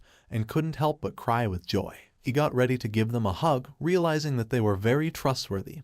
He was very happy. Thus, once the new home for the new family members was prepared, the engagement ceremony was held. For this, the elders of the clan gathered and, in a simple ceremony, engagement gifts were given as an oath of marriage. However, there was a small misunderstanding during the preparation of the gifts. While Soryong was waiting in the hall, Huyen appeared carrying the geckos in her arms. Soryong's eyes widened with surprise and confusion. She began to show a confident gaze, and our boy noticed that she wanted the gifts to be the lizards, and he couldn't help but wonder if they weren't just a simple ornament. Our boy's face filled with sweat, realizing that this was a problem. He regretted that it had to be precisely this, and he didn't understand how he was supposed to offer the geckos as an engagement gift. He began to remember Huang. He knew that she had liked the geckos, but he didn't think she would say it directly. With a confident expression, he apologized and explained that this was going to be complicated. She became somewhat confused as she didn't know why. Soryong grabbed her arm, began to look into her eyes, and explained that originally engagement gifts existed to promise eternal love. He clarified that although lizards were pretty, the gifts should be immutable objects, like ice jade, to properly symbolize this promise. Huang couldn't help but blush like a tomato. With a kind smile, Soryong mentioned that both geese, which symbolized 100 years of life together, and oath letters had deep meaning. He continued by explaining that in celebrating the engagement, everything he owned would essentially be hers. Upon hearing this, her eyes widened with love. She turned around and thought that this was true, and decided to follow Soryong's will. Our boy was happy and praised himself. She caught our boy's attention, making him curious. With a confident gaze, she asked our boy to call her Huang from now on instead of Lady Huang. Now that they were engaged, they shouldn't use titles between them. Soryong's face filled with sweat, making him blush like a tomato. While the geckos were playing, with a nervous expression, he nodded his head. The next day, when the sun came out, it was time for the meeting with the patriarch. He asked if Soryong and Huang had rested well. Our boy was somewhat curious, wondering why he had called them and whether it would be to give them some advice. With a serious expression, the patriarch revealed that they had been called because they had something to say about Soryong's great technique. Soryong's attention was fixed on him and his mind filled with confusion. Huang explained to our boy that the great technique consisted of learning the internal art of the Tang clan and accepting the poison. Soryong realized that she was referring to the 10 poisons. With a smile, the great patriarch explained that this time it had been a very good thing for Soryong to bring the spider with a human face, since being the weakest among the 10 great poisonous creatures, it was the best one to accept first. Soryong questioned if he was now going to train the great technique. The patriarch shook his head and mentioned that Soryong had said he would use the 10 great poisonous creatures for the great technique, but he originally had another proposal. Our boy's eyes widened in surprise and confusion. With a serene expression, the patriarch revealed that upon reviewing the poisons Soryong had and those he would bring, he had remembered something the clan had forgotten for a long time. With a smile, he asked if Soryong knew what 5 poisons meant. Soryong's eyes widened with uncertainty, wondering if he was referring to the 5 poisons return technique that he had learned. The patriarch nodded his head. Then, he began to show one finger at a time and named the centipede, the lizard, the scorpion, the snake, and the toad. He explained that these 5 poisons formed the basis of the 5 poisons return technique. With a serious expression, he suggested to Soryong the idea of practicing the divine 5 poisons return technique. Our boy couldn't help but sweat. He didn't know what to say. The patriarch interlaced his hands and explained that in the Tang clan they divided poisonous creatures into 2 main categories, common beasts and spiritual beasts. His eyes began to shine with confidence as he revealed that the common beasts were ordinary poisonous creatures that could be found anywhere. The spiritual beasts, on the other hand, were those that possessed mystical powers, intelligence, or even an internal core. Soryong felt somewhat confused and questioned whether the golden-haired king bee he brought, the fat-tailed geckos Snow and Ice, the blue-spotted centipedes, and the human-faced spider would then be considered spiritual beasts. The patriarch nodded his head. It was precisely because of this that he was going to propose something else. The great patriarch began to laugh and made it clear that the 5 venoms returning technique was limited in its mastery, as it only absorbed the venom of ordinary poisonous creatures. But its origin technique, the 5 venoms true returning technique, was different. It could absorb the venom of spiritual beasts. He pointed out that with the blue-spotted centipedes and the fat-tailed geckos, he already had 2 of these beasts prepared. If they also managed to obtain the venoms of the snake, scorpion, and spiritual level toad, then all conditions would be met to master the 5 venoms returning divine art. That was why he suggested training in said divine art. Soryong's eyes widened in surprise. He remembered that fat-tailed geckos were not venomous. The great patriarch began stroking his beard, explaining that he had examined them. They carried a venom that plunged people into a state of extreme cold. The icy air they emitted was their venom, leaving Soryong somewhat surprised. Now our boy had 2 paths open before him. One was to absorb the venom from the blue-spotted centipede and from the fat-tailed gecko in order to aspire to master the 5 venoms returning divine art. The other was to absorb poison from the human-faced spider, one of the 10 great venomous creatures, and begin gathering all 10 poisons necessary for dual-core 10 poisons body. With a curious gaze, Soryong asked if he couldn't simply use the 10 great venomous creatures to complete the 5 poisons body. The patriarch shook his head. The fat-tailed gecko was not among the 10 great venomous creatures. Soryong put his hand under his chin and began to ponder. He understood that if he absorbed poisons from lower-class creatures like blue-spotted centipedes and fat-tailed geckos, it would no longer be possible to complete the 10 poisons body path using only the 10 great venomous creatures. The choice came down to this: absorb what he called children's poison and follow the path of the spiritual beast class 5 poisons body, or collect the 10 great venomous creatures and fully commit to the 10 poisons body path. Huang began observing our boy closely, not knowing what he had in mind. Soryong realized that this was like choosing a skill tree in a game. He remembered well from his past life, when playing RPGs, that the most important thing was always the skill tree. This choice determined whether one became a useless character or a god-level character. The patriarch asked our boy to think it over carefully. He explained that the 5 venoms returning divine art was an incredible martial art, and without truly heavenly luck, not even he would encounter the 10 great venomous creatures, much less tame them. Soryong came out of his thoughts and couldn't help but get nervous, not knowing what to do. He was torn between taking the easy and fast path of the 5 poisons body, or the arduous and punishing path of the 10 poisons body, one that would allow him to reach even greater heights. Our boy started going crazy, falling into a spiral of indecision. A few hours later, Soryong was still thinking about what to do. Huang's attention turned to him, and she couldn't help but feel somewhat confused. She called his attention and mentioned that if it was because of that promise, he didn't have to tie himself to the 10 poisons body. The 5 venoms returning divine art was more than enough, since it was an incredible martial art in its own right. While her eyes were shining with concern, she asked our boy not to rush into a decision out of anxiety. She assured him that, no matter which path he chose,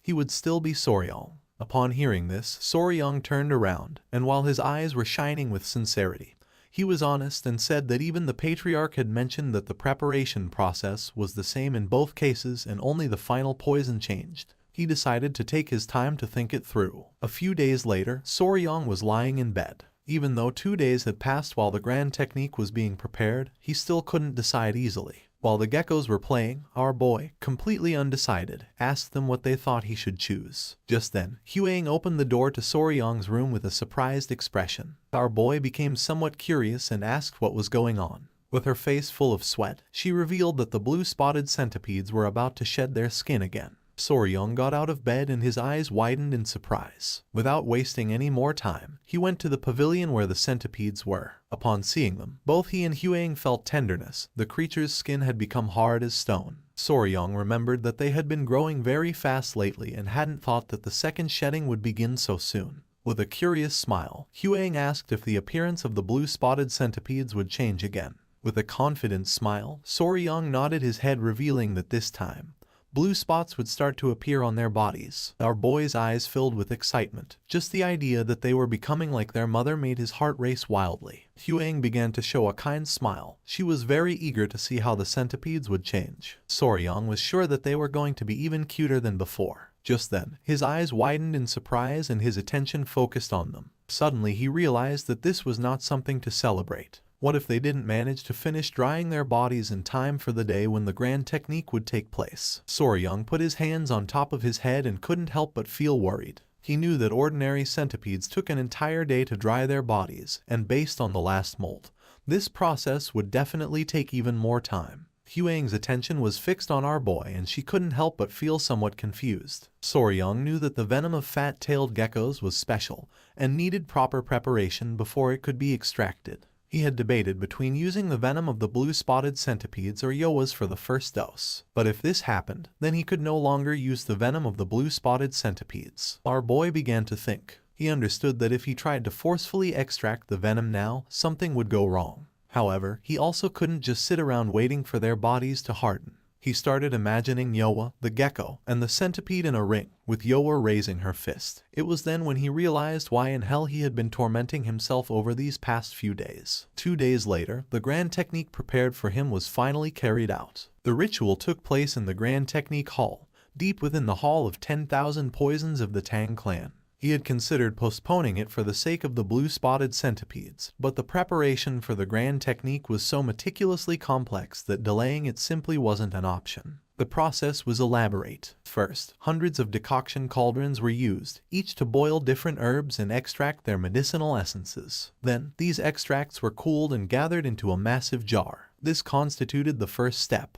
Next, into that jar, a precise mixture of various poisons and blood from poisonous beasts was added. Although this might sound simple, working with hundreds of herbs, poisons, and blood, each with its own volatile properties, and managing them all at once in perfect harmony was an extraordinarily difficult undertaking. In addition to this, with the slightest delay, all the medicinal liquid they had worked so hard to prepare would become useless and would have to be completely discarded. Because of this, sitting idly by waiting was not an option either. His mind was already made up. He would accept Yoa's poison, one of the 10 great venomous creatures. Soryung began to observe the liquid closely, realizing that the color was incredibly dark. The great patriarch approached our boy and informed him that they would now begin the grand technique, ordering him to take off his clothes and enter the jar. Soryung came out of his trance and nodded. Soryung took off his clothes, first put his foot into the jar and then began to insert the lower part of his body. His eyes widened in surprise, as for him, this felt strangely familiar, like an herbal bath. While the great patriarch's eyes were shining with joy, with a smile, he mentioned that they were going to add a single drop of Yoa's poison into this herbal decoction to provoke a reaction. Then, they would add the already prepared medicinal compounds so that his body could begin to absorb the poison. The great patriarch began to laugh, revealing that normally the process would be unbearably painful. Luckily, Yoa's poison was of a paralyzing type, so it wouldn't hurt too much. Upon hearing this, Soryung felt somewhat worried and couldn't help but sweat. The patriarch decided to go look for the rest of the necessary ingredients and asked him to wait a moment. After saying this, they left the room, leaving Soryung alone. Not long after, Huan, who was carrying the geckos in her arms, and Yoa entered the room and greeted our boy with a smile. With a cheerful expression, Huang revealed that the centipedes were awake, they had shed their skin, now had spots, and their bodies were emitting an intense glow. The centipedes began to play, and Soryung noticed that Nova, Myra, and Grace were now even more adorable. They began to climb onto the jar in which Soryung was submerged. The change was not as drastic as he expected. In fact, their appearance now resembled that of pillow-shaped stuffed animals, which, in a strange way, made them even more adorable. The centipede's attention was fixed on the liquid. Soryung started laughing since he realized that it must be strange for them to see their father inside there. He knew it was dangerous, so he asked them to stay with Huang. With a smile, she began calling the centipedes to come with her. Nova didn't listen and its attention was fixed on the liquid. When it tried to get down from the jar, unintentionally the liquid came into contact with its ear. It began to writhe in pain, and upon seeing this, Soryung's eyes widened with caution. He revealed to Huang that Nova's antenna had touched the medicinal liquid and asked her to wash it with water immediately. Huang's eyes widened in surprise and concern. Without wasting more time, she grabbed Nova in the process. It opened its mouth and its saliva came out of its mouth and fell into the liquid. Soryung began to observe closely. Nova's saliva caused the liquid to start reacting and began changing color. Huang's eyes filled with fear upon realizing that the poison was seeping into the jar. Soryung clenched his teeth tightly and not long after, he began screaming in agony. Our boy began to scream in agony. With a worried expression, Lady Huang asked Soryung to regain control. The liquid began to burn Soryong's skin, making his face turn red. He did not know this kind of pain.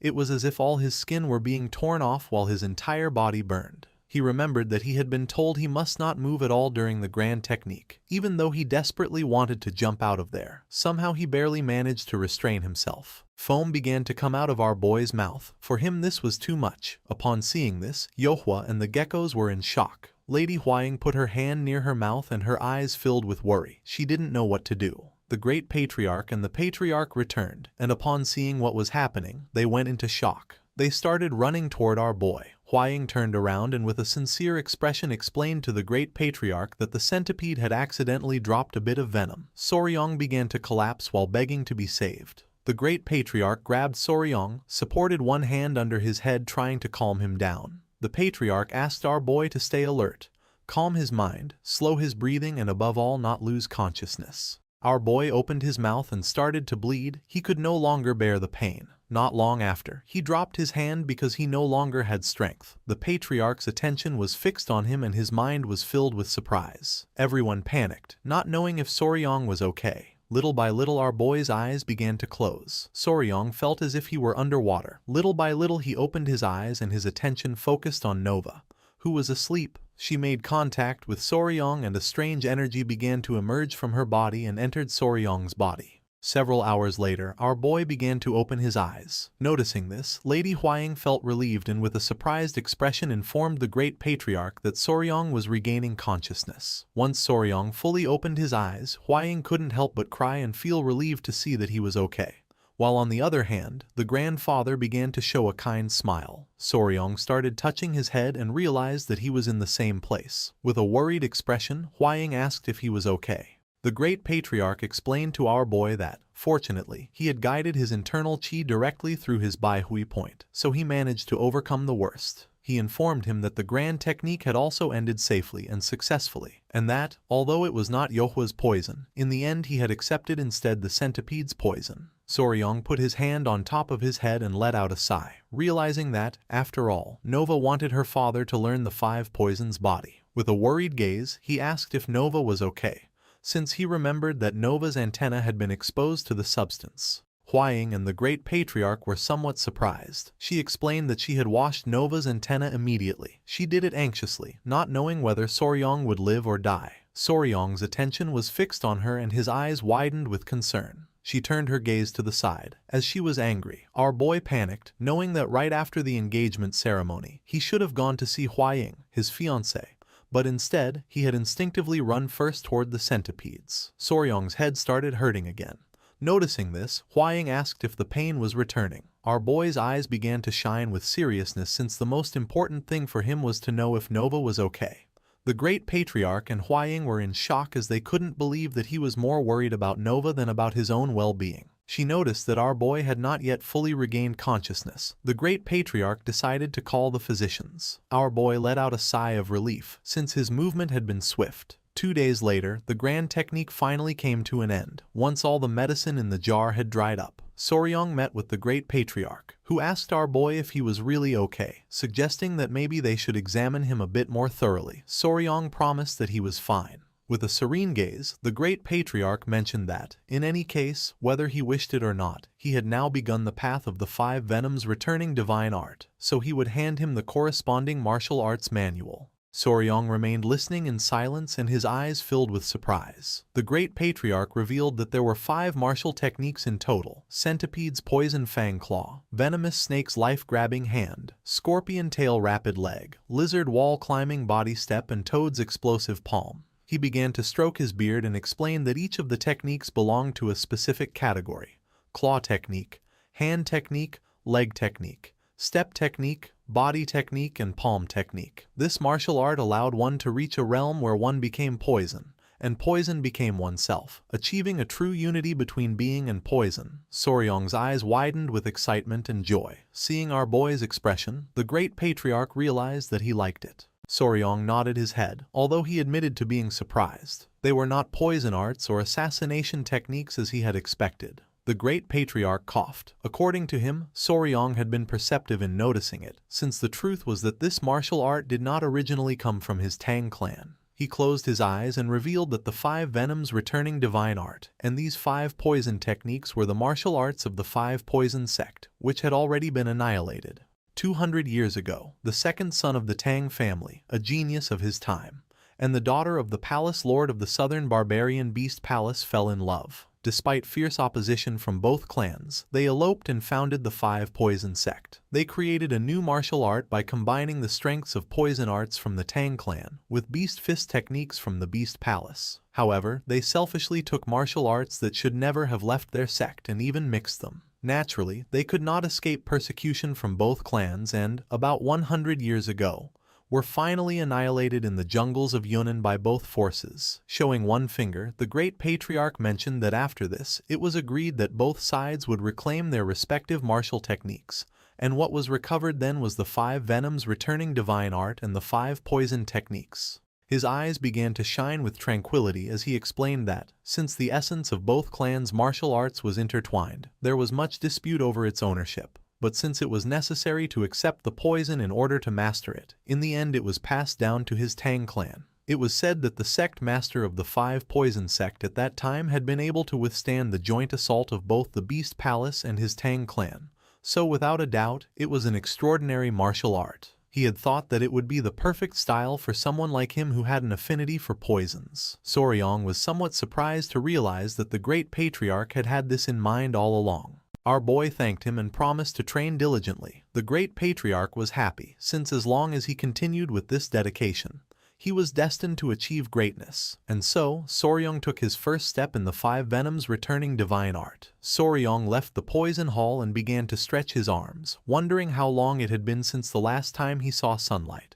Only now did he feel truly alive again. At that moment, one of the little centipedes started running toward our boy. His attention fixed on it and his eyes widened in surprise. It was Nova. She couldn't help but cry with joy upon seeing that he was all right. Soryong realized that she had been waiting for him there all this time. He began to show his bicep and a smile. He knew that she must have had a hard time emotionally. He assured her that she shouldn't be heartbroken, since this hadn't been her fault, and, to prove it, he showed her that Dad was already fine. Nova jumped in and got inside our boy's clothes and started playing. He thought that maybe she felt a little prickly because not much time had passed since she molted. He really would prefer her to climb on his clothes instead of on his bare skin. She began to observe our boy closely, and upon noticing this, Soryong couldn't help but feel somewhat surprised. She came out of Soryong's clothes and started running along his arm. Our boy's eyes widened in fear, wondering if Nova had just understood what he was thinking. According to him, this couldn't be. It must be just a coincidence. He told himself that these kinds of things sometimes happened when you raised a pet for a while. Soryong began to ponder, realizing that he was a hopeless fool. There was no way that Nova, a simple poison creature, could really do this. Nova's eyes began to shine with rage. She was furious with Soryong. Our boy panicked, not knowing what was happening. His eyes filled with surprise. He said nothing and in his thoughts asked her to get on top of his head. Nova obeyed and got on. Then Soryong hid behind a tree and asked her to try to find him. She did it without much difficulty. Soryong panicked, since this had not happened just once, but 3 times in a row. Nova let out a sigh and began to show a confident expression. It was as if her heart and Soryong's were connected by a strange energy. Soryong was in shock, not knowing what was happening. While the 2 centipedes were playing, Lady Huaying, who was somewhat worried about Nova, began to look for her, not knowing where she was. She approached the centipedes and asked them if they knew where Nova had gone, explaining that since she shed her skin, she had been wandering so much that it was hard to find her. Soryong, who was panting and carrying Nova on his back, began to run toward Huaying. His eyes were full of surprise. Our boy put his hands on his knees to catch his breath. Huaying asked if Soryong was okay, but immediately afterwards scolded Nova. She reminded her that she had told her not to go far because of the worry it caused her and insisted that she must inform her mother before going anywhere. With a surprised gaze, Soryong began to show Nova, revealing that this was not what mattered at the moment, but rather the fact that Nova understood human speech. Huaying's eyes were full of calmness as she remembered that Nova had always understood human speech. This was nothing new. Soryong couldn't help but sweat and feel somewhat confused. He panicked and explained that she understood him even when he was only thinking to himself, leaving Huaying somewhat surprised. Carrying Nova on his back, Soryong decided to go see the great patriarch to find out what was going on. With a worried gaze, Huaying suggested they go together. It was daytime and, several minutes later, they arrived at the Patriarch Hall. Our boy left Nova on the table and asked them to please take a look. He explained that Nova understood him just as well even when he only spoke in his mind. Considering that the other children couldn't do this, he proposed that perhaps it was due to the influence of the grand art. The great patriarch began to stroke his beard and his attention was fixed on her. With a serious expression, he explained that this was not the case. He pointed out that in the history of the Tong clan, more than a few people had accepted the poison of spiritual creatures. If supernatural abilities like this had been discovered, there should be records, but he had never seen or heard of them. Soryong's eyes widened with curiosity. With a serene expression, Huaying questioned what could be the cause. The great patriarch began to think. He concluded that this was undoubtedly due to the 5 venoms returning divine art. The patriarch interrupted his thoughts and confirmed that the grand art was created to absorb poison, and Soryong was the only one who had absorbed the poison of spiritual creatures using the 5 venoms returning divine art. The great patriarch came out of his trance and couldn't help but smile. He knew that the reason this was happening could be the influence of the southern barbarian beast palace, since they treated beasts as if they were their own limbs. Their secret, he concluded, could be embedded in the 5 venoms returning divine art. The patriarch began to stroke his beard. According to him, it would be impossible to find out why this was happening. Soryong's eyes filled with confusion. He didn't know why. The great patriarch explained that there was no reason for them to reveal their most precious secret. He added that if they found out they had mastered a martial art affected by that influence, it would be impossible to predict how they would react.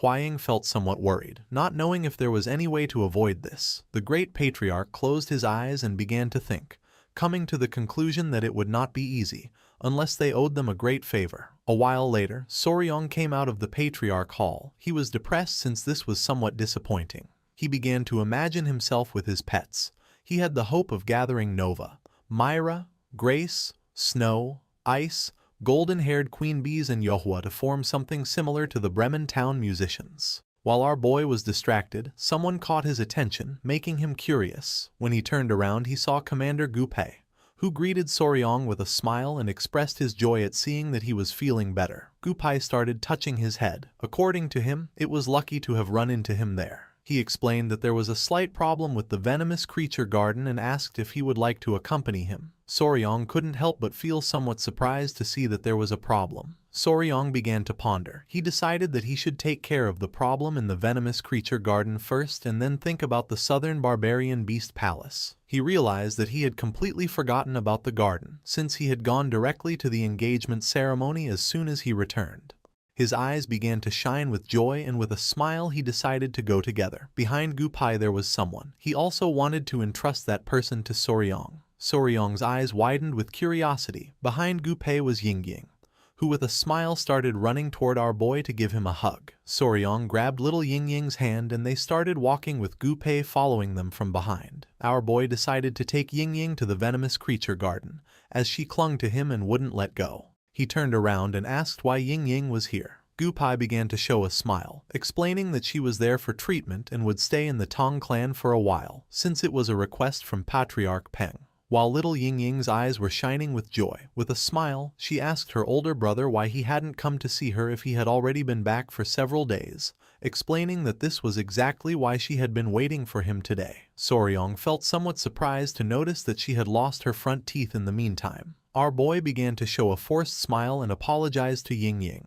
He explained that he thought she had already gone back and asked her if she had gotten very bored being alone. She began to show a bag, making it clear that she hadn't been bored since she had been playing with Clicky. Soryong opened the bag and his eyes widened with curiosity. Gupai also came closer to see what the bag contained. The bag contained a spring beetle. The spring beetle, known in the West as click beetle, was characterized by its ability to produce a clicking sound when flipped onto its back. It was a pest that bored into potatoes and sweet potatoes and destroyed plant roots, but for children it turned out to be a familiar and adorable insect. Gupai felt somewhat confused, not knowing if it was a snapping beetle. Yingying made it clear that it was Clicky, not a snapping beetle. Soryong began to remember his childhood. As a young boy, he called these insects click bugs. This was the first insect he raised in his past life. He could consider it an introductory insect, the one that had led him to where he was today. He sat in front of her and with a smile realized that Ying Ying liked bugs. She nodded, affirming that she did like them,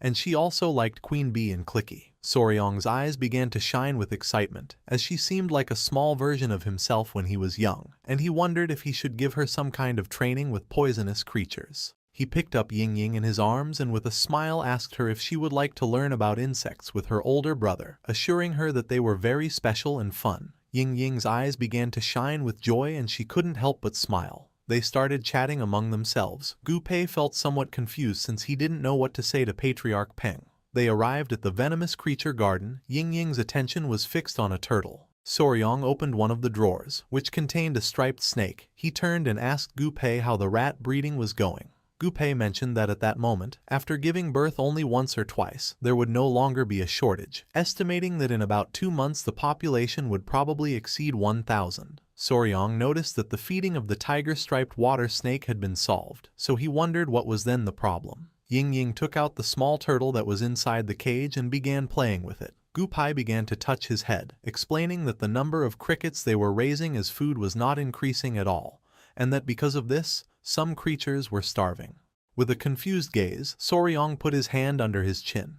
He wondered if they might be eating them again, like in the incident with the baby rats, since the crickets, no matter how many there were never enough. After thinking about the matter several times, he came to the conclusion that the only way was to find an alternative food source. At that moment, little Ying Ying began to cry, causing Soryong and Gu Pei to panic. He tried to calm her by asking if she was okay. Ying Ying continued crying, revealing that there was a strange smell, leaving Soryong somewhat confused. She began to show her hand, as a strange smell was coming from it. With a surprised expression, Soryong asked Ying Ying if he could see her silk pouch. Soryong opened the silk pouch using chopsticks and his eyes widened in surprise, realizing that it was just as he had thought. She had made the same mistake he did when he was young. He let out a sigh and asked her to look closely because these were not clickies, but something else. Ying Ying stopped crying. Using the chopsticks, Soryong took another bug out of the silk bag, and Gu Pei noticed that it was a flower weevil. The name of this insect was mealworm beetle. Upon reaching adulthood, it emitted a terrible stench when touched due to the substance secreted by its odoriferous glands. It looked similar to a click beetle, which is why this confusion sometimes happened. Showing one finger, Soryong explained that click beetles made a clicking sound with their abdomen, but the mealworm beetle did not, so she should not confuse them next time. With a gaze full of determination, Ying Ying clenched her fists and nodded her head. With a proud smile, Soryong told Ying Ying that, even so, she had done a good job, since her older brother really needed these friends. Gu Pei became somewhat confused, as he did not know why he would need those stinky insects. Showing the silk bag, Soryong's eyes began to shine with determination. He revealed that, from that moment on, they would raise the mealworm beetles that Ying Ying had caught in the venomous creature garden. Although it didn't seem like much, these mealworm beetles were actually the most commonly used food for insects and lizards. Soryong was happy, as it was the perfect moment. If they replaced the crickets with mealworms, the food supply would be sufficient. With a smile, he mentioned that, thanks to Ying Ying, they could take care of the immediate problem. He decided to go to the cricket breeding facility to see what the problem was. With a cheerful look, Gu Pei nodded. They went to the cricket breeding facility. Our boy put his hand under his chin and began observing carefully, noticing that the breeding facility and environment didn't seem to have any problems. He opened the cap of a jar and his eyes widened in confusion upon seeing that the cricket's legs were detached. His eyes filled with fear as he thought cannibalism was occurring. Because of this, the numbers were not increasing, leaving Gu Pei and the other in shock. He was sure he had given enough food to the crickets. Soryong turned toward him and with a serene smile revealed that he himself had experienced this problem when raising them on Hainan Island too, since sometimes these things happened regardless of food. Soryong began to ponder. He didn't know much about crickets either, which was somewhat frustrating. He was spicy Fabre, not just Faber, so unfortunately he did not possess the knowledge for large-scale breeding of ordinary non-poisonous insects. He knew this was a big problem, since they couldn't figure out the cause. At that moment, one of Gu Pei's men approached them, started touching his head and with a nervous smile mentioned that, if it was someone familiar with crickets, he just happened to know the right person. Gu Pei became somewhat curious upon seeing Huang Gion. He extended his hand toward him and explained to Soryong that, besides himself, Huang Gion was the only volunteer in the poison division. Soryong felt somewhat surprised to see that he had volunteered. This seemed trustworthy to him. With a nervous expression, Hwang Gyeon was honest. He admitted that sometimes he went to the cricket fighting arena to pass the time, although he clarified that he didn't do it often, just enough for some drinks. Our boy felt somewhat confused, but Hwang Gyeon explained that it was a game of chance where crickets fought each other and bets were placed. Since the bigger and stronger crickets were traded at high prices, they were usually raised in facilities inside the gambling den. There was a cricket caretaker there. Somewhere, where the light barely reached, someone began to pet a cricket. It was a woman with long hair. She had bandages all over her body and messy hair. Hwang Gyeon had heard that she knew everything about crickets. Night fell and the streets of the Tang clan lit up with red lanterns. Everyone had gone out to have fun. The women had put on makeup and the men were drinking. Not long after, Soryong, Gu-pei, Lady Huaying and Hwang Gyeon arrived at the place. They headed toward the gambling den in the capital to meet the cricket caretaker that Hwang Gyeon had told them about. Soryong and Gu-pei wore elegant suits. Our boy had thought they would use the Lightfoot technique, believing that their destination was far away. However, they were advised to dress well and use a carriage since they were heading to a gambling den. While he was distracted, someone informed him that they had already arrived at the gambling den in the capital, causing him to snap out of his trance. In front of them was a man next to two muscular guards. Gu-pei approached, extended his hand and informed the man that Lady Huaying, the direct descendant of the Tang family, and her fiancé Soryong were there, asking him to show them the way. The man's eyes widened in fear upon hearing that it was the direct descendant of the Tang family. He and his men greeted them with respect. The man introduced himself as the owner of the Golden Phoenix gambling house, welcomed them and expressed what a great honor their visit was. Seeing the man's attitude, Soryong couldn't help but feel somewhat confused. With a smile, Hwang Gyeon asked the owner if they could see the fighter crickets. The owner nodded his head, mentioning that on this very day the battle between the cricket generals was being held. He began to guide them and asked them to enter. Passing through curtains, Soryong and the others entered the betting den. Our boy's attention was fixed on several excited warriors standing around a table. A battle between two crickets was about to begin, and one of the men decided to bet all the prize money he had won last time. The crickets began staring at each other and then attacked. While the two creatures were fighting, people started cheering for the fight. Soryong was somewhat surprised to see that this is what a cricket fight looked like. With a smile, Hwang Gyeon asked if it wasn't exciting, explaining that the one who turned its back on the other would lose. One of the crickets gave a strong bite to the other in the abdomen, causing it to start fleeing from the fight. The owner of the winning cricket couldn't help but smile upon noticing that the battle of the cricket generals had ended. Not long after, several men began showing bags full of money. Hwang Gyeon revealed that they also immediately auctioned off the winning cricket general. According to rumors, one could reach a price of about 30 silver taels. Soryong was in shock at seeing so much money. His eyes began to shine with excitement and, with a smile, he decided that he might dedicate himself to selling crickets later on. With a serious look, Lady Huaying called our boy's attention, telling him that he had already seen enough and that it was time to go meet the caretaker. A few minutes later, they began to descend some stairs, and the owner opened the door to the basement of the place. He couldn't believe that they had come to meet the cricket caretaker. He explained indifferently that, although sometimes other guests wanted to see her, there was nothing special about the girl. Her only task was to feed the crickets and clean, since they didn't care who would win. The owner began pointing at the woman with his finger, revealing that she was the caretaker. He added with disdain that the girl was useless, and for this reason he left the care of the crickets to the brat. Finally, he complained about how incredibly gloomy she could be. The woman turned her back on him, and upon noticing this, the owner started shouting, demanding that she get up immediately. Soryong and Huaying were important guests. He couldn't believe that she wasn't even greeting them. With an expression full of fear, she stood up and apologized. Soryong's eyes widened in surprise and confusion. Upon observing closely, he realized that the caretaker was a woman.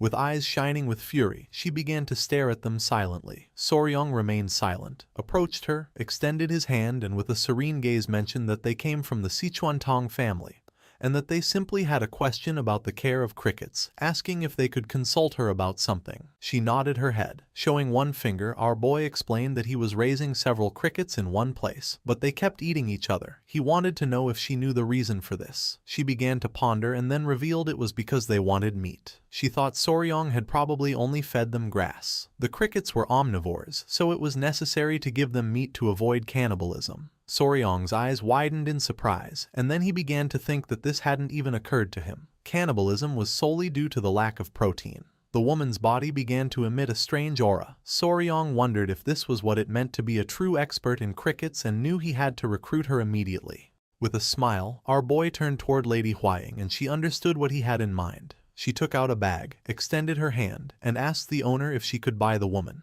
The owner was somewhat confused as he didn't understand why they wanted to buy the girl. With an arrogant smile he slapped her on the back, saying they could take her right then. However, the woman approached Lady Huaying, struck her with her hand, making the gold coin fly into the air, leaving Soryong and the others in shock. With a face full of rage, the owner grabbed her by the hair, demanded to know how she dared and if she was aware of who they were. He began to hit the girl, asking her to go with them, but she screamed that she didn't want to do it. Soryong panicked and told the owner to stop. With a sincere expression, Lady Huaying promised her that they would treat her kindly, and would even take her family to the Tang family if she wished. Even so, she refused again, saying that she did not want to go with them. The owner became even more furious and questioned whether he would have to get violent with her again. Gupai began observing in silence, without saying a single word. Soryong asked the owner to calm down and then with a curious expression asked if she had debts or if she was working in someone else's place. The owner said not exactly, then revealed that about 5 years ago, she had offered to work for him for free and he had taken her in.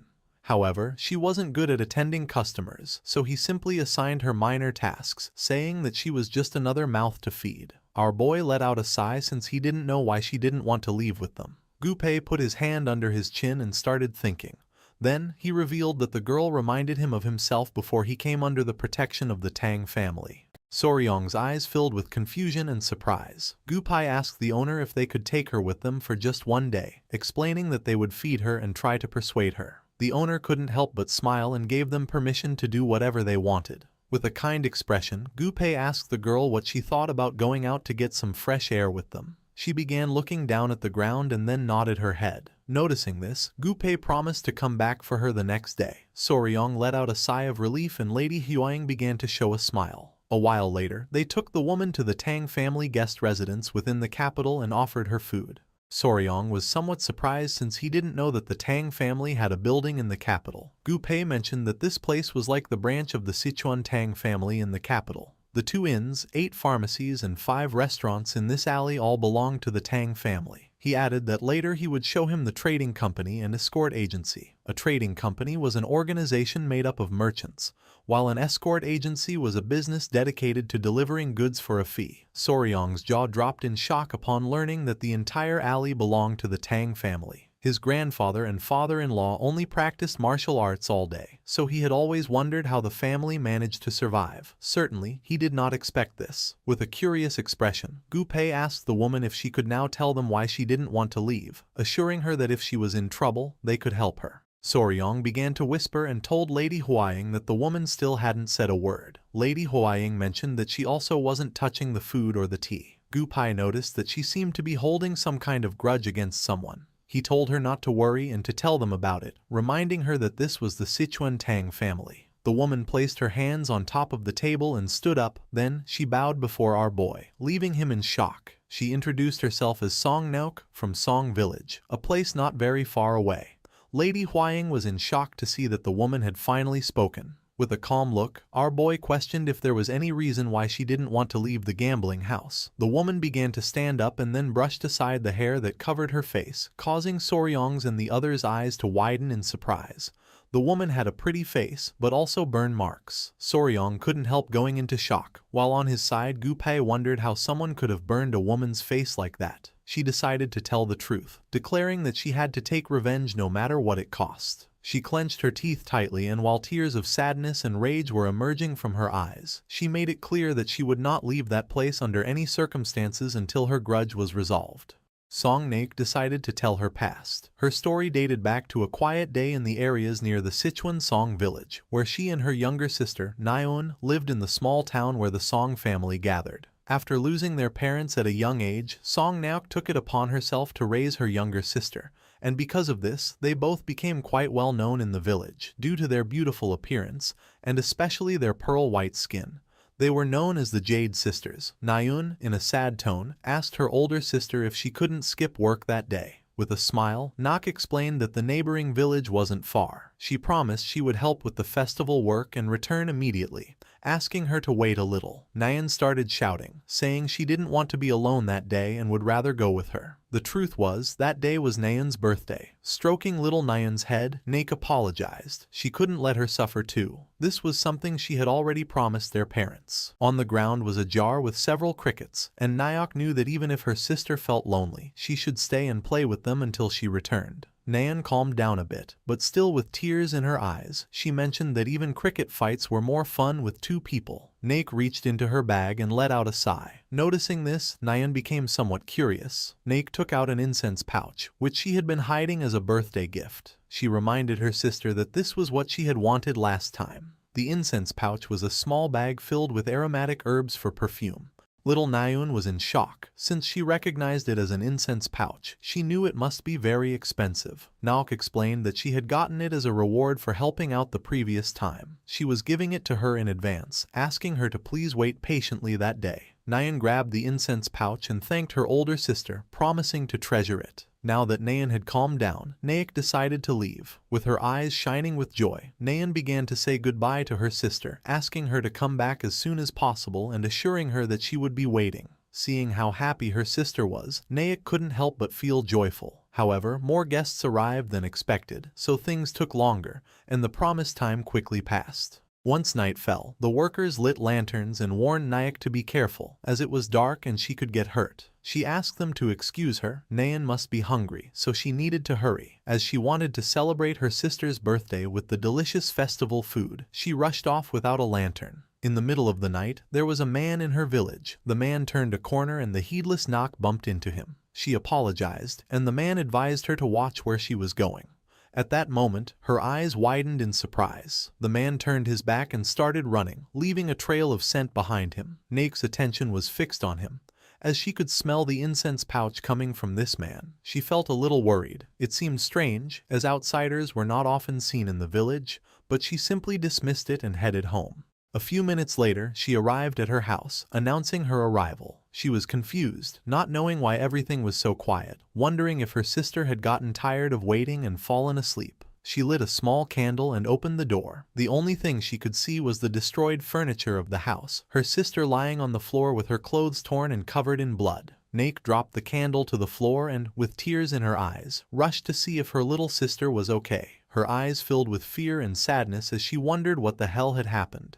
This simply couldn't be happening. The candle set the house on fire. Noticing this, one of the men started pointing at the house and shouting about the fire, recognizing it as Naek's house. Not long after, someone emerged from the burning house. It was Naek, carrying her little sister in her arms. She began to pant heavily, and just before she could reveal what had happened, she lost consciousness and fell to the ground. The others panicked, shouting for someone to call the physician. Naek's eyes were filled with sadness, and the only thing she could see was her house in flames. Back in the present, Soryong finally realized why she had that scar on her face. With a sincere expression, Naek revealed that when she regained consciousness, more than 2 weeks had already passed. An elderly couple was taking care of her. Naek's body was covered in bandages, and she still had burns all over her body.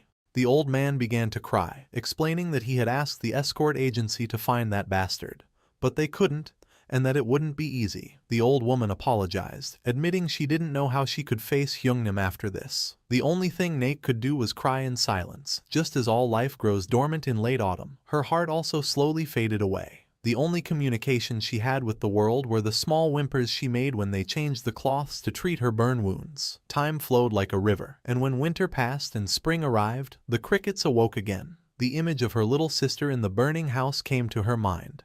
Her little sister asked her big sis to please catch that bastard and relieve her grudge. In the middle of the night, Naek woke up and her eyes widened in fear.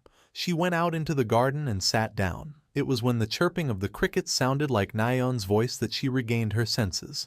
Naek clenched her fist tightly, and her eyes began to shine with rage. She knew she had to find and kill that bastard. All that remained was a grudge deeply rooted in her bones. The next day, she told the old man something, causing him to panic. With a confused expression, he questioned where she was going, reminding her that she wasn't even fully healed yet. Naek was sincere and revealed that every night, Nayeon screamed in pain. She couldn't stand still. As her sister, she had to avenge her. The old man felt even more confused, questioning how a woman like her could carry out revenge, especially when she didn't even know who that bastard was. The old woman admitted that her husband was right and advised Nayak to take better care of herself. The old man and woman even locked the door so she couldn't leave, but every night the sound of the crickets strengthened her determination even more. In the end, she secretly escaped during the night and left the village. With a sad gaze, she asked them to stay healthy. Nock's attention was fixed on the pouch. She gripped the pouch tightly and asked her sister Nayan to wait just a little longer.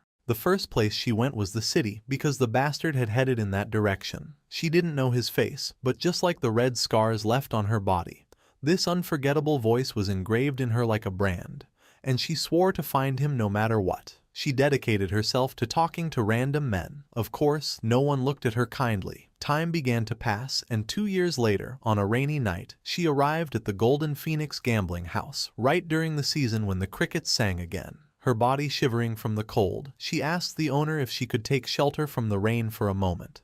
The owner was somewhat furious. He called her a brat, yelling that she was ruining his business and to get lost. At that moment, a man walked past her and seemed annoyed by the smell she gave off. Hearing this, Nayak's eyes widened in surprise. With a piercing gaze, the man mentioned that this smell was ruining his mood and told her to get lost.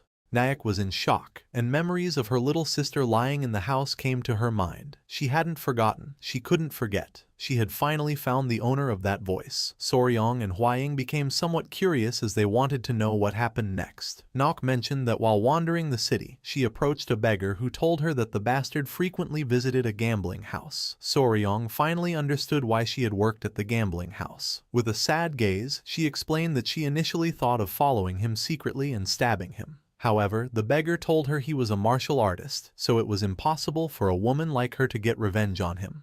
The beggar told her that the best way was to poison the alcohol or food he consumed, so she put poison in the drinks she offered him. But even that failed. Apparently, the poison she bought in an alley wasn't really poisonous. After this, she started taking care of the crickets in the basement. Every time she heard their chirping, she remembered Naeun's face.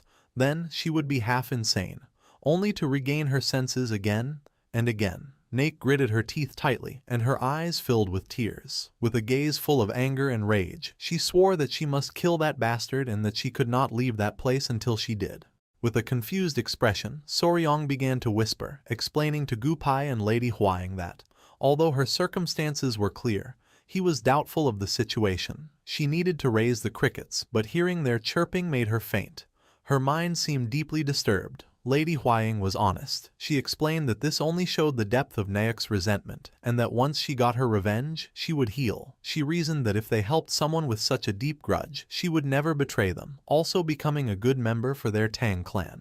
Gupai admitted that Lady Hwaying was right. He explained to Soryong that before he could avenge his own parents, he used to talk to himself in the rain. But after the Tang family carried out the revenge for him, it was as if everything had been purified. Gupai's attention fixed on her. Now he understood why he had seen himself reflected in this woman. Soryong began to ponder, and he started to watch Gupai.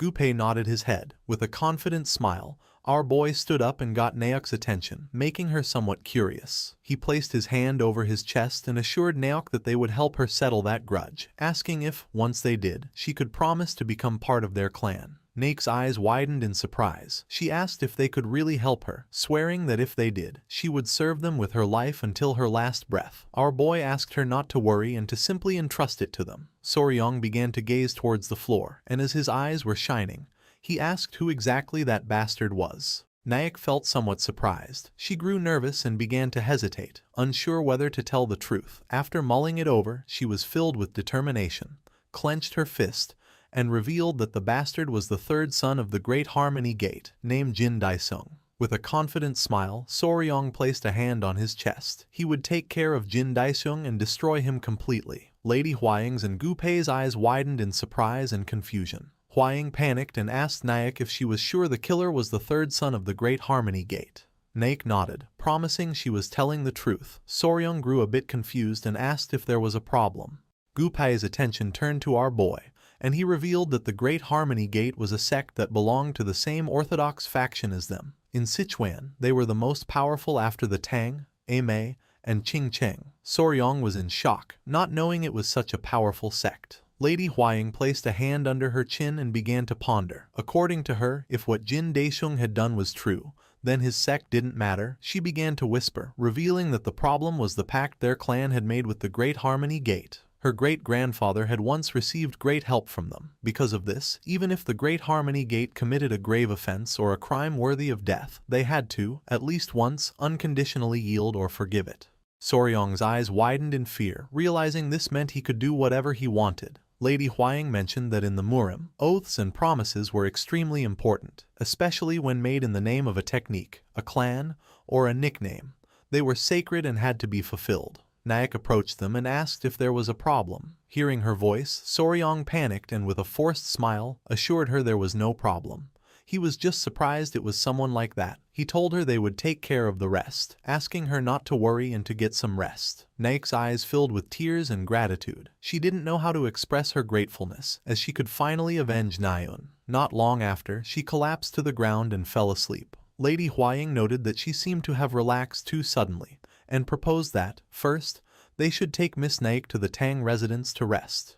Gu Pei crossed his arms. He knew this would be more complicated than expected. Soryong nodded. He knew he would first have to talk to his grandfather and his father-in-law, and he was sure that, even if it was about an oath, they would understand. The next day, once the sun rose, Soryong and Huaying went to the Tang clan's patriarch's hall. Everyone remained silent, creating tension. With a serious expression, the Grand Patriarch made it clear that the Great Harmony Gate was a prestigious sect in Sichuan and its leader a righteous man, but from a tiger father, a dog son had been born. The Patriarch clasped his hands. He was somewhat confused and surprised, as he couldn't believe Soryong wanted to avenge a woman even knowing about the oath they had with the Great Harmony Gate. Soryong was sincere and asked his father-in-law to grant him permission. The Patriarch began to ponder. Although the circumstances were understandable, the oath of his ancestors was tied to the honor of the Tang clan. He reasoned that if they started making exceptions just because of circumstances, people could no longer make oaths with the Tang clan or trust them. The Grand Patriarch simply nodded in agreement. The Patriarch stood up and forbade the Tang clan's lineage or its poison from helping the woman. Soryong's eyes widened in surprise. He stood up and begged his father-in-law to reconsider. The Patriarch stood firm in his decision, declaring that he had nothing more to say on the matter. Just as Soryong was about to insist further, Lady Huaying grabbed his hand, winked at him, and told her father that she understood and they would do as he commanded. Our boy couldn't help but feel a bit confused. Lady Huaying started to show a smile. She had found the loophole in the order. It was forbidden for the Tang clan's lineage or its poison to help the woman. This meant that, so there would be no suspicion of the clan's involvement, their poison would not be used, and Soryong would be allowed to act on his own. She revealed that Soryong was not of the Tang clan's bloodline. The Patriarch turned his back to them and with a smile, questioned why they were still here. Our boy was somewhat surprised, realizing this was what the Patriarch had meant all along. Huaying suggested they leave quickly as there was much to do if they were going to help Nayak. Soryong clenched his fists, knowing they had permission and that this was the moment to prove his worth as the son-in-law of the Tang clan. He began to imagine himself capturing Jin Daisheng, reasoning that the initiation ceremony into an organization always involved eliminating someone. The next day, early in the morning, Gu Pai, who was holding a scroll, met with Soryong. He let him know that, although they had received permission, they had to avoid involving the clan's name at all costs, so he would discreetly investigate Jin Daisheng's movements. Soryong asked Gu Pei to take care of it. The first step was to confirm Jin Daisheng's whereabouts and movements. Squad leader Gu Pai, who was a member of the Poisonous Extermination Squad, decided to gather the information. With a smile, our boy went to Nayak's room. Upon opening the door, he saw Lady Huaying and Nayak drinking tea. Soryong greeted them and then asked Nayak if she had rested well. Nayak, who was wearing the Tang clan's attire and had her hair tied up, nodded and thanked him for his help. Soryong couldn't help but smile and feel joyful. Miss Nok had decided to stay at the Tang residence for a while. They had bathed her, changed her clothes, and even fixed her hair, and now her face looked much better. Soryong took out a bag and mentioned that he had brought medicine for the burns from the Tang clan. Nok thanked him again, admitting that she didn't know how she could repay this debt. Soryong sat down and, with an expression full of curiosity, asked if he could ask her about the crickets. Nok nodded. As Soryong's eyes were shining with joy, he began to raise a finger and was about to ask his question. But just at that moment, Gu Pei, who was panting heavily, opened the door to the room. Soryong's attention fixed on him, and he asked squad leader Gupai if he had already returned from confirming the information. Gupai got nervous and revealed that he had met a guest on the way. Behind Gupai stood a man with long hair and a long beard, wearing a hat. The man's attention was fixed on them. With a smile, he took off his hat and recognized Lady Huaying, greeting her as the poisonous flower and commenting on how long it had been since he'd last seen her. Lady Huaying stood up, introducing herself as Tang Huayan of the Sichuan Tong clan, and greeted the elder beggar emperor. Soryong felt somewhat confused, not knowing who this guy was, so Lady Huaying asked him to be respectful, explaining that he was the elder beggar emperor, one of the 3 emperors, just like the elder fist emperor. Hearing this, Soryong's eyes widened in fear and surprise, realizing that this was one of the 3 emperors, just like the leader of the Murim alliance. Soryong immediately greeted the beggar emperor, introducing himself as Wei Soryong. The beggar emperor had heard that the fist emperor taught him his martial arts, so he had come to see who he was. Naek's eyes filled with surprise as she recognized the beggar emperor. Lady Huaying questioned if she knew him, and Naek explained that he was the beggar grandfather who had helped her in Chengdu. She added that she didn't know he was such an important person and apologized for her lack of respect. The beggar emperor told her not to worry, as he was now just an old man in the shadows. Huaying became somewhat curious and asked the beggar emperor what brought him to the Tang clan and if perhaps he had come about the matter of the Great Harmony Gate. The beggar emperor couldn't help but laugh, admitting that, as expected of the poisonous flower, she was very astute. Lady Huaying panicked, thinking he had come to stop Naek. The beggar emperor placed his hand under his chin and questioned how he could stop her after knowing the girl's situation. He clarified that since there was no clear proof, he couldn't intervene directly, but he had come to help a little. Soryong approached and asked him how he could help without intervening directly. The beggar emperor began to ponder. With a smile, he revealed that he would help with information, as he was curious to see how the fist emperor's successor would resolve this. He had his young ones investigate the events from a few years ago. Jin Daisheng was a truly problematic guy, the worst of villains, who violated women and didn't hesitate to murder. It was only because of his sect's influence that he hadn't been caught.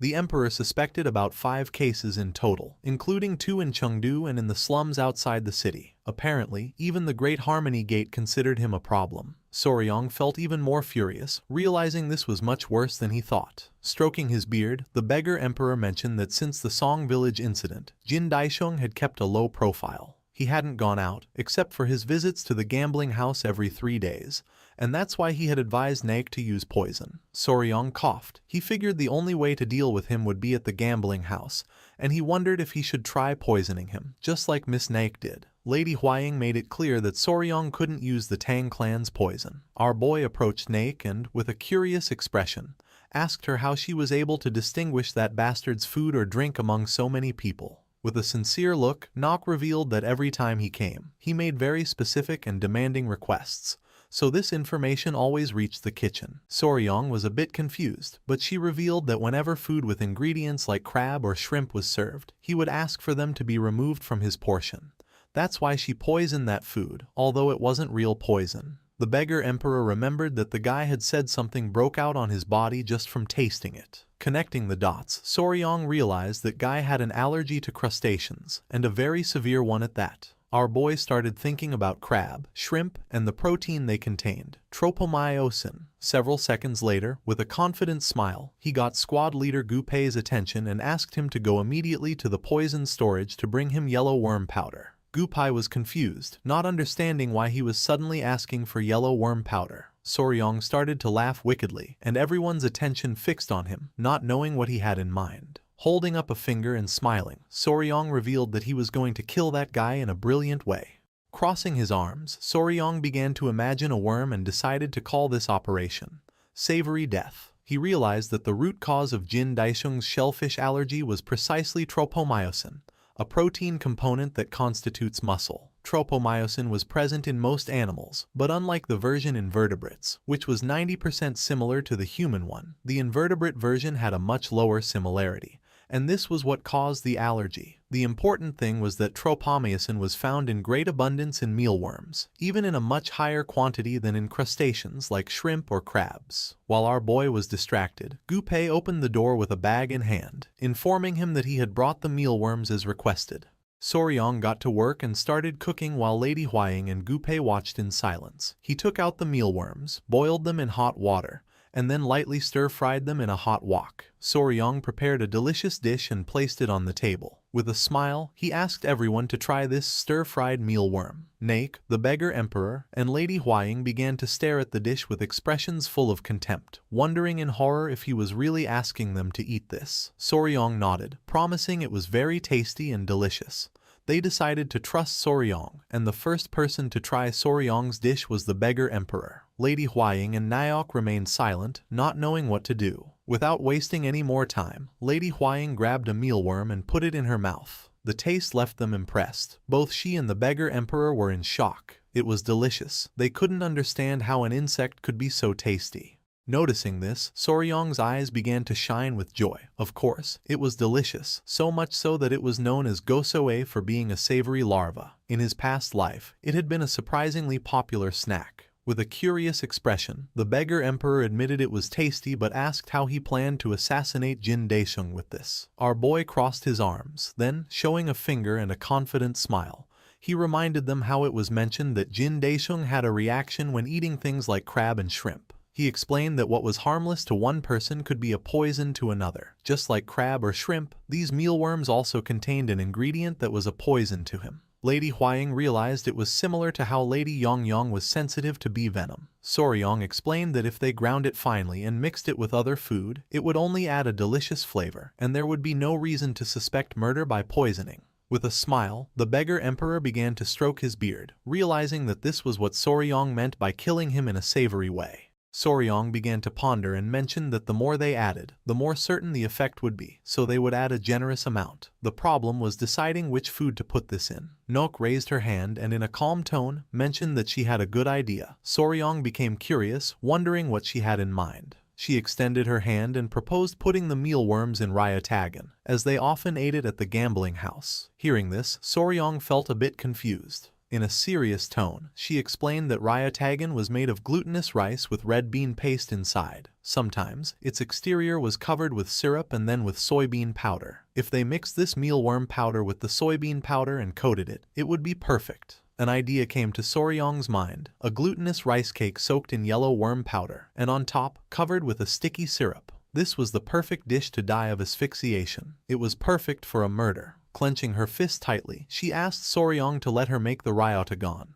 Only if she made it with her own hands would she feel that she had been freed from this grudge. Stroking his beard, the beggar emperor nodded. He agreed that revenge should come from her own hands. His last meal, a Ryatagan covered in insect powder, was a fitting end for trash like him.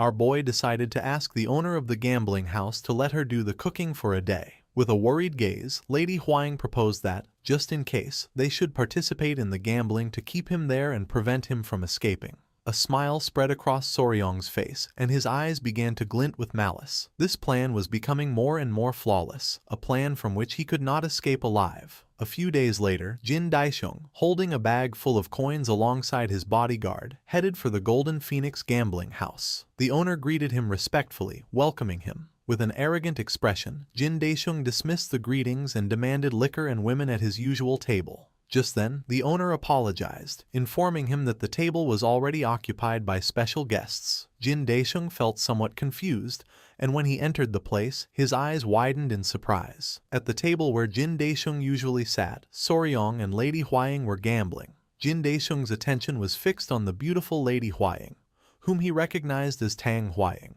the poison flower of the Sichuan Tang clan. Jin Daisheng approached and with a smile, greeted Huaying respectfully, mentioning that he didn't expect to see her in this place. With a confused gaze, Huaying asked who he was. With a nervous expression, Jin Daisheng introduced himself as the third son of the Great Harmony Gate, reminding her that he had visited her some time ago and asking if she didn't remember. Soryong interrupted the chat because he had won a bet. Showing a confident expression, he asked Lady Huaying what she thought of his skills. While Huaying's eyes were shining with admiration, she admitted that Soryong was incredible. Jin Daisheng became confused and asked his bodyguard who Soryong was. His bodyguard replied that he had heard the poison flower had a fiancé and presumed that it was him. Soryong began to smile, and Jin Daisheng panicked.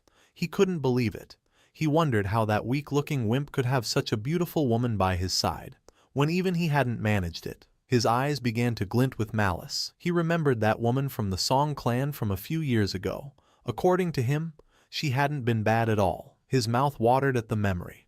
If she hadn't resisted so much, he wouldn't have ended up killing her by accident. It was a shame her older sister wasn't there, as they said she was even more beautiful. Just then, he approached the table and Soryong's and Hwaying's attention fixed on him. Jin Daisheng sat down across from them, extended his hand, and declaring it was an honor to meet the Poison Flower's fiancé, asked if he would like to have a game with him. Soryong didn't refuse. A smile spread across Jin Daisheng's face. Whatever the case, this was a good opportunity. He was going to crush him completely and ridicule him in front of everyone. A moment later, Jin Daeseung's arrogant and confident expression vanished completely, leaving him in shock. Soryong won yet again, and Lady Hwaying began to cheer him on. Jin Daeseung couldn't help but feel somewhat confused, not knowing what was happening. According to him, this was ridiculous. Soryong grabbed the bag of coins, and all Jin Daisheng could do was stare. He had been losing non-stop for an hour and had already lost half of his money. Soryong grabbed the bags of coins and with a smile, said it was getting late and that he had to go. Soryong and the others left. Furious, Jin Daisheng clenched his teeth and fist tightly, cursing the tremendous humiliation this represented. He let out a sigh and tried to calm down, thinking it was just a bad streak. Then he told the servant to bring him something to eat, as he was a bit hungry after all the tension. His attention was caught by some men who were eating. One of them mentioned that the ryatagan was especially delicious, much better than the ones sold in the market. With a curious gaze, he turned to the servant and asked if it was really that delicious. With a smile, the servant mentioned that it was especially delicious today and asked if the young master would like to try some. The servant brought the dish, and Jin Daisheng decided to try a little. Grabbing a piece, he took a bite. It was really delicious. He noticed that the more he chewed it, the crunchier and more delicious it felt. Not long after, Jin Daisheng's face twisted in pain, causing him to fall from his chair to the ground. He placed his hands on his neck, feeling a familiar sensation. Hearing the commotion, Soryong and the others started running towards him, worried about what had happened. The bodyguard revealed that the young master had collapsed after eating the ryatagan. Soryong asked the bodyguard to step aside for a moment to attend to him. Worried, the bodyguard asked Jin Daisheng to hang on for a bit. Foaming at the mouth and with his eyes full of tears, Jin Daisheng grabbed Soryong by the shirt, begging for help. But not long after, his eyes widened in surprise. As a sinister aura emanated from Soryong's body, he began to stare at Jin Daisheng and asked him if he had enjoyed the ryatagan. With a cold expression, he told him that for the crime he had committed in the Song clan's village, he hoped he would regret it forever, even in the afterlife. Furious, Jin Daeseung grabbed Soryong by the collar, not knowing how this bastard knew about that. Soryong pushed Jin Daeseung's hand away, exclaiming that he seemed to be suffering horribly. Jin Daeseung started screaming in pain, and Soryong mentioned that if the patient struggled too much, he wouldn't be able to channel his internal energy, and asked the others to hold him down. Everyone rushed to help and began to grab Jin Daisheng, who slowly began to suffocate. That delicious taste left in his mouth became his last memory in life. The next day, Soryong and Lady Hwaying met with the elderly couple who had taken care of Naok. The old man bowed his head before them and asked them to take good care of their Naok, as he couldn't imagine how much the little one must have suffered. Soryong assured them that she was now part of the Tang clan, so they shouldn't worry. As the wind blew, Naok began to walk towards a grave in silence. Soryong's attention was fixed on her, leaving him somewhat curious. Before returning to the Tang clan, they had visited the Song clan's village. Luckily, Jin Daisheng's case was resolved without a trace. Normally, there would have been an investigation into possible poisoning, but since he was a son rejected by his own family, it seemed they did their best to keep the matter from going public. Tears began to well up in Naok's eyes. She rested her hands on her sister's grave and couldn't help but cry,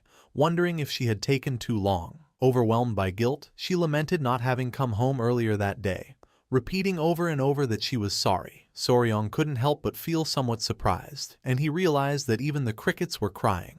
Lady Hwaying's eyes widened with sadness. She remembered that Miss Naok had told her that the song of the crickets reminded her of her younger sister's voice. Soryong wondered what her younger sister might be saying to her at that very moment. As the sun was setting and the crickets were crying, the only thing Naok could do was feel guilty for not having gotten home sooner.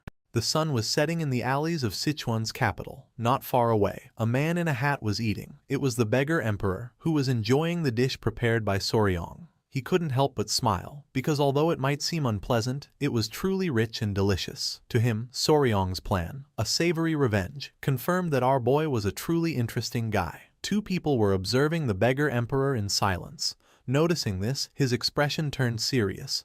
Clenching his fist, he demanded that they come out, declaring that only a thief would lurk in hiding like that. Realizing they had been discovered, they felt somewhat confused. Without wasting any more time, they came out of their hiding spot and descended behind the beggar emperor. The man acknowledged that, as expected, the emperor's perception was still incredibly sharp and asked him what he of all people was doing in this place. The man was one of the 5 emperors, the divine thief Kang Ji-ho, and the girl was his disciple, Cho Yong-ryon. Crossing his arms, Kang Ji-ho felt offended by the term thief. He reproached him, saying that after not seeing each other for so long, this was his way of greeting him. The beggar emperor felt somewhat confused, wondering how else he was supposed to address a thief. With a nervous smile, Kang Ji-ho suggested that divine thief sounded much better. Besides, he reminded him that his disciple was present and asked him to show a little dignity. Yong-ryon greeted the emperor with respect, leaving him somewhat confused. For him, dealing with that bastard alone was already enough of a headache,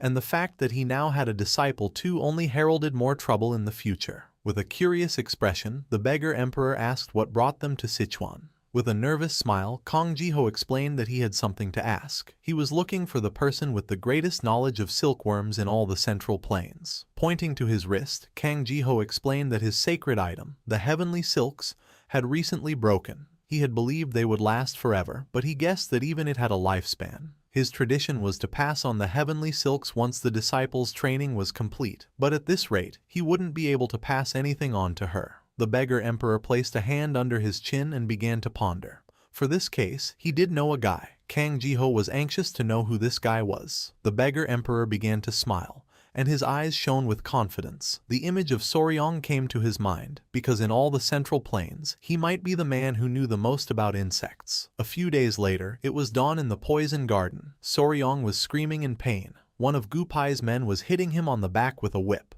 telling him to endure just a little longer. Not far away, Lady Huaying and the small centipedes were observing in silence. Soryong was cultivating the iron coffer art, a unique martial art of the Fist Emperor based on poison. In short, this was a technique that strengthened him the more he was beaten, almost to the point of death. The method consisted of tensing his muscles upon receiving a blow and, at that exact moment, circulating his chi to harden his body. With a cheerful gaze, Lady Huaying and the centipedes began to cheer our boy on. The man gripped the whip tightly, declaring that this was where it truly began. One of the centipede's attention was fixed on it, and its eyes began to shine with excitement as it remembered when Lady Huaying used to caress them with a feather. Without wasting another second, it leaped from Huaying's arms, causing her eyes to widen in confusion. As the whip was slowly approaching, it jumped and put itself in the path of the lash. Noticing this, Soryong, whose back was covered in wounds, panicked.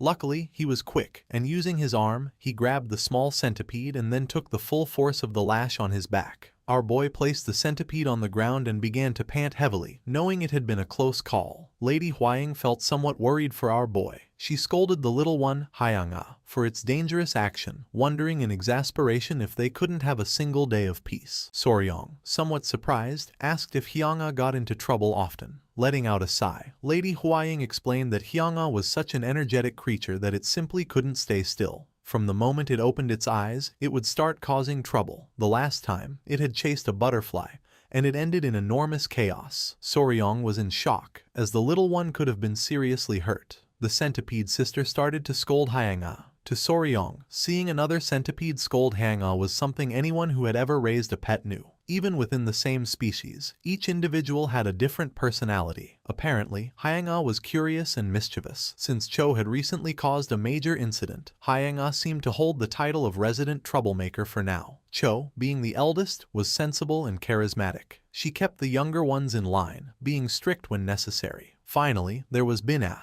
She was usually quiet, but deep down, she was a tsundere who held the greatest affection for him. Her only small problem was that she slept a lot. To Soryong, this confirmed that, although they looked similar, the three had their own unique personalities and were special creatures. His wish was for them to grow up healthy and strong so they could become great blue venom sovereigns, just like their mother. Lady Huaying approached the small centipedes, asking them to come to Mama. Soryong couldn't help but smile. While they were distracted, Naok and Gupai appeared. Gupai greeted Soryong with respect, while Naok held a jar. Soryong commented that they were both up and working hard, and his eyes expanded in surprise upon noticing that the poison unit's uniform suited Naok really well. With a nervous smile, Naok thanked him. With a curious gaze, Soryong asked her how her life in the Tang clan was going. She explained that everyone treated her much better than she deserved and that the work was also manageable. With a cheerful expression, she opened the lid of the jar, announcing that these were the things he had asked for. Soryong approached, and his eyes widened with curiosity. He felt happy to see that the jar was full of crickets. Gupai was honest, admitting that this might be more crickets than they could use and that it was because Naok handled everything so meticulously. Naok couldn't help but feel a bit sad, and our boy figured that being too good at your job could also be a problem. With a confident smile, he declared that, in that case, he would make sure to bring new members to the Poison Garden soon. Gupai, somewhat surprised, asked him if he was finally going out to capture new poisonous creatures. Crossing his arms, our boy nodded, explaining that while they could stop raising them, honestly, the best way to use them was as food for other beasts. Lady Huaying, somewhat worried, approached and interrupted them, advising Soryong that, before doing this, they should probably wait for news from the Martial Alliance. Her eyes filled with fear as she explained that to go on an expedition and gather them, they would need an official permit, and with the blood cult situation, it wasn't easy to get permission to go out at the moment. She had heard that the Alliance leader had personally led the raid on the border of the Daiwel nation, but since then, there had been no news. Hearing this, Soryong's and Gupai's eyes began to shine with anger. While they were talking, a servant came running, making them somewhat curious. Huaying asked her what was happening, as she was in such a hurry. The servant informed them that the clan head was calling them to the clan head's hall, as he had something to tell both of them. This left them somewhat confused and surprised. Both went to the clan head's hall, where the patriarch clasped his hands and began to ponder in silence. Soryong's and Lady Huaying's attention was fixed on him. Soryong felt the tension in the air. He wondered what this could be about, as the clan head would normally be busy at this time, and he questioned if something had happened again. His father-in-law's strange smile seemed ominous. The patriarch decided to speak and, laughing, told his son-in-law that he brought the news Soryong wanted to hear. He extended his hands and took out a scroll. With a smile, he began to point at it with his finger and revealed that they had finally received news from the Martial Alliance. The expedition had been a great success. A joyful and surprised smile spread across Soryong's and Huaying's faces. The patriarch explained that the Alliance leader had raided a village on the Daiwel border and completely annihilated the blood cult's base. Half of those cult bastards were killed or captured, and the rest fled towards Daiwel. Both felt thrilled as they knew what this meant. They started to dance with joy, and the patriarch confirmed that they could finally go capture poisonous creatures as they wished, giving them his permission to form an expedition. With a cheerful gaze, Soryong lamented not having planned their destination in advance. With a serious tone, the patriarch clasped his hands and mentioned that, in this case, he had a place to recommend. Soryong turned around, his eyes filled with curiosity. The patriarch began to stare at Soryong, because for the first expedition of the Tang Clan Poison Division, there was no place more suitable than this, a place where countless poisonous creatures roamed everywhere, where even at the entrance there were beasts on par with those of the Golden Phoenix class, a place known as a paradise for poisonous beasts. This place was Yunnan. Several days passed, and the journey took him to the far southwestern edge of the Central Plains, below Sichuan, to the tropical jungle of Yunnan. Deep in the Ilau Mountains, there was a valley known as the Poison Ravine. This was a place where the cries of beasts were heard before the words of men, a land where strange rocks rose like forests, and mysterious creatures abounded. For him, this was basically paradise on earth. Soryong was lying on his bed next to his pets, the sleeping centipedes and lizards. He was happy, unable to wait to discover what kind of creatures inhabited this place. Grabbing one of the centipedes, Soryong asked them to wait just a little longer, as he was going to bring them back many new friends. Several days went by, and soon in the morning, a small unit was selected from the Poison Division to form the expedition. The management of the Poison Garden was entrusted to Lady Naok, who was officially appointed vice captain of the division. It was considered that without a title, it would be inconvenient for her to give direct orders while the team was away. Soryong, Gupai, and the others prepared their luggage, and just as they were about to depart from the Tang clan, one of the small centipedes grabbed our boy's foot and began to cry. It wasn't just one, but all of Soryong's pets, the lizards, the centipedes, and even the spider Yowa. With a nervous smile, Soryong asked them to let go so he could leave. They started to growl, not wanting him to go. Soryong then asked them to understand, as he was only leaving to bring them more friends.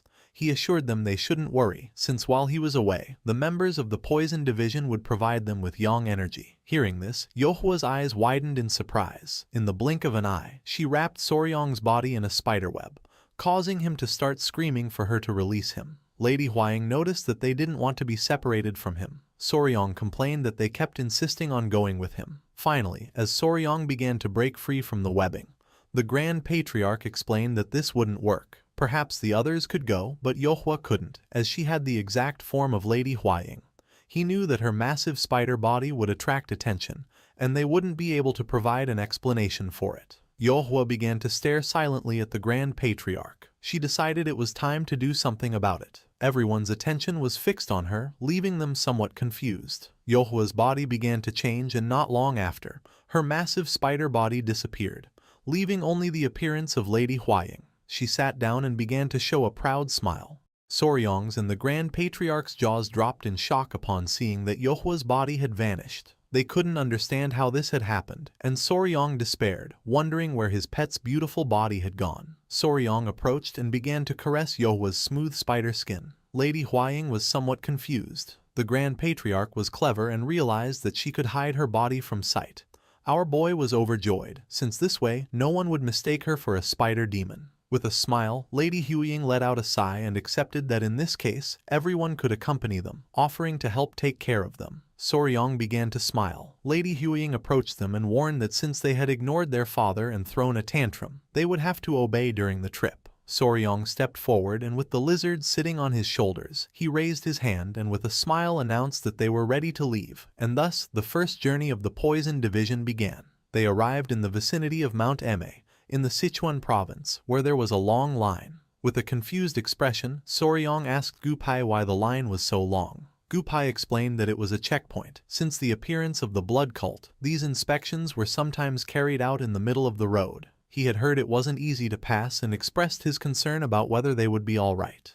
The attention of one of the workers was drawn to them upon recognizing the Honorable Elder Mandong Shingun. She noticed that even members of the Tang clan were there. With a kind smile, the Grand Patriarch informed her that they were heading to Yunnan, and asked for permission to pass. The woman began to smile and replied that, of course, they could proceed. Soryong let out a sigh of relief. It was a completely free pass.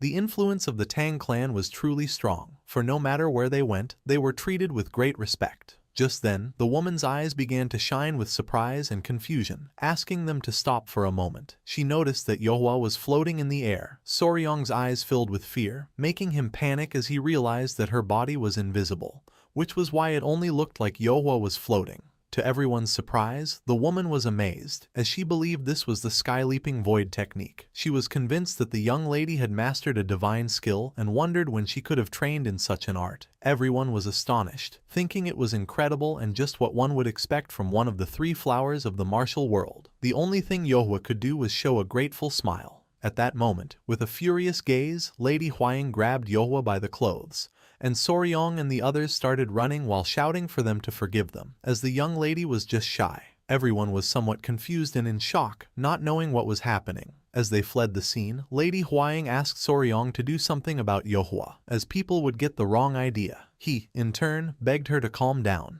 To avoid suspicion because of Yohwa, Huaying dressed in men's clothes and covered her face with a veil during the journey. In the Central Plains, twins were considered as ominous as demons due to superstition. Although a few small incidents like this occurred on the way, in the end, they arrived in Yunnan safely. Soryong and the others were exhausted. In front of them was a beautiful river and mountains.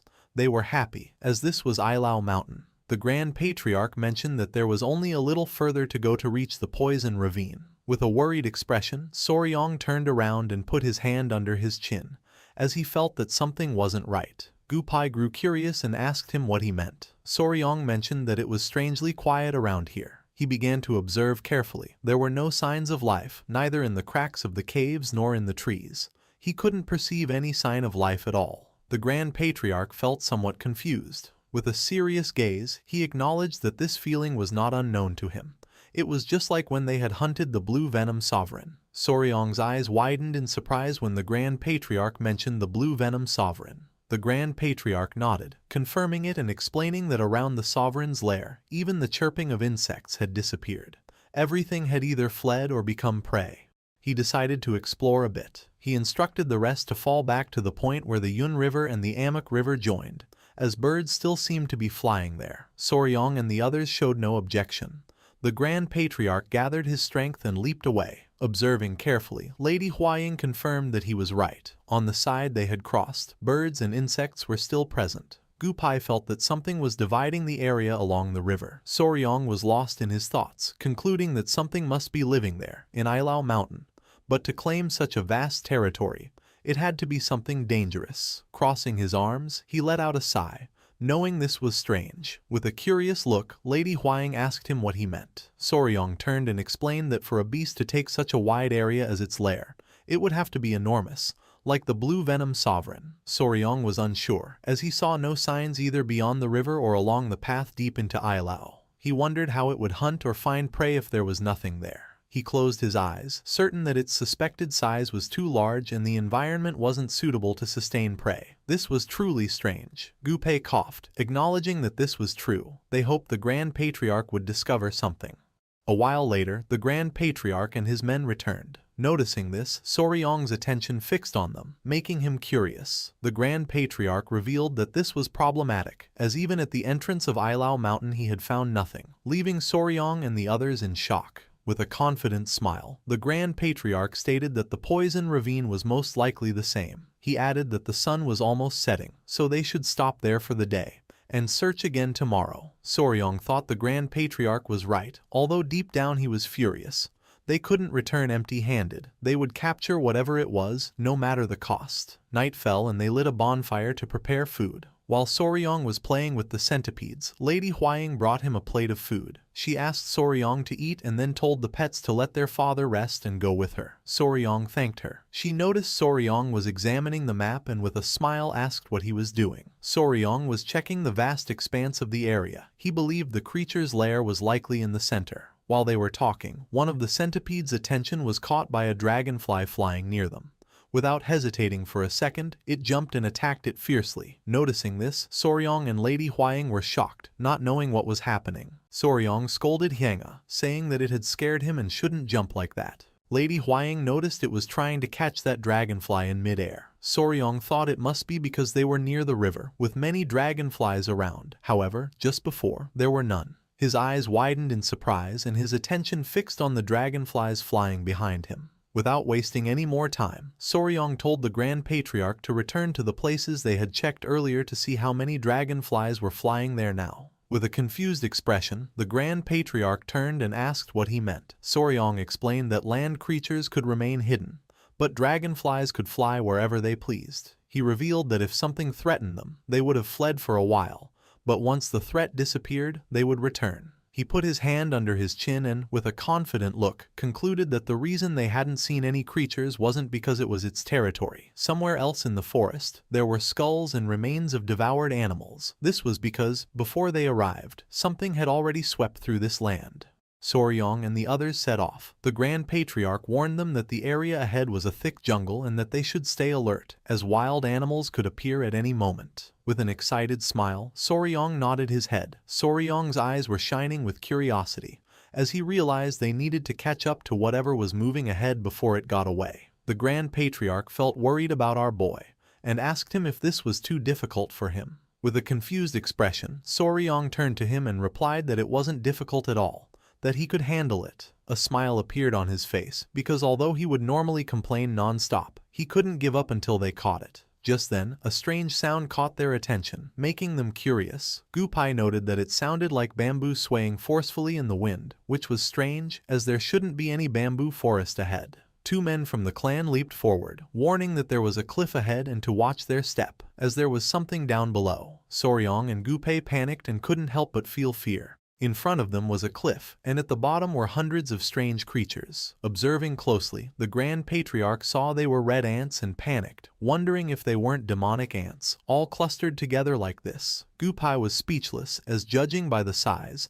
They were not normal demonic ants. The Grand Patriarch admitted that not even in the records of the Tang clan had he seen anything like this, and he asked Soryong if he knew what they were. Soryong began to ponder, for although he had never seen them this big, he was almost certain they were army demonic ants. Hearing this, the Grand Patriarch's eyes widened in surprise and curiosity. Army ants, found in Africa and America, travel in massive swarms. Most ants build secure nests and live sedentary lives, but army ants, when food is scarce, move in large numbers, migrating as one. Their march looks like an advancing army, hence the name army ant. They were extremely aggressive, and if provoked, not even the bones would be left. Soryong and the others were watching in silence, hidden among some bushes. Our boy became serious and suggested that, for now, they should retreat silently. But just then, one of the men stepped on a branch. Our boy and Gu-pei realized this was not good. Soryong's and the man's faces twisted in fear, and when they turned around, they saw the ants staring intently at them.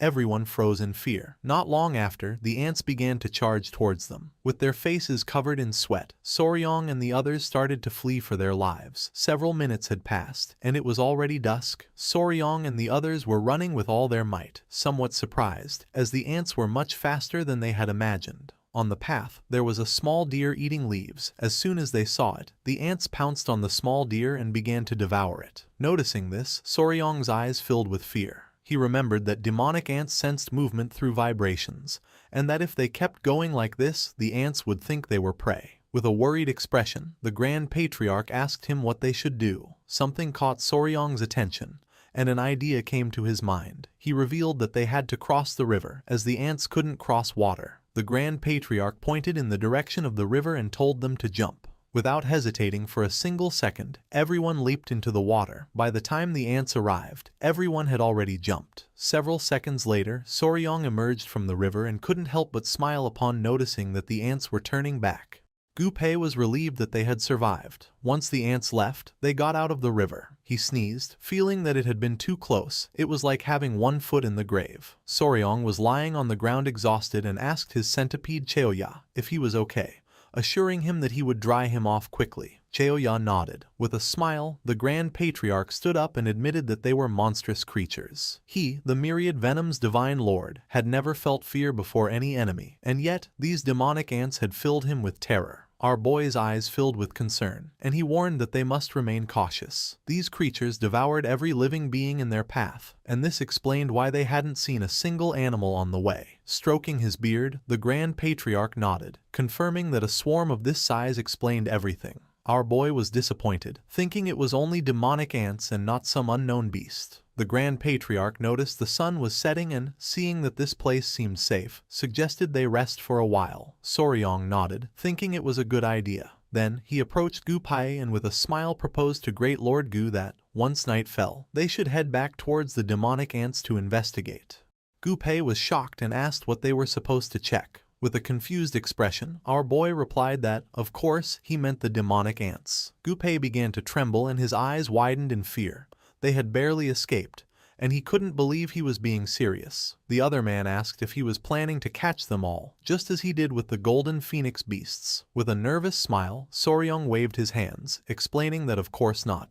It would be impossible for him to capture so many. His plan was simply to infiltrate and catch a few. Gu-pei and the other man panicked, thinking Soryong was insane. Our boy began to pet his centipede, which started to show a smile. While Soryong's eyes were shining, he asked them if they would come with him. The next day, they ventured once more into the blood-red jungle. The midnight kidnapping mission was a resounding success. Soryong, the Grand Patriarch, and Gu-pei managed to catch 4 ants. Once they were in a safe place, they tied up the ants. Gu-pei was panting heavily to catch his breath, unable to believe he had to do this crazy thing again. When they had proposed going at night, he had thought the ants would be sleeping. Soryong revealed with a laugh that demonic ants don't sleep.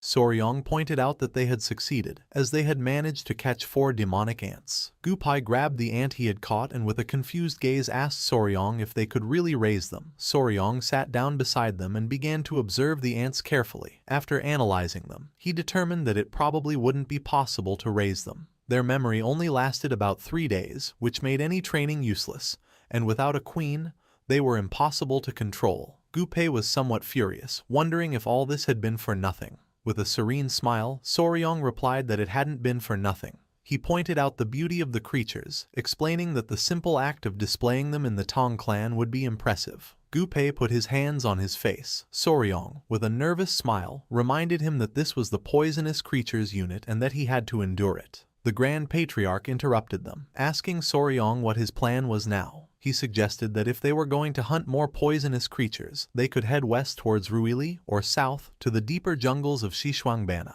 Soryong's eyes began to shine with confidence as he revealed that they would do neither of those things. First, they would regroup with Hua Yun's group and then they would track the demonic ants again.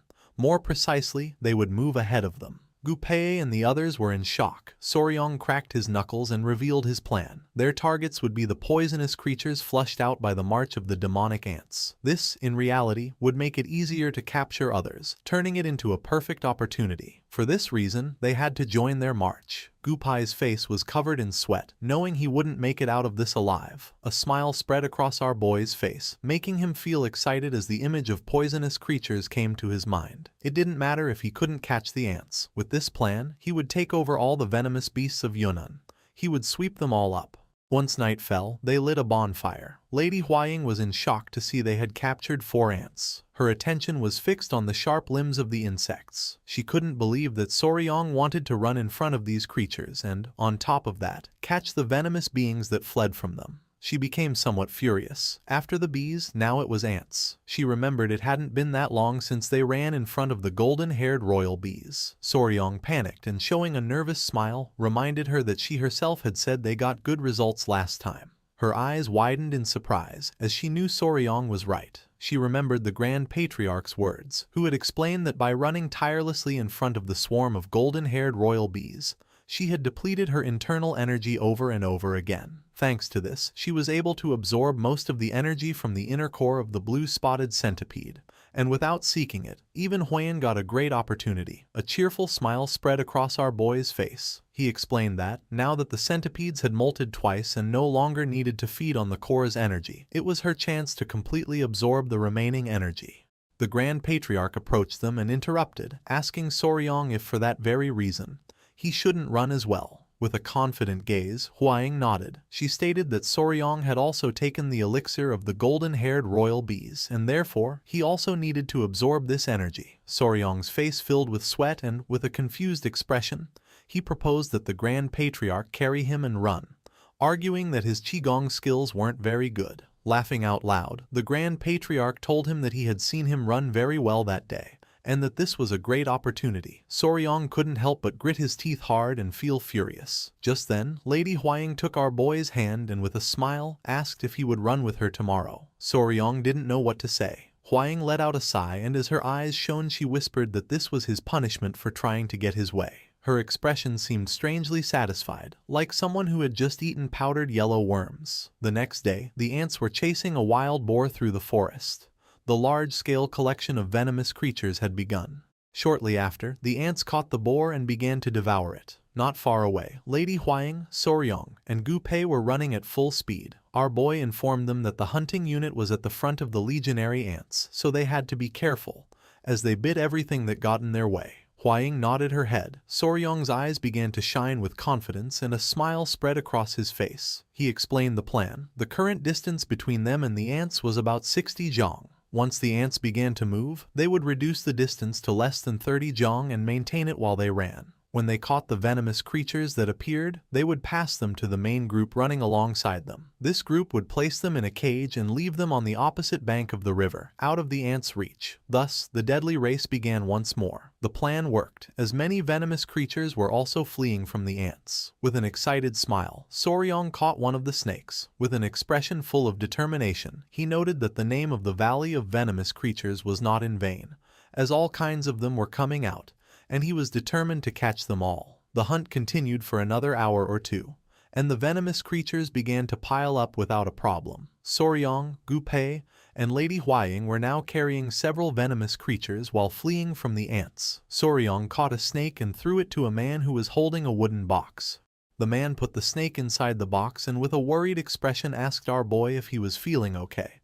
To which he replied with an energetic yes, declaring that he couldn't get tired because there were venomous creatures waiting for him. Huaying informed our boy that there was a huge snake up ahead. Hearing this, Soryong's eyes widened in surprise. His attention was fixed on the snake in the tree. It was a genuine Burmese python. The Burmese python was one of the 5 largest snakes in the world, and the largest of them all. It was an animal as large as it was adorable. Besides, it was docile and not difficult to raise. Gupai was somewhat confused and asked Soryong if this snake wasn't a venomous creature. With a smile, Soryong nodded and stated that, while that was true, he had to catch this one. Gupai panicked, reminding him that he had said the same thing when the whip scorpion appeared, and again with the giant toad. At this rate, he wondered why they didn't just catch everything that appeared. Our boy's eyes began to shine with excitement and, with a confident smile, he stopped running and turned around, declaring that he would catch the snake then too. Lady Huaying told him to wait, revealing that the ants were too close. With a smile full of excitement, our boy assured them not to worry,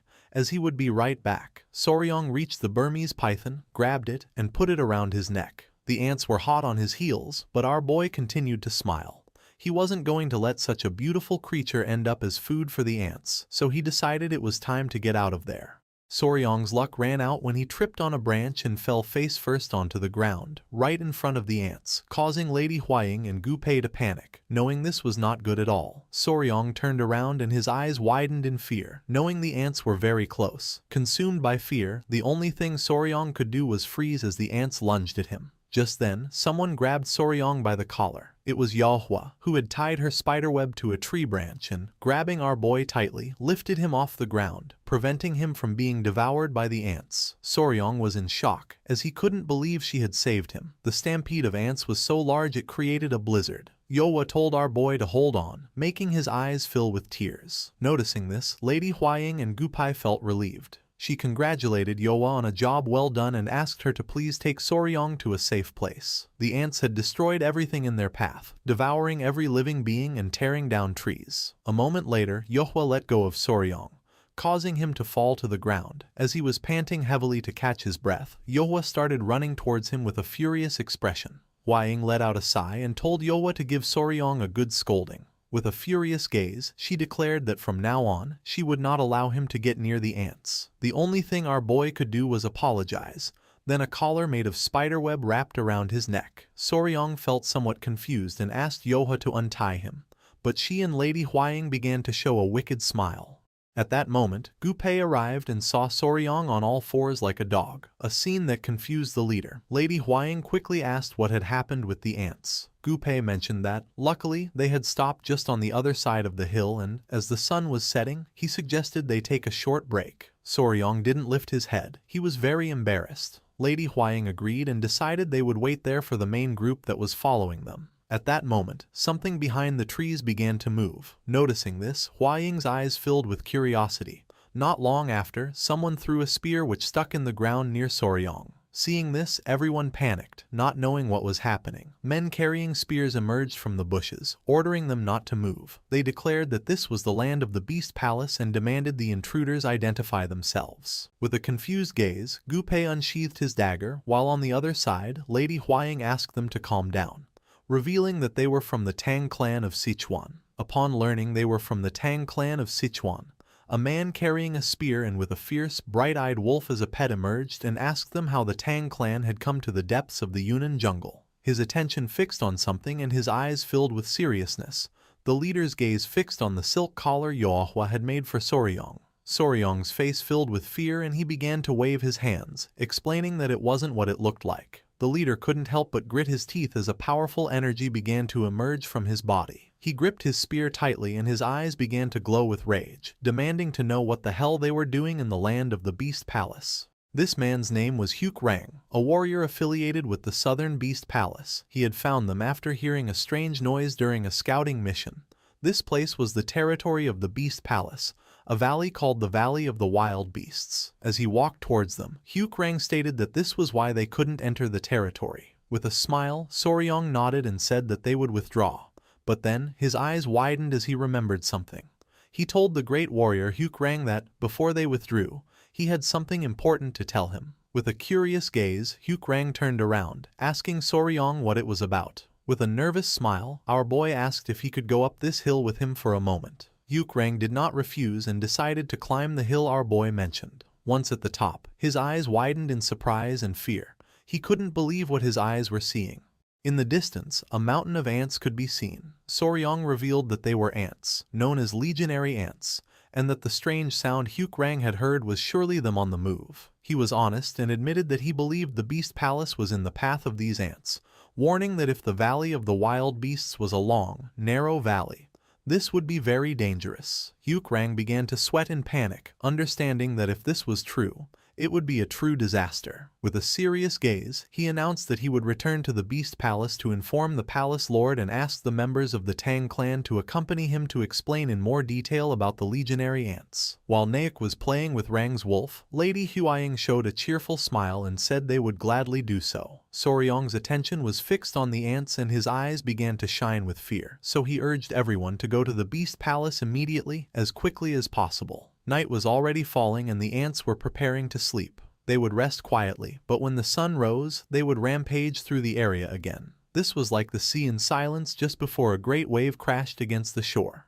Once night fell, Soryong and the others went to the Beast Palace. The place was beautiful and Soryong, somewhat surprised, thought to himself that this was the Beast Palace. With a smile, Rang noted that this must be the Tang clan's first visit in 100 years. In this place, everyone was taken care of or walking with their beasts, something that astonished Soryong. Lady Huaying explained that it was said that the beast taming techniques of the southern Beast Palace were unrivaled, not even beyond the Great Wall or in the Central Plains. With a kind smile, Rang explained that the large circular clearing they had passed at the entrance was a training ground where they let the beasts loose, and that from this point on, the residential area began. He detailed that the Valley of the Wild Beasts was shaped like a gourd with a single entrance. Huaying was astonished, as the entire environment was surrounded by high rocky mountains. Rang nodded, for as long as the entrance was well defended, it could be considered a perfect natural fortress. Soryong's attention was fixed on the buildings, realizing that while it was a fortress, on the contrary, if the entrance was blocked, it meant they would be trapped like rats in a cage. Once at the entrance, Rang became serious and informed the palace lord that the guests from the Tang clan of Sichuan had arrived. The palace lord gave them permission to enter. Everyone's eyes widened with seriousness, and upon entering, Soryong saw 3 figures next to their black leopards. The atmosphere was tense. The old man with white hair and scars on his face began to pet his beast and introduced himself as Manhwa, the lord of the Beast Palace. Clasping his fist in his hand, Soryong bowed his head before him as a sign of respect and introduced himself as Wei Soryong of the Tang clan of Sichuan. Lady Huaying also introduced herself.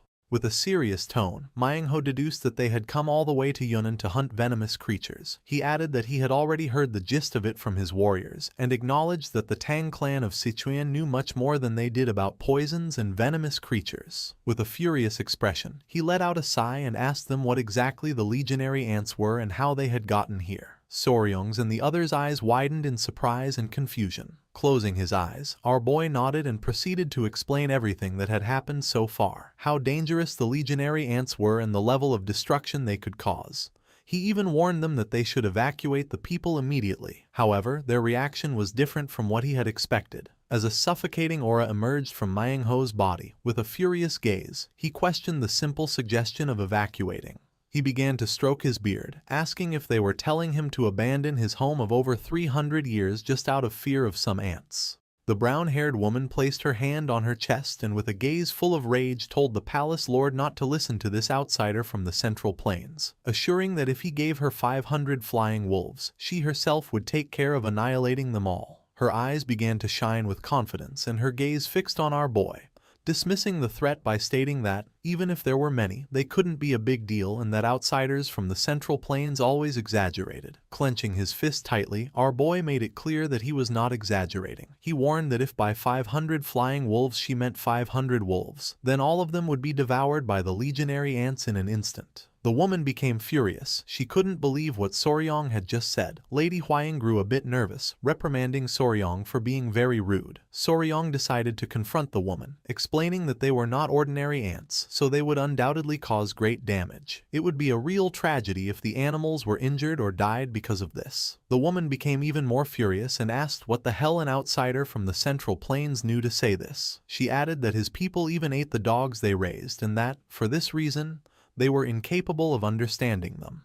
Hearing this, Soryong became furious and gritted his teeth tightly. For him, for her to judge them just for raising animals differently, This was crossing the line. A powerful energy began to emerge from our boy's body, causing Lady Huaying and Gupai to panic. While he could tolerate other things, he couldn't stand anyone doubting his feelings for his pets. He decided it was time to show everything he had. Without hesitating for a single second, he extended his hand and ordered his pets to come out. The 3 centipedes emerged from his clothes. Naik showed her true form, her spider body now visible, and then the lizards also emerged. Everyone's attention was fixed on them and their eyes widened in surprise, leaving them in shock. Soryong began to show off all his beasts with a proud smile, while those present, speechless, recognized the centipedes and lizards, and understood that the woman, in fact, was not a twin. While petting the centipedes, with a confident look, Soryong told them that her words were a bit offensive, as these were his companion venomous creatures. He revealed that it broke his heart when they got sick or were injured, so, of course, he also understood very well. The woman was in shock as she couldn't believe someone like Soryong had so many beasts. The old man with a parrot as a beast was dumbfounded and asked if by companions he meant they were venomous creatures that would accompany him for life. The old man with a cat added that even in their beast palace, where they cherished animals, no one used the word companion. Myangho's furious expression disappeared and a smile spread across his face. He began to laugh out loud, exclaiming that this was truly extraordinary. Laughing, he mentioned that it had seemed strange to him that a woman was holding the young warrior on a leash, but that if the one holding the leash was this tamer and her companion, it meant that they both considered each other as their owner. Soryong panicked and began to sweat, knowing that this was all a misunderstanding. The elders became serious. They reasoned that if the young warrior referred to the creatures he raised as companions, it showed the magnitude of his love for them. Nodding, they concluded that if the advice he had given them arose from this same feeling, then they should not ignore it. Myangho also agreed, thinking that our boy was right, as buildings could be rebuilt, but people and beasts would not come back. With a cheerful smile, Soryong and Lady Huaying looked at each other. They couldn't believe Soryong's plan had worked. Placing his hand on the table, Myangho stood up and ordered everyone to gather in the main courtyard of the Beast Palace to prepare for evacuation. Following Myangho's order, several hours later, everyone went to the main courtyard of the Beast Palace. Myangho, who was next to Rang, approached Soryong and thanked him. Placing a hand on his shoulder, with a smile, he told him he was sorry he couldn't see him off or compensate him properly due to the urgency of the situation. Soryong said it was nothing, that he had only done what any person should do. With a regretful expression, the woman apologized to the young warrior for yesterday. She admitted she didn't know he was so serious and that she had made a mistake in judging him. Our boy told Miss Seal Pio not to worry about it. This aggressive woman turned out to be not only one of the palace elders but also the daughter of the palace lord. Her attention fixed on one of the centipedes, acknowledging that this was truly amazing. For her, it was easy to have beasts near people, but getting insects and venomous creatures to follow him like this was something else entirely. She began to pet the small centipede on Soryong's head and asked the young warrior if, in the future, his little creatures happened to have offspring, could she keep one. At that moment, roars of agony began to be heard, causing everyone to panic. Seol Pio became somewhat confused, wondering what that sound was and if it was an elephant. Soryong's eyes filled with surprise, and when he turned around, he saw that the ants were attacking and slowly devouring an elephant. Soryong felt fear as he understood this was bad, as the elephant must have fled right in this direction. The elders were in shock. It was the ants, and the elephant had been taken down without being able to do anything. Our boy began to sweat. He panicked, turned around, and shouted at them that there was no time to lose. He urged them to evacuate immediately, as the ants were coming straight for them. Myangho refused, gritted his teeth and revealed that it was already too late, as they had already reached the entrance of the Wild Beast Valley. The ants began to devour the elephant's carcass while the others were on their way to the Beast Palace, which was only a few hundred meters away. Fleeing was no longer an option. In the blink of an eye, the ants devoured the elephant, leaving only bones. Soryong and the others panicked as they watched the elephant turn to bone in an instant. Myangho grew serious, understanding they had no choice but to fight. One of the elders clenched his fist and doubted they could hold out if even such a huge elephant was annihilated in an instant. Lady Huaying, somewhat worried, asked Soryong if the Grand Patriarch and the poisonous creature squad were okay. With a confident expression, our boy stated that, knowing the dangers of the legionary ants, they must have fled to the other side of the river. The ants began to advance towards them. Gupei's attention fixed on them and his face filled with sweat. He was more worried about his own group, as it seemed impossible to break through the ants and escape from there. Soryong put his hand under his chin and began to ponder. This was the worst possible scenario. If they kept on like this, the ants would catch them in the Valley of the Wild Beasts, and he needed to decide what they should do. Just then, a spiderweb descending from the top of the mountain caught everyone's attention. It was none other than Yohua. While Soryong was somewhat surprised, Lady Huaying began to smile.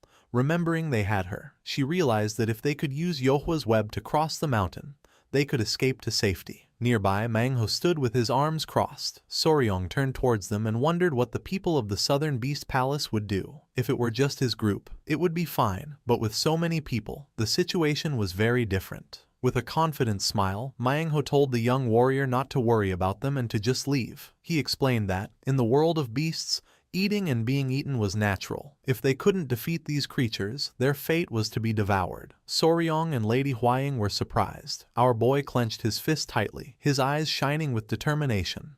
He couldn't just abandon them like this. They were animal lovers, like him. He concentrated, telling himself that there had to be a way to save them all, and that, as Spicy Fabor, he had to think. Soryong began to carefully analyze the habits and migration routes of the legionary ants. His eyes began to shine with joy, and with a smile, he revealed that he had an idea. Manhwa and the others were somewhat confused by this. With his eyes closed and a curious expression, the palace lord asked Soryong if there was a way to deal with this horde of ants. Our boy nodded, confirming that there was a way, although they would have to suffer a bit to achieve it. With his hand on his chin and an excited smile, he asked if he would like to hear it. The next day, the ants, having completely digested the elephant they devoured, began to move towards the Valley of the Wild Beasts in search of food. Following the plan they had prepared all night, they arranged themselves in formation and waited for them in the middle of the grassland. Lady Huaying, who was watching from afar, closed her eyes and clasped her hands, praying that no one would get hurt. Everyone was carrying their weapons. With a serious gaze, Soryong told Manhwa and Hyuk Rang to get ready. Manhwa began to shout, ordering the disciples of the Beast Palace to stand firm as a mountain and not to break formation. They were going to protect their home with their lives. The ants began to advance towards them. Soryong started to stare at them intently, waiting for them to get a little closer. Once the ants stepped onto the liquid that was on the grass, our boy gave the order for everyone to throw their torches. Following the order, Hyuk Rang threw his flaming torch, which hit the liquid squarely. The instant it made contact, flames erupted, and in the blink of an eye, several of the ants were trapped within a circle of fire. Soryong was overjoyed to see that it had worked. The hunting group had been isolated. With an expression full of determination, Soryong began to run towards the ants, declaring that their formation had collapsed and ordering the advance with the water buffaloes. The warriors and the water buffaloes began to fight against the isolated ants. Using their sharp spears, they began to slaughter the ants, knowing they had to annihilate everyone in the hunting group and cover the young warrior so he could reach the main body. Manhwa's daughter wished our boy good luck. Soryong was more worried about them and asked them to be careful not to get hurt. While the warriors were fighting the ants, Soryong broke through and reached the main body. Several minutes passed and nothing happened. Noticing this, our boy began to ponder. Not long after, he started making faces and mocking the ants,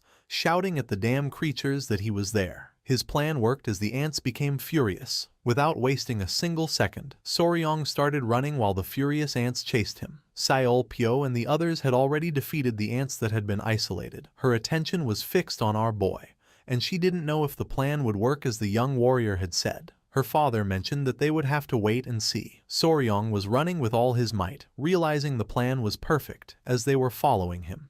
He just had to keep running in circles around the grassland. At that moment, our boy stepped on the oil and lost his balance. His eyes widened in fear, knowing this wasn't good. Seizing the opportunity, the ants closed the distance and pounced on him. Soryong panicked as he realized he had stepped on the oil they had spilled earlier. The ants began to descend from the sky onto Soryong. The only thing he could do was close his eyes and prepare for the worst. Hyuk Rang panicked and revealed that Soryong had been caught by the ants. Hearing this, Lady Huaying and Gupei were shocked and their eyes filled with fear. The avalanche of ants began to bite Soryong, making him scream in agony. Soryong wasn't going to give up so easily, so he called for Yohua. She reacted immediately and threw her web towards Soryong. Luckily, our boy was able to grab it, and by pulling hard, she prevented him from being devoured by the ants. Gupei and Lady Huaying were relieved to see that he had managed to survive, and they praised Yohua. Soryong, who was sitting on some rocks, began to pant to catch his breath. Looking at his clothes, he noticed one of the ants was still trying to bite him. Fortunately, he only received a couple of scratches and was glad to have learned it. Soryong's body was as hard as iron. Using the iron coffin technique, Soryong killed the ant that was stuck to his clothes. Yohwa and the centipede became furious and began to scold Soryong. With a nervous smile, he told them he knew, and that even if they didn't, Hwaying was going to scold him later. His eyes began to shine with joy as his attention fixed on the ants. They were standing on some rocks, and the ants were circling around them. Manhwa and Rang were astonished to see the ants going in circles, exactly as the young warrior had said. Soryong was the only one who knew why the ants were behaving this way. The reason was that their path had been cut off. He understood that the ants couldn't see well and were guided by the pheromones left by the lead ant. Because of this, if the hunting or advance group suddenly disappeared, the worker ants, which only followed signals to move forward, would end up intertwining with each other and losing their way. Since the warriors of the Beast Palace had destroyed the hunting group, the ants would get trapped chasing each other until they died. With an astonished expression and a smile, he revealed that this was the death spiral, the ant mill. As Seolpyo's eyes widened with joy, she turned to her father. Crossing his arms, Manhwa nodded and gave his daughter permission to tell everyone immediately. With a smile, Soryong picked up the centipede.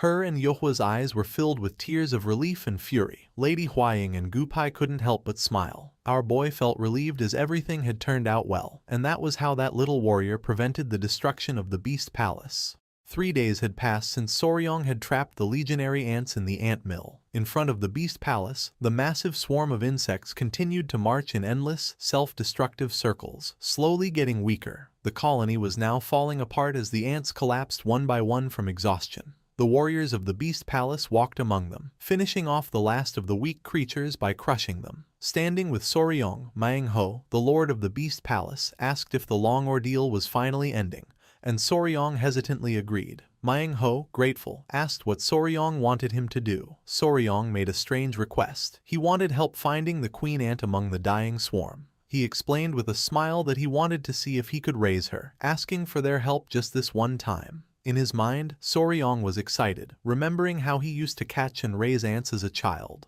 He thought they were the perfect pet and was determined not to let this rare chance slip by. With a new goal, the search began. Soryong told everyone, including Rang, Gupai, and Lady Hwaying, to search for the ant with the biggest abdomen. Rang shouted that he understood and led the search. It wasn't long before one of the Beast Palace warriors called out to Soryong, telling him to come quickly. Soryong rushed over, surprised and hopeful. He was met with a gruesome sight. A monstrously large red ant lay on the ground, surrounded by the bodies of other ants. This giant insect had menacing, glowing red eyes, and a spear was already in its head, yet it was still alive. The group gathered around in shock, pointing out that the ants were eating each other, with the giant ant at the center of the scene. Lady Hwaying asked if this could be the queen. Soryong, with a disturbed look, confirmed that it must be the queen, but he couldn't shake the feeling that something about the situation was very strange. Soryong was deeply troubled by the scene. He knew from his knowledge of insects that while a new queen ant might eat her own eggs to survive and start a colony, a queen would never eat her own young once the colony was large and established. Also, he knew that ants only recognize their dead companions after about 3 days, when the bodies start to release a specific chemical. This led him to a horrible conclusion. The queen was eating her own young while they were still alive, which was completely against the laws of nature. Just as he was thinking about this, Lady Hwaying called out to him, telling him to look closely at the queen's head. His eyes widened as he saw something gleaming where the warrior's spear had been. It was a golden needle, glowing with a faint energy, stuck deep in the creature's forehead. Driven by curiosity, Soryong carefully approached the dying monster. Lady Hwaying warned him to be careful, but he was focused on the strange object. He reached out and, with a firm grip, pulled the golden needle free from the queen's head. The moment it came out, black blood shot from the wound, and the giant ant let out a final pained screech before collapsing. Soryong stared in shock. The queen was dead. Holding the strange needle, he turned to Lady Hwaying and asked if she recognized it. She looked at it thoughtfully, explaining that while the Tang clan also used golden needles, this one had a rare length and shape. As Soryong looked at it more closely, he noticed that the needle was hollow.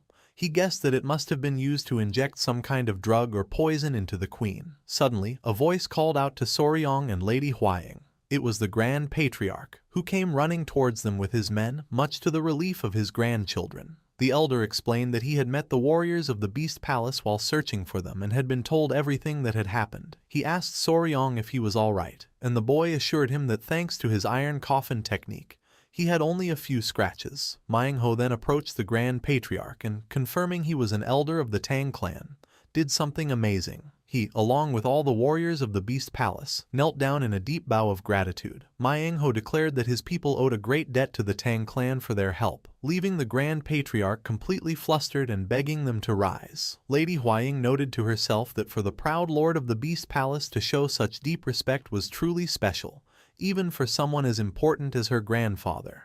Once they stood up, Manhwa insisted on treating the Tang clan with the greatest hospitality and invited them into his palace. However, Soryong interrupted, explaining that he had an important question for his grandfather first. He held out the golden needle he had pulled from the Queen Ant's head, explaining where he found it and noting its similarity to the needles used by their own clan. He asked the Grand Patriarch if he had ever seen one like it before. The moment the Grand Patriarch saw the needle, his expression changed to pure shock and horror. He grabbed Soryong's hand, demanding to know where he had found it. Startled by his grandfather's intensity, Soryong repeated that it was in the Queen Ant's head. Lady Huaying asked what was wrong, sensing a serious problem with the needle. With a grim and heavy tone, the Grand Patriarch looked at both his grandchildren and the members of the Beast Palace. He ominously stated that it seemed an old enemy, one who held a deep grudge against both the Tang clan of Sichuan and the Beast Palace, was still alive. This news left Manhwa and his warriors completely stunned and filled with dread. Manhwa was taken aback, questioning who could possibly hold a grudge against both their houses. With a grim expression, the Grand Patriarch revealed the name of their old, shared enemy, the Five Venoms sect. The name struck the members of the Beast Palace like a thunderbolt. Manhwa and his elders cried out in disbelief, asking if it was possible for the sect they had supposedly wiped out 100 years ago to still be alive. As the elders reacted, Soryong recalled a story his grandfather had once told him. He remembered hearing that the divine technique he had learned had come from this very sect, which the Tang clan and the Beast Palace had joined forces to destroy long ago. Manhwa, putting the pieces together, realized that if the Five Venoms sect was involved, they must have used their forbidden great explosive immersion technique of wild beasts on the Ant Queen. Seeing Soryong's confusion, Seolpyo explained that it was a dangerous technique that forced a beast's potential to be unlocked, driving it into a frenzy. She added that it was a last resort art, as it could easily kill the animal if done wrong. The Grand Patriarch explained more about the sect's cruelty, describing them as ruthless people who forced beasts to breed with venomous creatures to create spiritual pills and who would kill anyone who got in their way. He concluded that the combination of a Tang clan-style golden needle and a Beast Palace technique was undeniable proof of their involvement. Fear began to spread through the Beast Palace warriors as they whispered among themselves, wondering if the terrible events of a century ago were about to happen all over again. Interrupting the growing panic, the Grand Patriarch placed a reassuring hand on Soryong's head.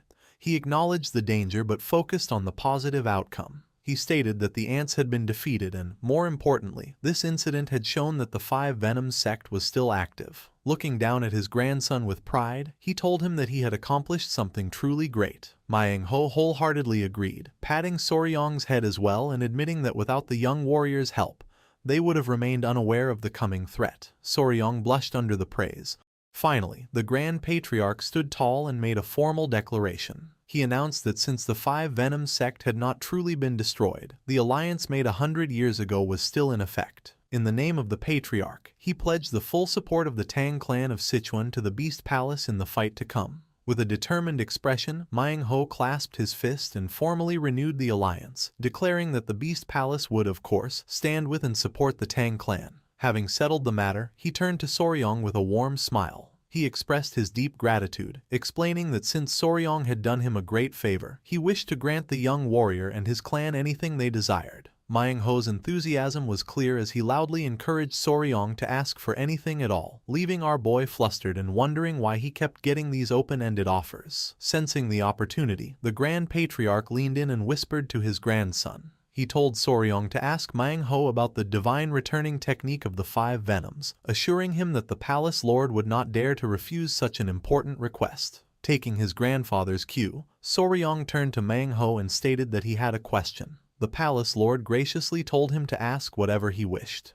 The scene then shifted to the grand hall of the palace lord within the beast palace. There, Soryong presented his two small centipede-like creatures, which hopped playfully on a tiger skin rug. He began to explain his unique situation. Unlike the other members of the Tang clan, he had learned a technique that came from the Five Venoms sect. Because of this, he revealed, he was able to give commands to one of his creatures purely through his thoughts. Getting to the main point, Soryong asked his crucial question.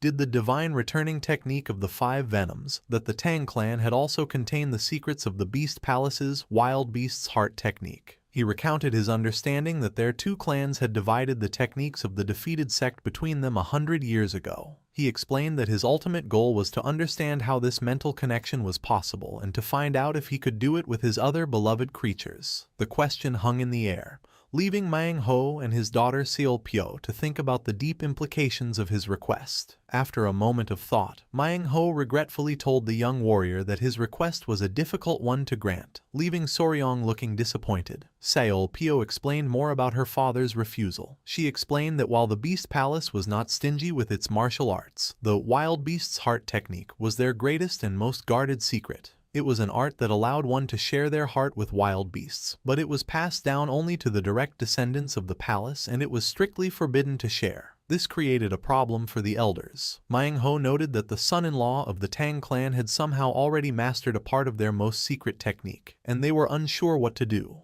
Realizing he had asked for too much, Soryong panicked and turned to his grandfather, apologizing for asking something he shouldn't have. Suddenly, Manhwa's expression changed as an idea seemed to strike him.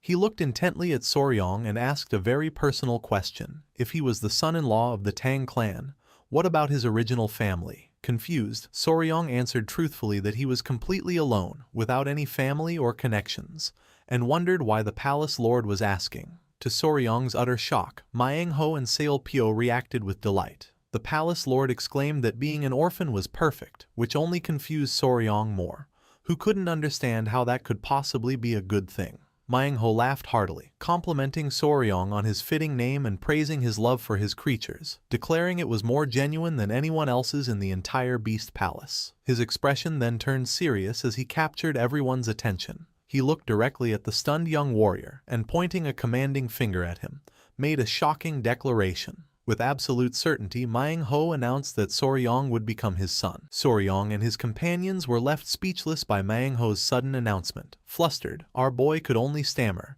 asking if the palace lord had really said he wanted him as a son. Manhwa confirmed his offer with a firm look, stating clearly that Soryong was to be adopted into the Beast Palace. He explained that if Soryong became a member of his family, he could learn all of the Beast Palace's martial arts, including its greatest secret technique. He added that with the Five Venoms sect appearing again, it was more important than ever for their two houses to have a closer relationship. Turning to the Grand Patriarch, Manhwa respectfully asked for his opinion. He admitted that a previous attempt to unite their clans 200 years ago had failed, but he believed that with a special boy like Soryong, they could finally fix past mistakes. The Grand Patriarch stroked his beard in thought. He agreed it was a tempting offer, especially if Soryong's status as a son-in-law to the Tang clan was also honored. However, he left the final decision to Soryong, saying his free will was the most important thing. With the elders' approval, Manhwa turned back to Soryong. He made the offer even better, promising that if Soryong became his adopted son, he would personally teach him how to share his heart and mind with all of his animal companions. The offer was overwhelming for Soryong, who panicked at the thought of suddenly getting a new father and sister. He felt it was too big a decision to make so quickly. Sensing he was hesitant, Manhwa and Seolpyo exchanged a look, realizing the offer wasn't quite enough. Suddenly, Seolpyo's face lit up with an idea. She excitedly suggested to her father that they offer Soryong the Bisa, or flying snake. She figured that since the young warrior loved venomous creatures, the legendary snake would be the perfect gift. Soryong, hearing the unfamiliar name, looked confused. He turned to his grandfather for an explanation, and the old man's expression grew serious. The Grand Patriarch explained that she was likely talking about the legendary Bichonsinsa, the divine flying snake. He described it as the greatest of all venomous creatures. It was a mythical beast, said to have 2 horns and the ability to fly through the sky. The description had a huge and immediate effect on Soryong. His hesitation vanished, replaced by pure excitement. His eyes began to sparkle, and he clenched his fists, completely taken by the thought of such an incredible creature. It was, he thought, an insanely amazing offer. Seeing that Soryong was about to accept, Seol-pyo made the final, irresistible offer. With a confident and playful smile, she promised him that if he became her little brother, she would personally help him capture the legendary flying snake. That was all it took. All of Soryong's doubts disappeared. Without a second thought, he bowed deeply and formally greeted his new family, calling Manhwa father and Seol-pyo older sister. The palace lord burst out in joyous laughter, welcoming his new son. While Lady Hwang and her companion from the Tang clan looked on in confusion, the hall filled with celebration. And so, after a sudden but happy decision, a formal adoption ceremony was held, officially making Soryong a member of the Southern Beast Palace.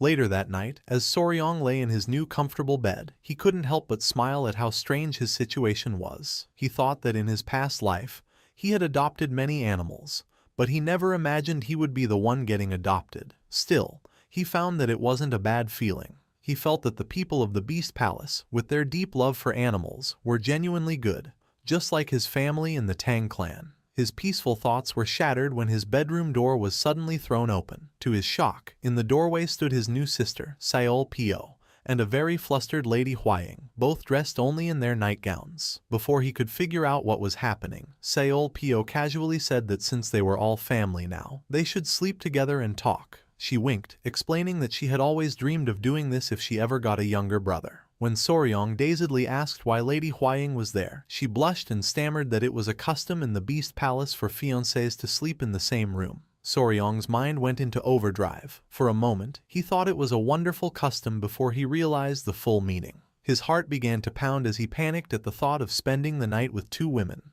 Ignoring his flustered state, Seol-pyo playfully pulled at his blankets and, along with a hesitant Lady Hwang, climbed into bed, trapping the embarrassed Soryong between them. As he let out a silent scream, Seol-pyo cheerfully suggested they start by talking about his venomous pets. On a nearby table, his small creatures could only watch in confusion as their master was overwhelmed by his new family. The next day, Soryong walked with his new father and sister outside the palace. It was clear he had not slept at all, his face tired from the night's chaotic slumber party. When Manhwa asked if he had slept well, the boy could only force a denial. Manhwa announced it was time to begin Soryong's training and teach him the technique he was so curious about. But first, he needed to check the boy's internal energy. He told Soryong to sit and relax, and our boy did. Manhwa then placed a hand on his back, sending his own internal energy through Soryong's body to check his condition. After a moment, the palace lord pulled his hand back with a thoughtful look. He said that Soryong's energy was so well hidden that he hadn't been able to sense it properly before. He concluded that while Soryong had managed to copy the wild beast's heart technique, his version was incomplete and much weaker. This, he decided, was something he needed to discuss with the Grand Patriarch. Still confused, Soryong asked what the wild beast's heart technique was. Seol-pyo explained that it was an internal training method that lets a warrior communicate their heart to beasts and grow stronger with them. Soryong was amazed. Manhwa added that it also gives the user the ability to feel a beast's heart and give special commands. Deciding a demonstration would be better than words, he prompted his daughter. Seol-pyo took a deep breath and let out a sharp, powerful howl. In response, a pack of large, fierce wolves with glowing blue eyes came out of the nearby woods, snarling as they approached. Soryong stared in stunned silence as the intimidating beasts gathered around them. The alpha wolf began to growl at Soryong,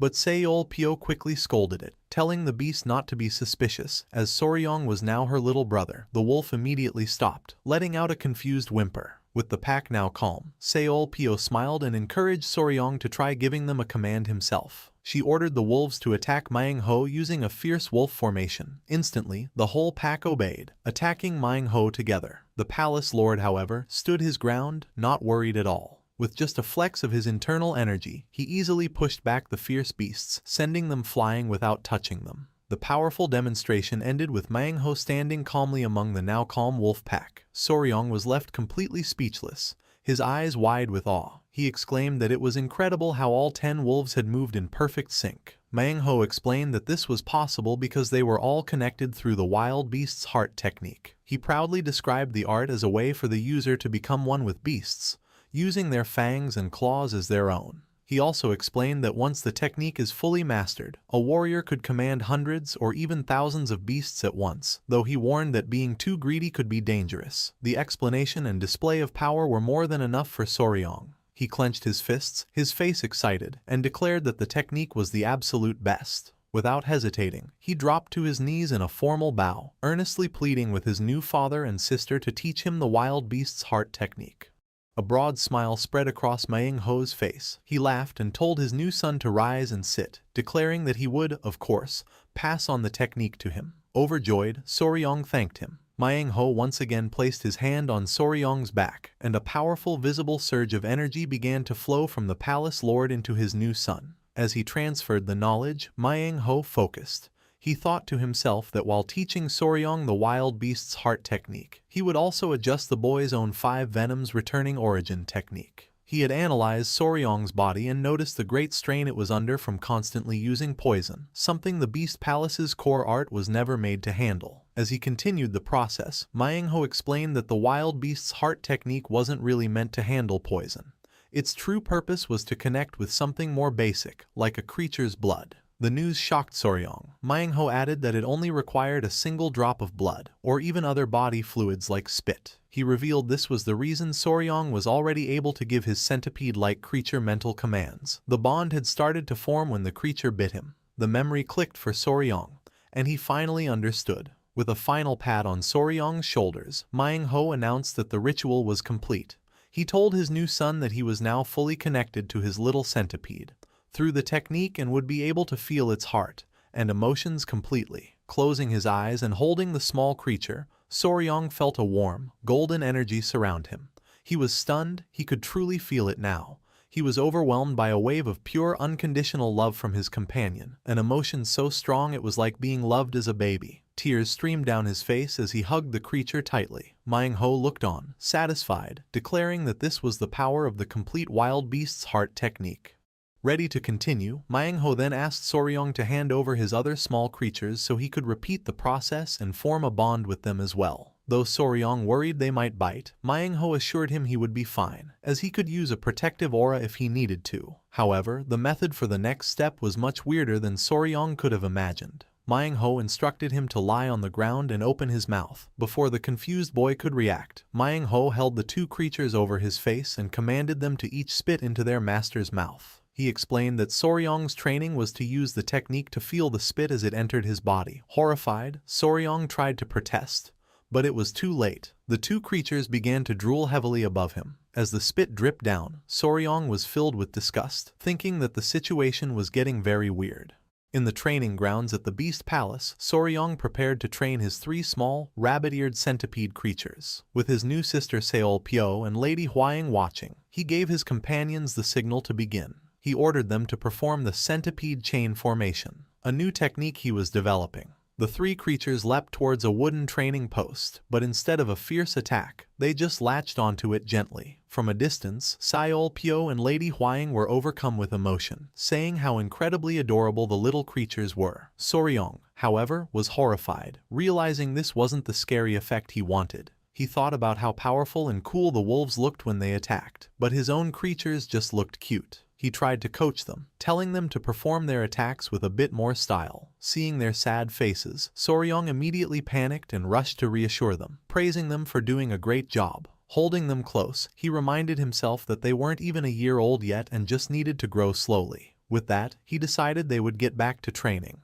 Half a month had passed since Soryong had officially inherited the beast heart art and bonded with his centipedes. Because his original technique was similar, he was able to master the new one very quickly. This let him focus on strengthening his connection with his companions. Soryong didn't actually go through with the disgusting method of having his creatures spit in his mouth. He couldn't do that. Instead, he completed the bonding process by having them all suck on his pinky finger. Later, while walking, Soryong asked his sister Seolpyo if she had heard any news from the flying heavenly divine master yet. Seolpyo explained that the place the warriors had gone to check was a 3-day journey away, so they would probably hear back soon. Soryong understood and agreed. As Soryong stood with Seolpyo and Lady Hwaying, Gunpei came running towards them. Out of breath, he called out for young Master Soryong, announcing that he had a message from the Grand Patriarch. Surprised, Soryong asked what was going on. Gupai hesitated for a moment before delivering the exciting news. The heavenly flying emissary had finally been found. The news sent a jolt of excitement through both Soryong and Lady Huaying. A determined smile spread across Soryong's face as he thought that the moment had finally come. Without wasting a second, he announced that they would go to his grandfather at once. The group arrived at the guest hall of the Beast Palace, where the Grand Patriarch was watching his men prepare various materials. Soryong, along with Gupai and Lady Huaying, rushed over to him. The Grand Patriarch greeted his grandson warmly and asked how his training was going. Soryong assured him that he was fully dedicated to it. Eagerly changing the subject, Soryong mentioned that he heard the heavenly flying emissary was found. The Grand Patriarch confirmed this, explaining that he was personally watching the creation of a special Realgar mixture using the Tang clan's secret formula, which was needed for the capture. He explained that while the creature had been found, they couldn't move to capture it right away. He warned that although its poison was considered weaker than the 10 great poisons, they couldn't be careless. Before talking about it further, the Grand Patriarch's expression softened. He told Soryong that he had caught something interesting and wanted to show it to him. He pointed towards a large clay pot, leaving Soryong to wonder what could be inside. As the Grand Patriarch presented the pot, Soryong and Lady Huaying looked inside, their eyes widening in surprise. At the bottom sat a strange-looking spider with a hard, flat abdomen that looked exactly like a fancy gold coin. Soryong excitedly identified it as a money coin spider. The Grand Patriarch confirmed this with a smile, explaining that the creature was named for its abdomen's resemblance to a gold coin. This creature, also known as the Chinese hourglass spider, is a type of trapdoor spider. Soryong's face lit up with joy. He thought that this was an incredibly rare species that he couldn't find in his past life. Overjoyed, he thanked his grandfather for the wonderful gift. The Grand Patriarch was pleased to see his grandson so happy. With the gift presented, the Grand Patriarch turned the conversation back to the important task. He said that all that was left was to figure out a secure place to hold the heavenly flying emissary after they captured it. Soryong chimed in, explaining that snakes can usually escape through the smallest openings, so his clan usually kept them tied in special sacks. However, the Grand Patriarch looked serious, fearing that their usual methods wouldn't be enough. He warned that the creature they were hunting was a spirit-grade venomous beast, capable of tearing apart most containers. This problem left Soryong looking concerned and deep in thought. Turning to his grandson, the Grand Patriarch asked if he had any good ideas for a container. Soryong was caught off guard, stammering as his grandfather reminded him that he was their expert. As Soryong tried to think, he accidentally bumped into a clan member holding the pot with the new spider, causing the man to yelp in pain. Suddenly, the same clan member cried out in alarm, telling Soryong they had a problem. In a panic, the man announced that the money coin spider had disappeared. He held up the pot, showing it was now empty except for the dirt. The man was upset, apologizing and explaining that he had only looked away for a moment. Soryong, however, stayed calm. He reassured the man that it was all right and that the creature hadn't actually escaped. He then asked the clan member to bring him some spider thread and chopsticks. Once he had the items, Soryong tied an insect to the thread and dangled it over the center of the jar. In a flash, the money coin spider burst out from under the dirt, snatching the bait with surprising speed. The clan member was completely shocked. Soryong explained that it was a trapdoor spider and that it naturally digs burrows to live in, telling the man not to worry. The man let out a huge sigh of relief. As the man walked away with the pot, Soryong watched him, a thoughtful look on his face. He remembered how the spider built its home by digging a burrow, creating a secure, pouch-like space. As he pictured the spider's den, a brilliant idea suddenly struck him. He realized that a specially made pouch with that exact shape would be the perfect solution. His eyes widened and he clenched his fist in excitement, exclaiming that he had figured it out. With a brilliant idea, Soryong rushed to find the one person who could make it happen, his companion, the spider Yohua, who was napping in her web. He called out her name, waking her up. Once he had her attention, Soryong held up a small cloth pouch. He asked Yohua, who had transformed into her large spider form, if she could create something similar, but much, much bigger. The plan was to use Yohua's spider silk, an incredible material that was 20 times tougher than steel of the same weight. As a spirit beast, Yohua's thread was exceptionally powerful. It had already proven its strength against an army of ants, making it the highest grade fiber in existence. The idea was simple but genius, to weave that nearly unbreakable thread into a giant pouch to hold the spirit beast. Taking on the challenge, Yohua got to work. In a short time, she presented a massive, beautifully woven white pouch made of her silk. Soryong was completely amazed. He took the finished pouch and praised her, saying it was amazing and exactly what they needed. Yohwa chirped happily, proud of her work. The others were equally impressed. Gupai tested the pouch by trying to cut it with a dagger, but the blade only sparked against the tough material. He exclaimed in shock at how tough it was. The Grand Patriarch agreed that it was a monstrous creation. With this final preparation complete, the Grand Patriarch announced that they could now leave as soon as the next day. He gave the order for the warriors to be prepared, as they would set out early in the morning. Soryong, standing proudly between Yohwa and Lady Huaying, confirmed that he understood. Overjoyed and relieved, Soryong turned to Yohwa and told her she had done a great job. As a reward, he gave her a storm of head pats, much to her delight. The Grand Patriarch and Gupai laughed at the sweet scene, while Lady Huaying looked on with a blush.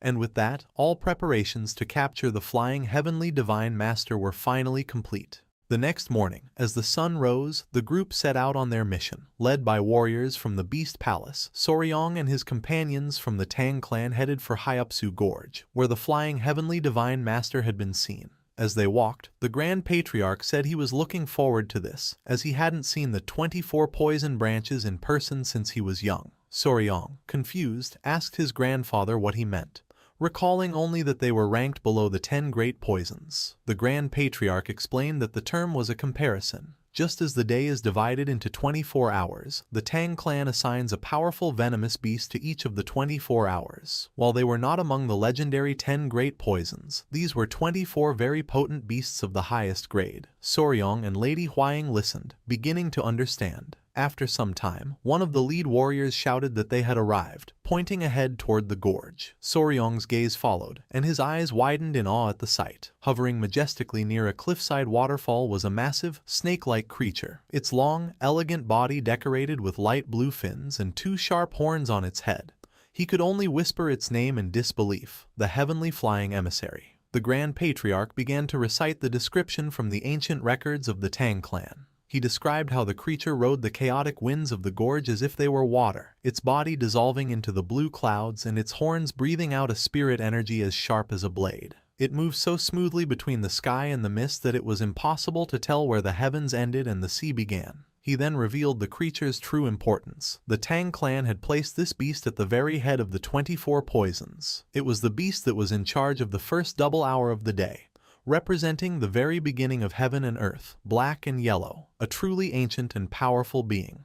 As he stared at the impossible sight, Soryong's mind went back to his previous life. He remembered that flying snakes did exist on Earth, though most people didn't know it. He recalled a live stream he did as his online personality, Spicy Faber, where he excitedly showed his 1 million subscribers a real, flying snake. He had shown a green snake called a chrysopelea, and when his viewers asked how it could fly, he explained the science. It didn't truly fly, but glided by spreading its ribs to catch the air. His viewers had accused him of clickbait, but he had calmly defended himself, arguing that gliding up to 250 meters was close enough to flying. He had then laughed and confidently said that everything in the universe had to obey the laws of physics. A snake couldn't just fly like a bird. That was what he used to believe. But now, seeing a massive horned serpent soaring through the air against all logic, he could only wonder what he was looking at. The sight was so reality-breaking that his brain felt like it would shut down. He turned to his grandfather and asked if it wasn't a bit strange that a snake was flying. The Grand Patriarch just chuckled, saying that was exactly why it was called the Flying Heavenly Divine Snake. Soryong tried to explain that wasn't what he meant, but the words wouldn't come. Meanwhile, Lady Huaying was completely fascinated. Holding Soryong's small centipede creatures, she encouraged them to grow up quickly and become incredible venomous creatures just like the one before them. Her excited words, however, did not go unnoticed. The divine serpent turned its gaze toward the group on the cliff and spotted them. In an instant, the massive creature was covered in a bright blue light and shrank to a tiny version of itself before flying away at incredible speed. Soryong cried out in alarm, shouting that the snake was escaping. The Grand Patriarch stayed calm, noting that it had obviously sensed them. He told the panicked Soryong not to worry, confident they would find it again. He decided the creature likely hadn't gone far and told the group to set up camp and send out a scouting party to search the area. Soryong, calming himself, agreed to the plan. After the divine serpent had fled, the group stood on the cliff, thinking about their next move. Seol Pyo approached Soryong, who seemed lost in thought, and asked him what he was doing. He explained that since it was his first time seeing a snake that could actually fly, he was trying to figure out a plan to lure it back down so they could capture it. Seol Pyo chuckled, playfully teasing him. She had thought that with all the creatures he commanded, he would surely know the basics of hunting. Soryong was puzzled, asking what she meant by the basics. She explained a simple but important fact. Even though the creature could fly, it was still a living being. It had to eat and sleep just like any other animal, which meant it would eventually have to come back to the ground. That would be their chance to strike.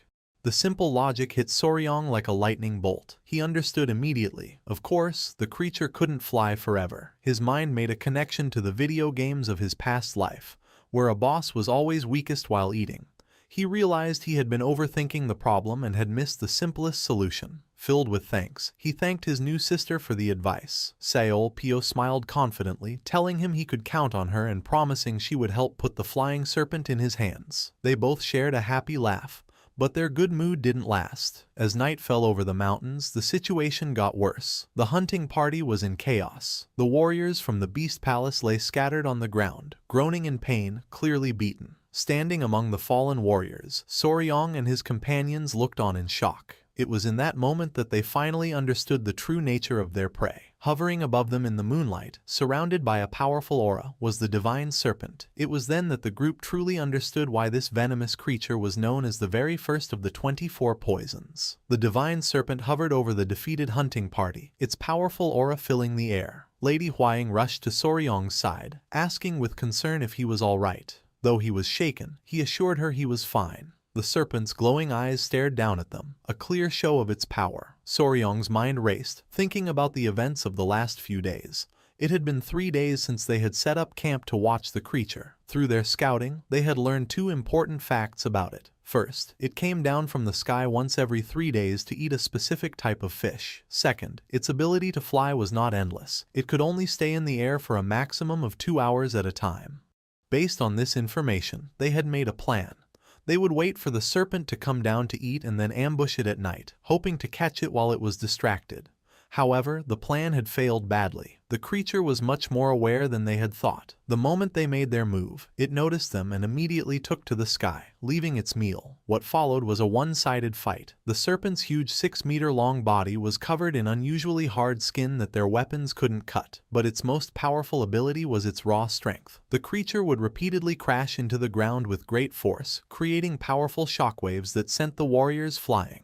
The constant storm of flying rocks and debris made it impossible for anyone to even get close. As the dust settled, Soryong and the others finally understood the truth. While the serpent's poison might not have been as strong as the legendary 10 great poisons, its overwhelming physical power and sharp senses were more than enough to earn its reputation as the most powerful of the 24 venoms. Seeing the damage, the Grand Patriarch quickly made a decision. He told Soryong that there were too many injured and they needed to retreat immediately. Soryong quickly agreed. The Grand Patriarch then shouted the order for everyone to fall back, telling them to grab the wounded and return to the safety of their camp. The entire group turned and fled from the powerful serpent, their faces showing fear and determination. Their first attempt to capture the flying serpent had ended in complete failure. Later that evening, the group gathered around a campfire. The mood was serious as they tended to their wounds. Lady Huaying was wrapping a bandage around her arm and Soryong approached her with concern. She assured him it was just a scratch. Nearby, the Grand Patriarch finished setting a splint for a warrior with a broken arm. The warrior apologized, but the Grand Patriarch took responsibility for the failure. Standing next to a concerned Seol Pyo, the Grand Patriarch admitted that he hadn't realized how powerful the creature truly was. He said they had been careless, noting that if even a lower-ranked beast was so strong, they should have been much more careful with the top-ranked one. He then turned to Soryong and asked what they should do now. Soryong fell into deep thought. He realized this creature was completely different from anything he had ever seen, and his knowledge from his past life was useless. Looking at the bandaged and beaten warriors, he concluded that another direct attack was too risky. They couldn't afford to lose their valuable warriors trying to capture one creature. He thought that the whole situation would be much easier if the serpent just couldn't fly. As he thought about this, a sudden memory sparked in the Grand Patriarch's mind, and he exclaimed that he had just remembered something important. the Grand Patriarch announced that he had an idea about how the divine serpent managed to fly, getting Soryong's attention. He explained his theory, saying he could clearly sense a flow of energy around the creature whenever it flew. Since it rose without any physical movement, he guessed that it must be controlling this energy to lift itself. Confused, Soryong turned to Lady Hwying and asked her to explain what controlling energy to rise meant. She clarified that it was a type of martial art focused on lightness and speed. She explained that while normal techniques use energy through the legs to jump higher, this advanced technique was different. It involved using one's internal energy alone to float the entire body. She emphasized that doing this was impossible without a huge amount of internal energy. This led Soryong to ask if this meant the venomous creature had a massive amount of internal energy. However, the Grand Patriarch stepped in to correct him. He stated that it was not internal energy that powered the creature's flight. With complete certainty, he revealed the true source of its power, an internal core. He was sure that the venomous creature had to have this condensed ball of pure energy, which allowed it to do such impossible things. The Grand Patriarch's reveal of an internal core shocked the group. Gupai and Seolpyo were stunned, asking the elder if it was truly possible. Soryong's mind immediately went to the internal core he had gotten from the azure-spotted centipede, remembering it as a powerful medicine that could greatly improve a person's martial arts skills. This realization sparked new excitement. Gupai declared that this gave them even more reason to capture the creature, and Seolpyo enthusiastically agreed. The Grand Patriarch explained the potential reward, saying that Lady Hwying had achieved a breakthrough after eating the core of a lower-ranked beast. He guessed that if she were to eat the core of a creature as powerful as the flying heavenly divine serpent, her martial arts skills would improve instantly. However, he added a grim condition. If their main goal was to get the internal core, it would be incredibly difficult, if not impossible, to capture the creature alive. The thought of killing such a beautiful beast made Soryong's expression harden. Noticing his sudden change, Lady Hwying asked him what was wrong. With strong belief, Soryong declared that killing it was not an option. He stated firmly that they would capture the serpent, but it had to be done alive. The rest of the group looked on, surprised by his firm decision. Seolpyo was the first to question him, asking why he would pass up such an opportunity. She reminded him that this was the internal core of a legendary flying serpent. Soryong just laughed and explained his way of thinking. He argued that while internal energy was valuable, it could be gained over time through training. To him, killing a unique and powerful creature just for a shortcut felt wrong. He believed that a living venomous creature was more valuable than any internal core it might have. The Grand Patriarch smiled warmly, saying that this respect for life was typical of his grandson. He accepted Soryong's decision but then asked the practical question, what was their new plan? Looking down at his 3 small centipede companions napping peacefully, Soryong announced that he did, in fact, have an idea. A confident, almost mischievous smile spread across his face as he made a silent promise to the divine serpent. He would capture it, and he would do so without leaving a single scratch on its beautiful body. Following Soryong's new plan, the group began their operation. They found the divine serpent as it came down to a quiet river to drink. From a hidden spot, Soryong picked up a rock and threw it near the creature. The sudden noise startled the serpent, causing it to hiss and look around for the source of the sound. Observing its reaction, Soryong began to analyze the situation scientifically. He knew there were 3 main ways a snake senses the world. The first is through a bone in its head that detects sound waves and vibrations. The second is an organ that analyzes smells captured by its forked tongue. The third is a pit organ that uses heat-sensitive cells to track the body heat of its prey. With this knowledge, Soryong came to a simple conclusion. If they could block their scent and hide their body heat, the serpent wouldn't be able to find them. The way they did this, however, was not very dignified. The whole group, including the Grand Patriarch and Lady Hwying, found themselves wrapped from head to toe in thick, white bandages, looking like mummies. The Grand Patriarch was very embarrassed, asking Soryong if he really had to wear such a silly outfit. Soryong explained that the suits, made from Yowa's super durable and insulating silk, were essential for the plan to work. He did, however, warn everyone that the suits didn't block their presence completely, so they had to be careful not to get too close. The Grand Patriarch, while understanding the reason for the disguises, still had one important question. He asked Soryong how these suits would actually help them catch the serpent without hurting it. Soryong smiled and began to explain the full plan. He started by reminding them of his sister Seolpyo's advice. Even a divine beast is still a living creature that needs to eat and sleep. With that as the foundation, he revealed the next step. He said that from now on, they would follow the serpent for several days, and every time it tried to land to eat or rest, they would bother it by throwing rocks, not letting it have any peace or food. The simple but brutal strategy left the Grand Patriarch and Lady Huaying speechless. Soryong confidently explained the logic behind his tough plan. Since the suits made from Yowa's silk would make them invisible to the serpent, the creature wouldn't be able to find them to attack. By constantly denying it food and sleep, it would eventually get exhausted and collapse. He reasoned that even though it was the most powerful of the 24 venoms, it couldn't ignore the basic needs of hunger and sleep. He admitted this would be tiring for them as well and told them he was counting on their endurance, which made the other members groan.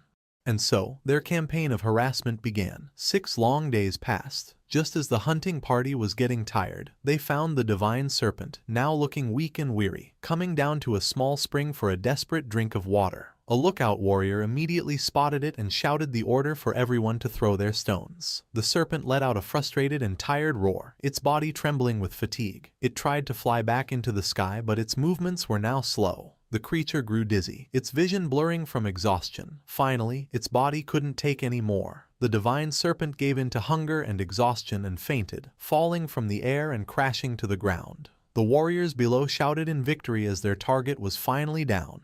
And just like that, the operation was a success. The warriors quickly moved in with the giant pouch made of Yowa's silk and secured the unconscious beast. They had managed to catch the flying heavenly divine serpent without a single scratch on it, and just as importantly, without any of their own warriors getting hurt. Soryong, looking at their prize, proudly decided to name his successful strategy the Heaven and Earth Net Pursuit. The entire group erupted in cheers, celebrating their hard-won victory. With the serpent safely contained, the group loaded the huge white pouch onto a large wooden cart and began the journey back. As they traveled, the Grand Patriarch stood beside Seol-pyo, looking at the cart. He sighed, remarking on how much trouble that one miserable creature had put them all through.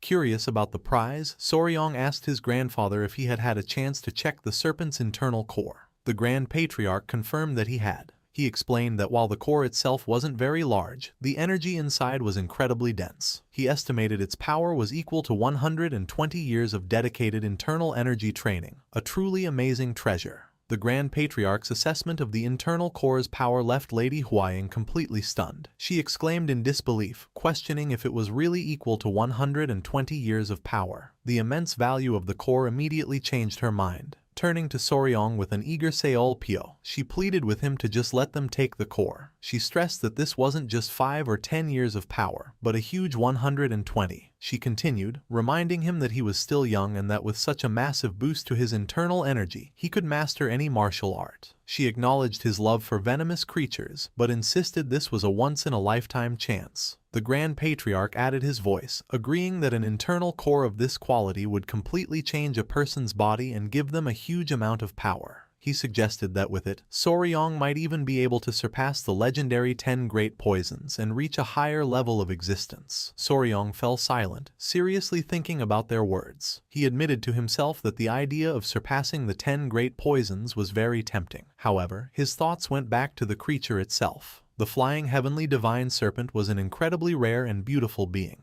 The thought of killing such a magnificent creature was something he couldn't do.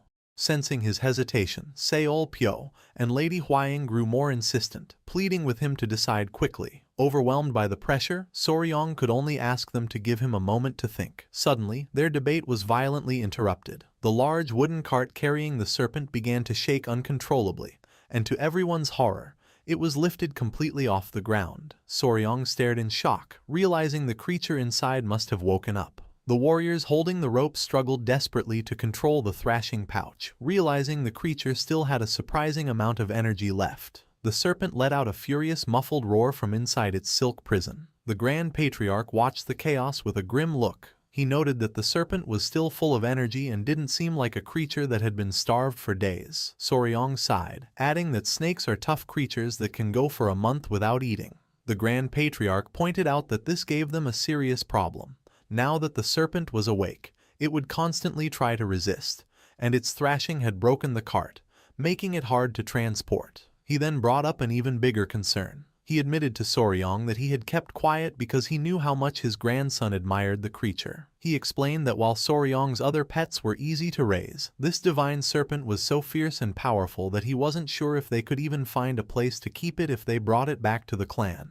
The Grand Patriarch's patience had run out. With a grim and determined look, he gave an ultimatum. If the creature continued to resist so violently, they would have no choice but to kill it and take the internal core, whether Soryong wanted to or not. As he spoke, the thrashing inside the pouch suddenly stopped. The abrupt silence was broken only by a soft hissing sound, leaving the warriors confused. A moment later, a strange vapor began to come out of the silk pouch, and everyone watched in stunned silence. Then, something incredible happened. A glowing blue-green orb rolled out from an opening in the pouch. The warriors were speechless. One of them finally shouted for Soryong to come quickly, announcing that the flying serpent had shrunk. Soryong and the others rushed to the cart. Peeking inside the now loose pouch, they saw an unbelievable sight. The once massive, majestic serpent was now a tiny chibi-like creature with large, tear-filled eyes, looking completely harmless. The transformation was too much for Soryong. Instead of being relieved, he fell to his knees in despair. He cried out, mourning the loss of his magnificent flying serpent, which had been reduced to a mere pet. The Grand Patriarch, watching the scene, quickly understood what had happened. He explained that the creature must have offered up its internal core to save its life. He was amazed by its intelligence and its ability to expel its own core. Soryong, however, was not listening.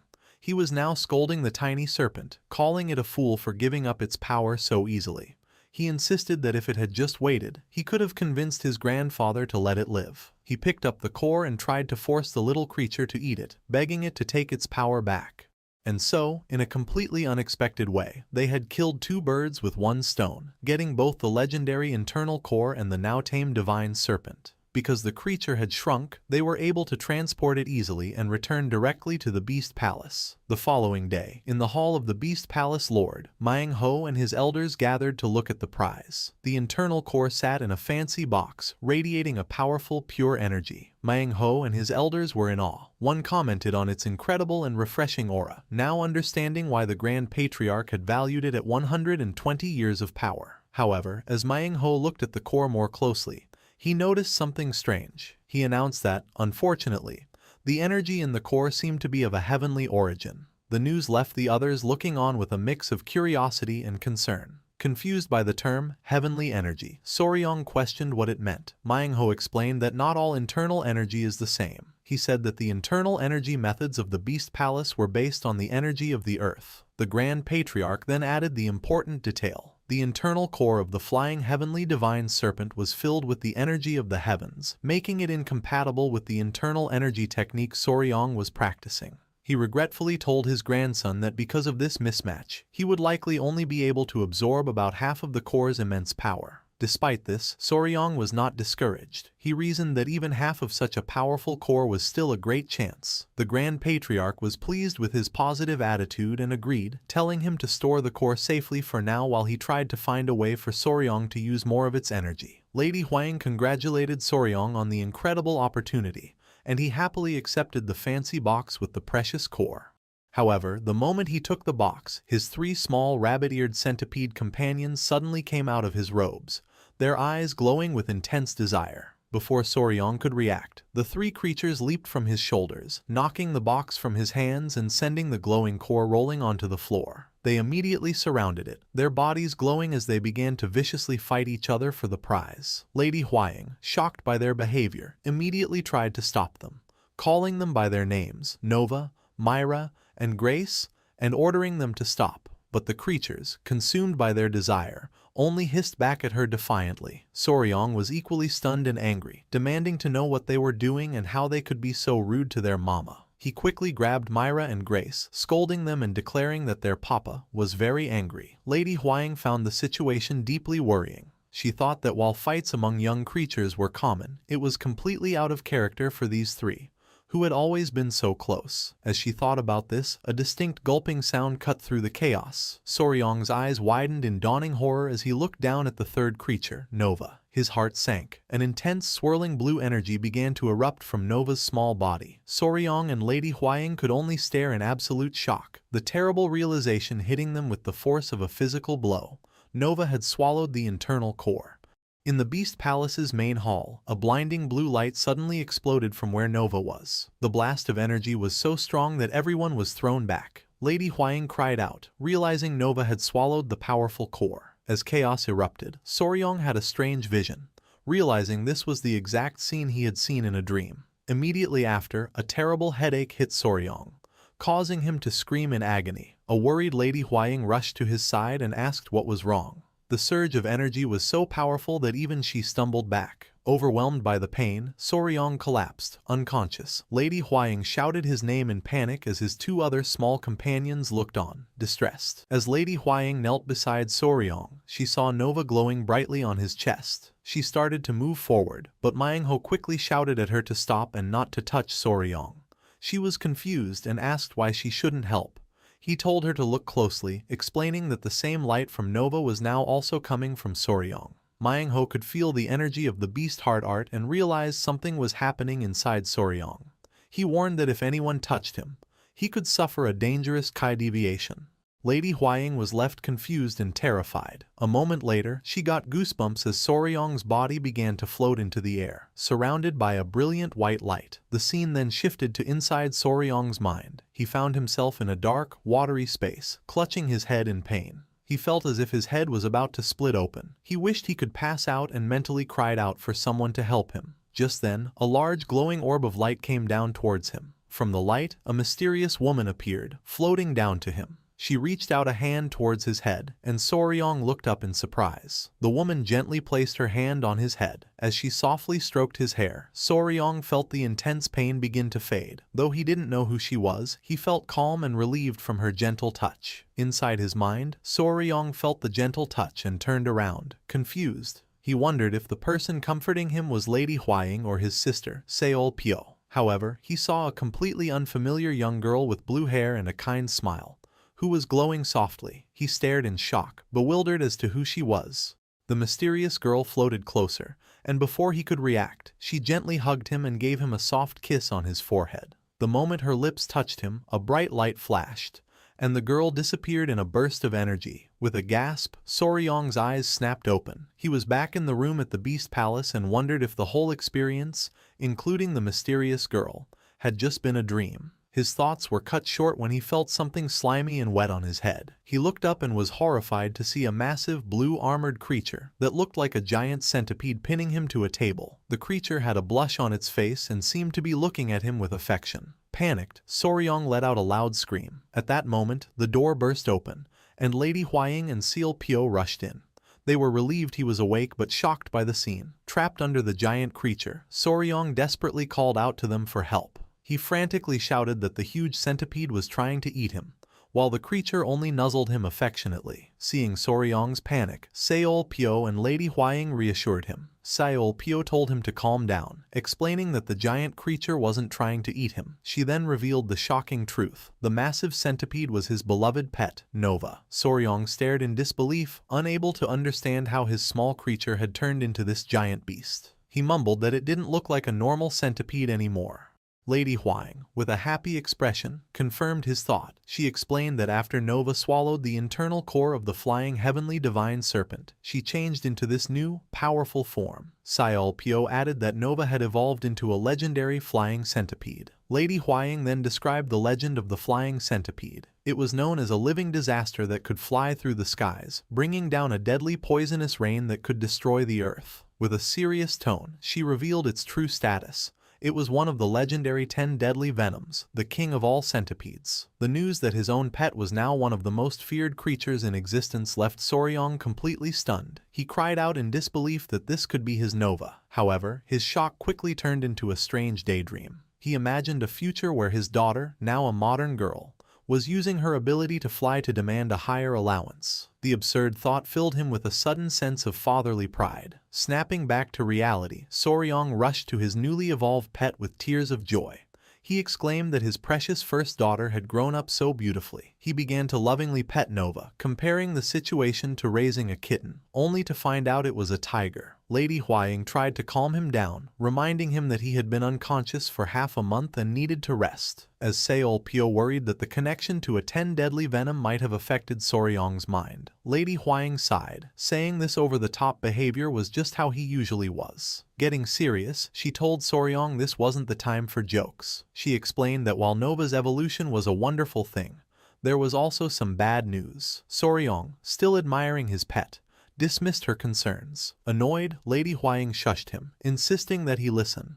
Lady Huaying, with a serious expression, told Soryong the bad news was not small. On her shoulders, his other two small creatures, Myra and Grace, glared menacingly, their eyes glowing red. She explained that the two girls were absolutely furious. A moment later, a horrifying realization hit him. He imagined the scene before the core was eaten. Nova pointed at the two creatures and declared the rule of their competition. The centipede that won the fight and ate the core would evolve. This was followed by another comical vision where his three pets were human children. Two of them argued that the oldest sister was cheating, while Nova proudly held the core. Soryong, as their father, was left trying to comfort the two crying children. Snapping back to reality, Soryong was horrified, finally understanding the sibling rivalry he had accidentally created. Filled with guilt, he rushed to apologize to the two angry creatures on Lady Huaying's shoulders, telling them he was sorry and that they were just as precious to him. The two creatures seemed to accept his apology, nuzzling happily against Lady Huaying's cheeks. This, however, only sent Soryong into a new panic, as he realized his daughters now preferred their mother. Lady Huaying just laughed, explaining that it's common for children to love their mothers more. After a long round of apologies from their father, the two little creatures finally calmed down.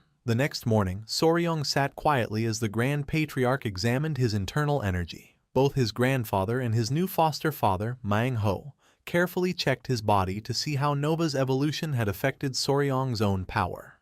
The Grand Patriarch gave his analysis first. He concluded that Soryong's poison cultivation had clearly advanced. Manhwa agreed, adding that this made sense, as the beast heart art lets the master and their beast grow stronger together. Since Nova's venom had become much more powerful, Soryong's own poison abilities had grown with hers. The Grand Patriarch smiled. Pleased, he told Soryong that even though the core was gone, it had still helped him greatly, and they would confirm the full changes once they returned to the Tang clan. Just as they finished, Manhwa turned to Soryong and asked an unexpected question. Had he been seeing any visions lately? The question caught Soryong completely by surprise. Manhwa explained his concern. He warned that when a person accepts a powerful beast's consciousness into their mind too early, there is a risk that the beast's will could overwhelm their own mind. He stressed that this was especially worrying for Soryong, as he was now connected to one of the 10 deadly venoms. Soryong's thoughts immediately went to the mysterious blue-haired girl he had seen. He wondered if she was a sign of his mind being taken over. However, he quickly dismissed the idea, remembering her gentle touch felt healing and comforting, not threatening. Manhwa finished by telling Soryong to come to him immediately if he ever sensed anything strange. Soryong respectfully agreed. With Soryong's condition stable, the Grand Patriarch and Manhwa decided it was time to get back to the important business they had paused. A confused Seol Pyo asked her father what they had postponed. With grim expressions, the two elders revealed their true purpose. It was time to deal with the Five Venom sect. They announced their plan to find the sect's hidden base. The name of the evil sect brought a look of shock and determination to Soryong's face. The Grand Patriarch explained that the ruins where the sect was supposedly wiped out 100 years ago were not far from their location. Now that they had clear proof the sect was still active, they couldn't just do nothing. Soryong clenched his fist, thinking about the cruel sect hiding somewhere, breeding their monstrous creatures. The Grand Patriarch continued, saying that since the sect had already targeted the Beast Palace, it was only a matter of time before they aimed for the Tang clan next. With absolute resolve, he made a final, powerful declaration. Before the Five Venom sect had a chance to find them, they would strike first and destroy them. In the guest hall of the Southern Beast Palace, preparations were underway for the Tang clan's departure. Soryong was busy packing clay pots and boxes onto a cart. Before they could investigate the Five Venom sect, they first had to transport all the venomous creatures they had captured back to the Tang clan. While working, Soryong asked a clan member about the flying heavenly divine serpent. Gupai explained that the creature was being cared for separately. He told Soryong they couldn't send it to the clan yet, as the poor creature had refused to eat for days and was just huddled sadly in a corner. Worried, Soryong decided he should go check on it. As he walked, he thought about how shocking the experience must have been for the once proud serpent. After all, it had lost 120 years of its power, only to see it eaten by another creature right before its eyes. He glanced at his newly evolved and cheerful pet Nova, then pictured the sad, shrunken divine serpent, and couldn't help but feel a lot of sympathy for it. Soryong, with the huge Nova floating behind him, entered the room where the small divine serpent was being kept in a wooden cage. He approached it gently and asked if it was all right, but the serpent only responded with a furious hiss, its body glowing with an angry red aura. Trying to calm it, Soryong explained that he had never meant to hurt it. He told the little creature that he only wanted to capture it because it was so impressive and beautiful, but its fierce nature had forced his hand. He suggested that instead of being angry, it should think about its new situation.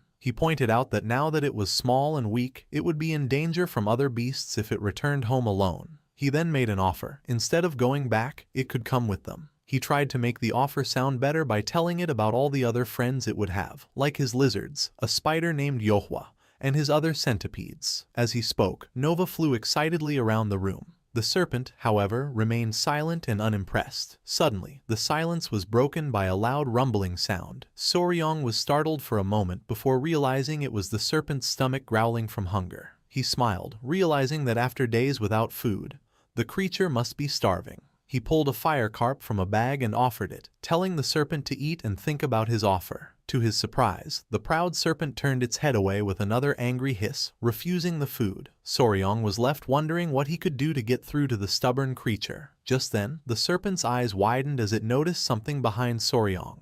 It was the massive, intimidating form of Nova, glaring down at it with menacing eyes. The divine serpent let out a terrified hiss, its anger instantly turning to fear.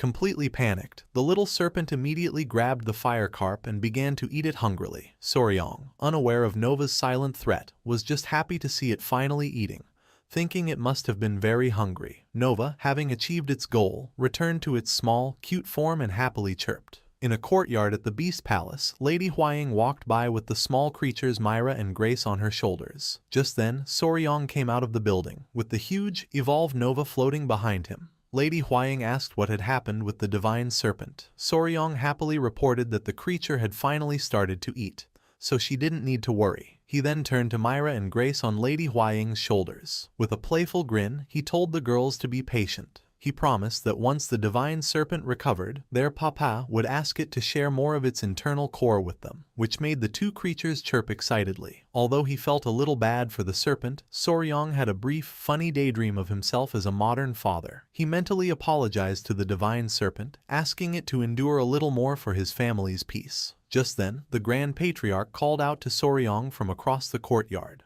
The elder approached and announced that all preparations for their investigation into the Five Venoms sect were complete. He declared that with everything ready, they could now begin the search. The Grand Patriarch asked if Soryong was sure he was ready, pointing out that he had recently woken up from a half-month-long coma. Soryong just smiled and assured him that he was fine. With a determined look, Soryong explained why he wanted to go. He declared that as the adopted son of the Southern Beast Palace and the son-in-law of the Tang clan, any enemy of both houses was his own enemy. He insisted that he could not miss such an important mission. The Grand Patriarch chuckled, feeling proud of his grandson's loyalty. However, he also knew Soryong had another reason. The investigation was also a perfect opportunity to search for other rare and powerful venomous creatures. With the decision made, the Grand Patriarch laid out the plan. He announced that the next morning, they would all head to Mount Nannuo, the last place the Five Venoms sect was seen, to search for clues. He was confident they would still be able to find traces of the sect there. He clenched his fist with a determined look. Finally, with a powerful voice, he declared that the time had come to settle the 100-year-old debt they owed the evil sect. A few days later, the search began. High above the peaks of Mount Nannuo, Soryong rode on the back of his massive flying centipede, Nova. By the second day, their search had found nothing. Soryong realized that finding any exact traces after 100 years was proving to be very difficult. The old records from the Beast Palace were not specific, only stating that the sect had been exterminated on Mount Nannuo. Even after searching the entire mountain from the air on Nova, he had found nothing. As the sun began to set, Soryong let out a tired sigh, wondering if another day would end with no results. As Soryong was about to head back, his companion, Nova, suddenly stopped and began to chirp excitedly. Confused, Soryong asked what was wrong. He followed Nova's gaze and saw a large flock of creatures flying against the setting sun. He realized they were bats. Seeing Nova's curiosity, he explained that it was a bat, a type of flying rat, and guessed it was the first time his companion had seen one. With the sun going down, Soryong decided it was time to return to camp. He landed and met up with his foster father, Manhwa, who asked if he had found anything. Soryong reported that his search was unsuccessful.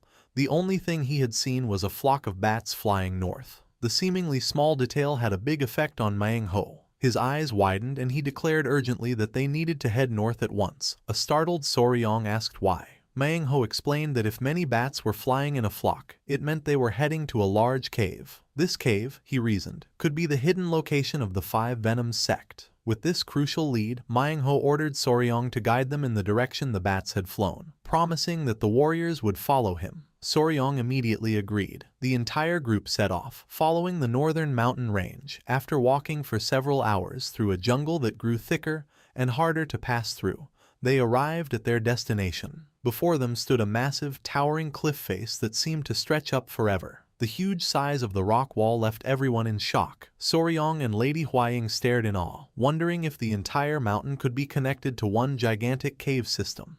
Their quiet awe was broken when the Grand Patriarch suddenly called out to Manhwa, his voice filled with excitement. He pointed to a spot on the cliff, announcing that he had found something. Embedded in the stone was a large, reddish, hand-shaped carving, a clear sign that this place was not natural. Manhwa examined the reddish handprint and read an old inscription on the stones, which said that the Five Venoms sect was sealed there forever. He confidently announced that they had found the right place. The Grand Patriarch identified the handprint as the Divine Red Carp Palm, a powerful martial art used by a Tang clan ancestor. This surprised Soryong, who had thought his clan focused only on poisons and hidden weapons. Manhwa noted that the main entrance was blocked by large stones. He suggested they look for another path before trying to move the heavy rocks. Just as he said this, a huge swarm of bats suddenly flew out of the cliff, startling the group. Soryong and Manhwa looked up, watching the bats fly towards an opening high above them. Soryong pointed out that there was a large opening at the top of the cave. The two elders looked at each other, realizing that 100 years was more than enough time for a new entrance to form. Seeing the new opening, Soryong volunteered to go first and scout ahead. He assured the elders that he would be safe with his powerful companions, Nova and Yohua. Lady Huaying and Sealpyo also agreed that with his two powerful beasts,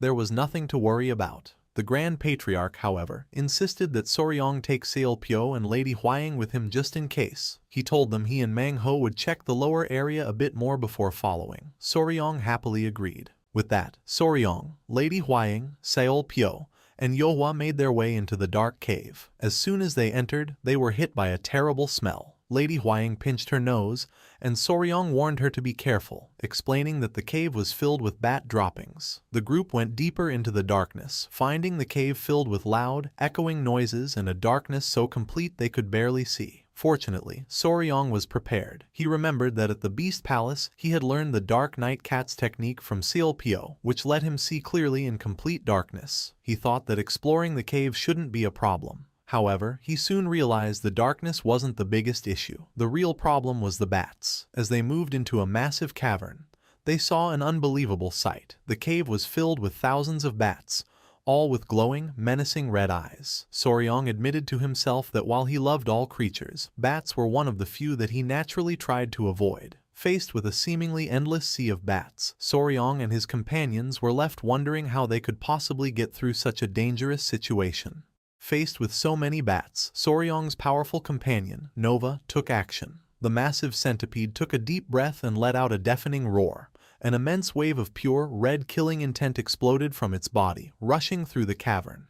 The effect was immediate. The thousands of bats were instantly overwhelmed by the powerful aura, their eyes swirling as they fainted. They began to rain down from the ceiling, completely unconscious. Sealpyo was amazed, saying it was just as she'd expect from one of the 10 deadly venoms. Soryong, however, was thrilled. The incredible display of power reminded him of the Conqueror's Haki from comics of his past life. He rushed to Nova and praised her, petting her and telling her what an amazing daughter she was. The display of power sparked a sense of rivalry. On Lady Huaying's shoulders, Myra and Grace also began to glow with a red aura, wanting to show they could release their killing intent too. Soryong was overcome with emotion. With tears of fatherly pride, he declared that all of his daughters were incredible. As he was celebrating, Seol-pyo suddenly noticed something in the now cleared path ahead. She called out to Soryong, telling him to look. His gaze followed hers, and in the distance, he saw a faint, glowing red light deep within the cave. As the group approached, they discovered the source of the light, a massive, ominous-looking stone door, glowing with a faint red energy. The ground around the door was covered with countless human skulls and skeletons. They realized the massive swarm of bats had been completely hiding the gruesome sight. Soryong concluded that this had to be the final battleground of the Five Venoms sect from 100 years ago. His attention was then drawn to something in the center of the clearing, just before the door. He walked closer and was completely shocked by what he saw. There, on a stone altar, were carvings of 5 venomous creatures: a lizard, a snake, a scorpion, a toad, and a centipede, all arranged around a single glowing red orb that pulsed with a sinister energy.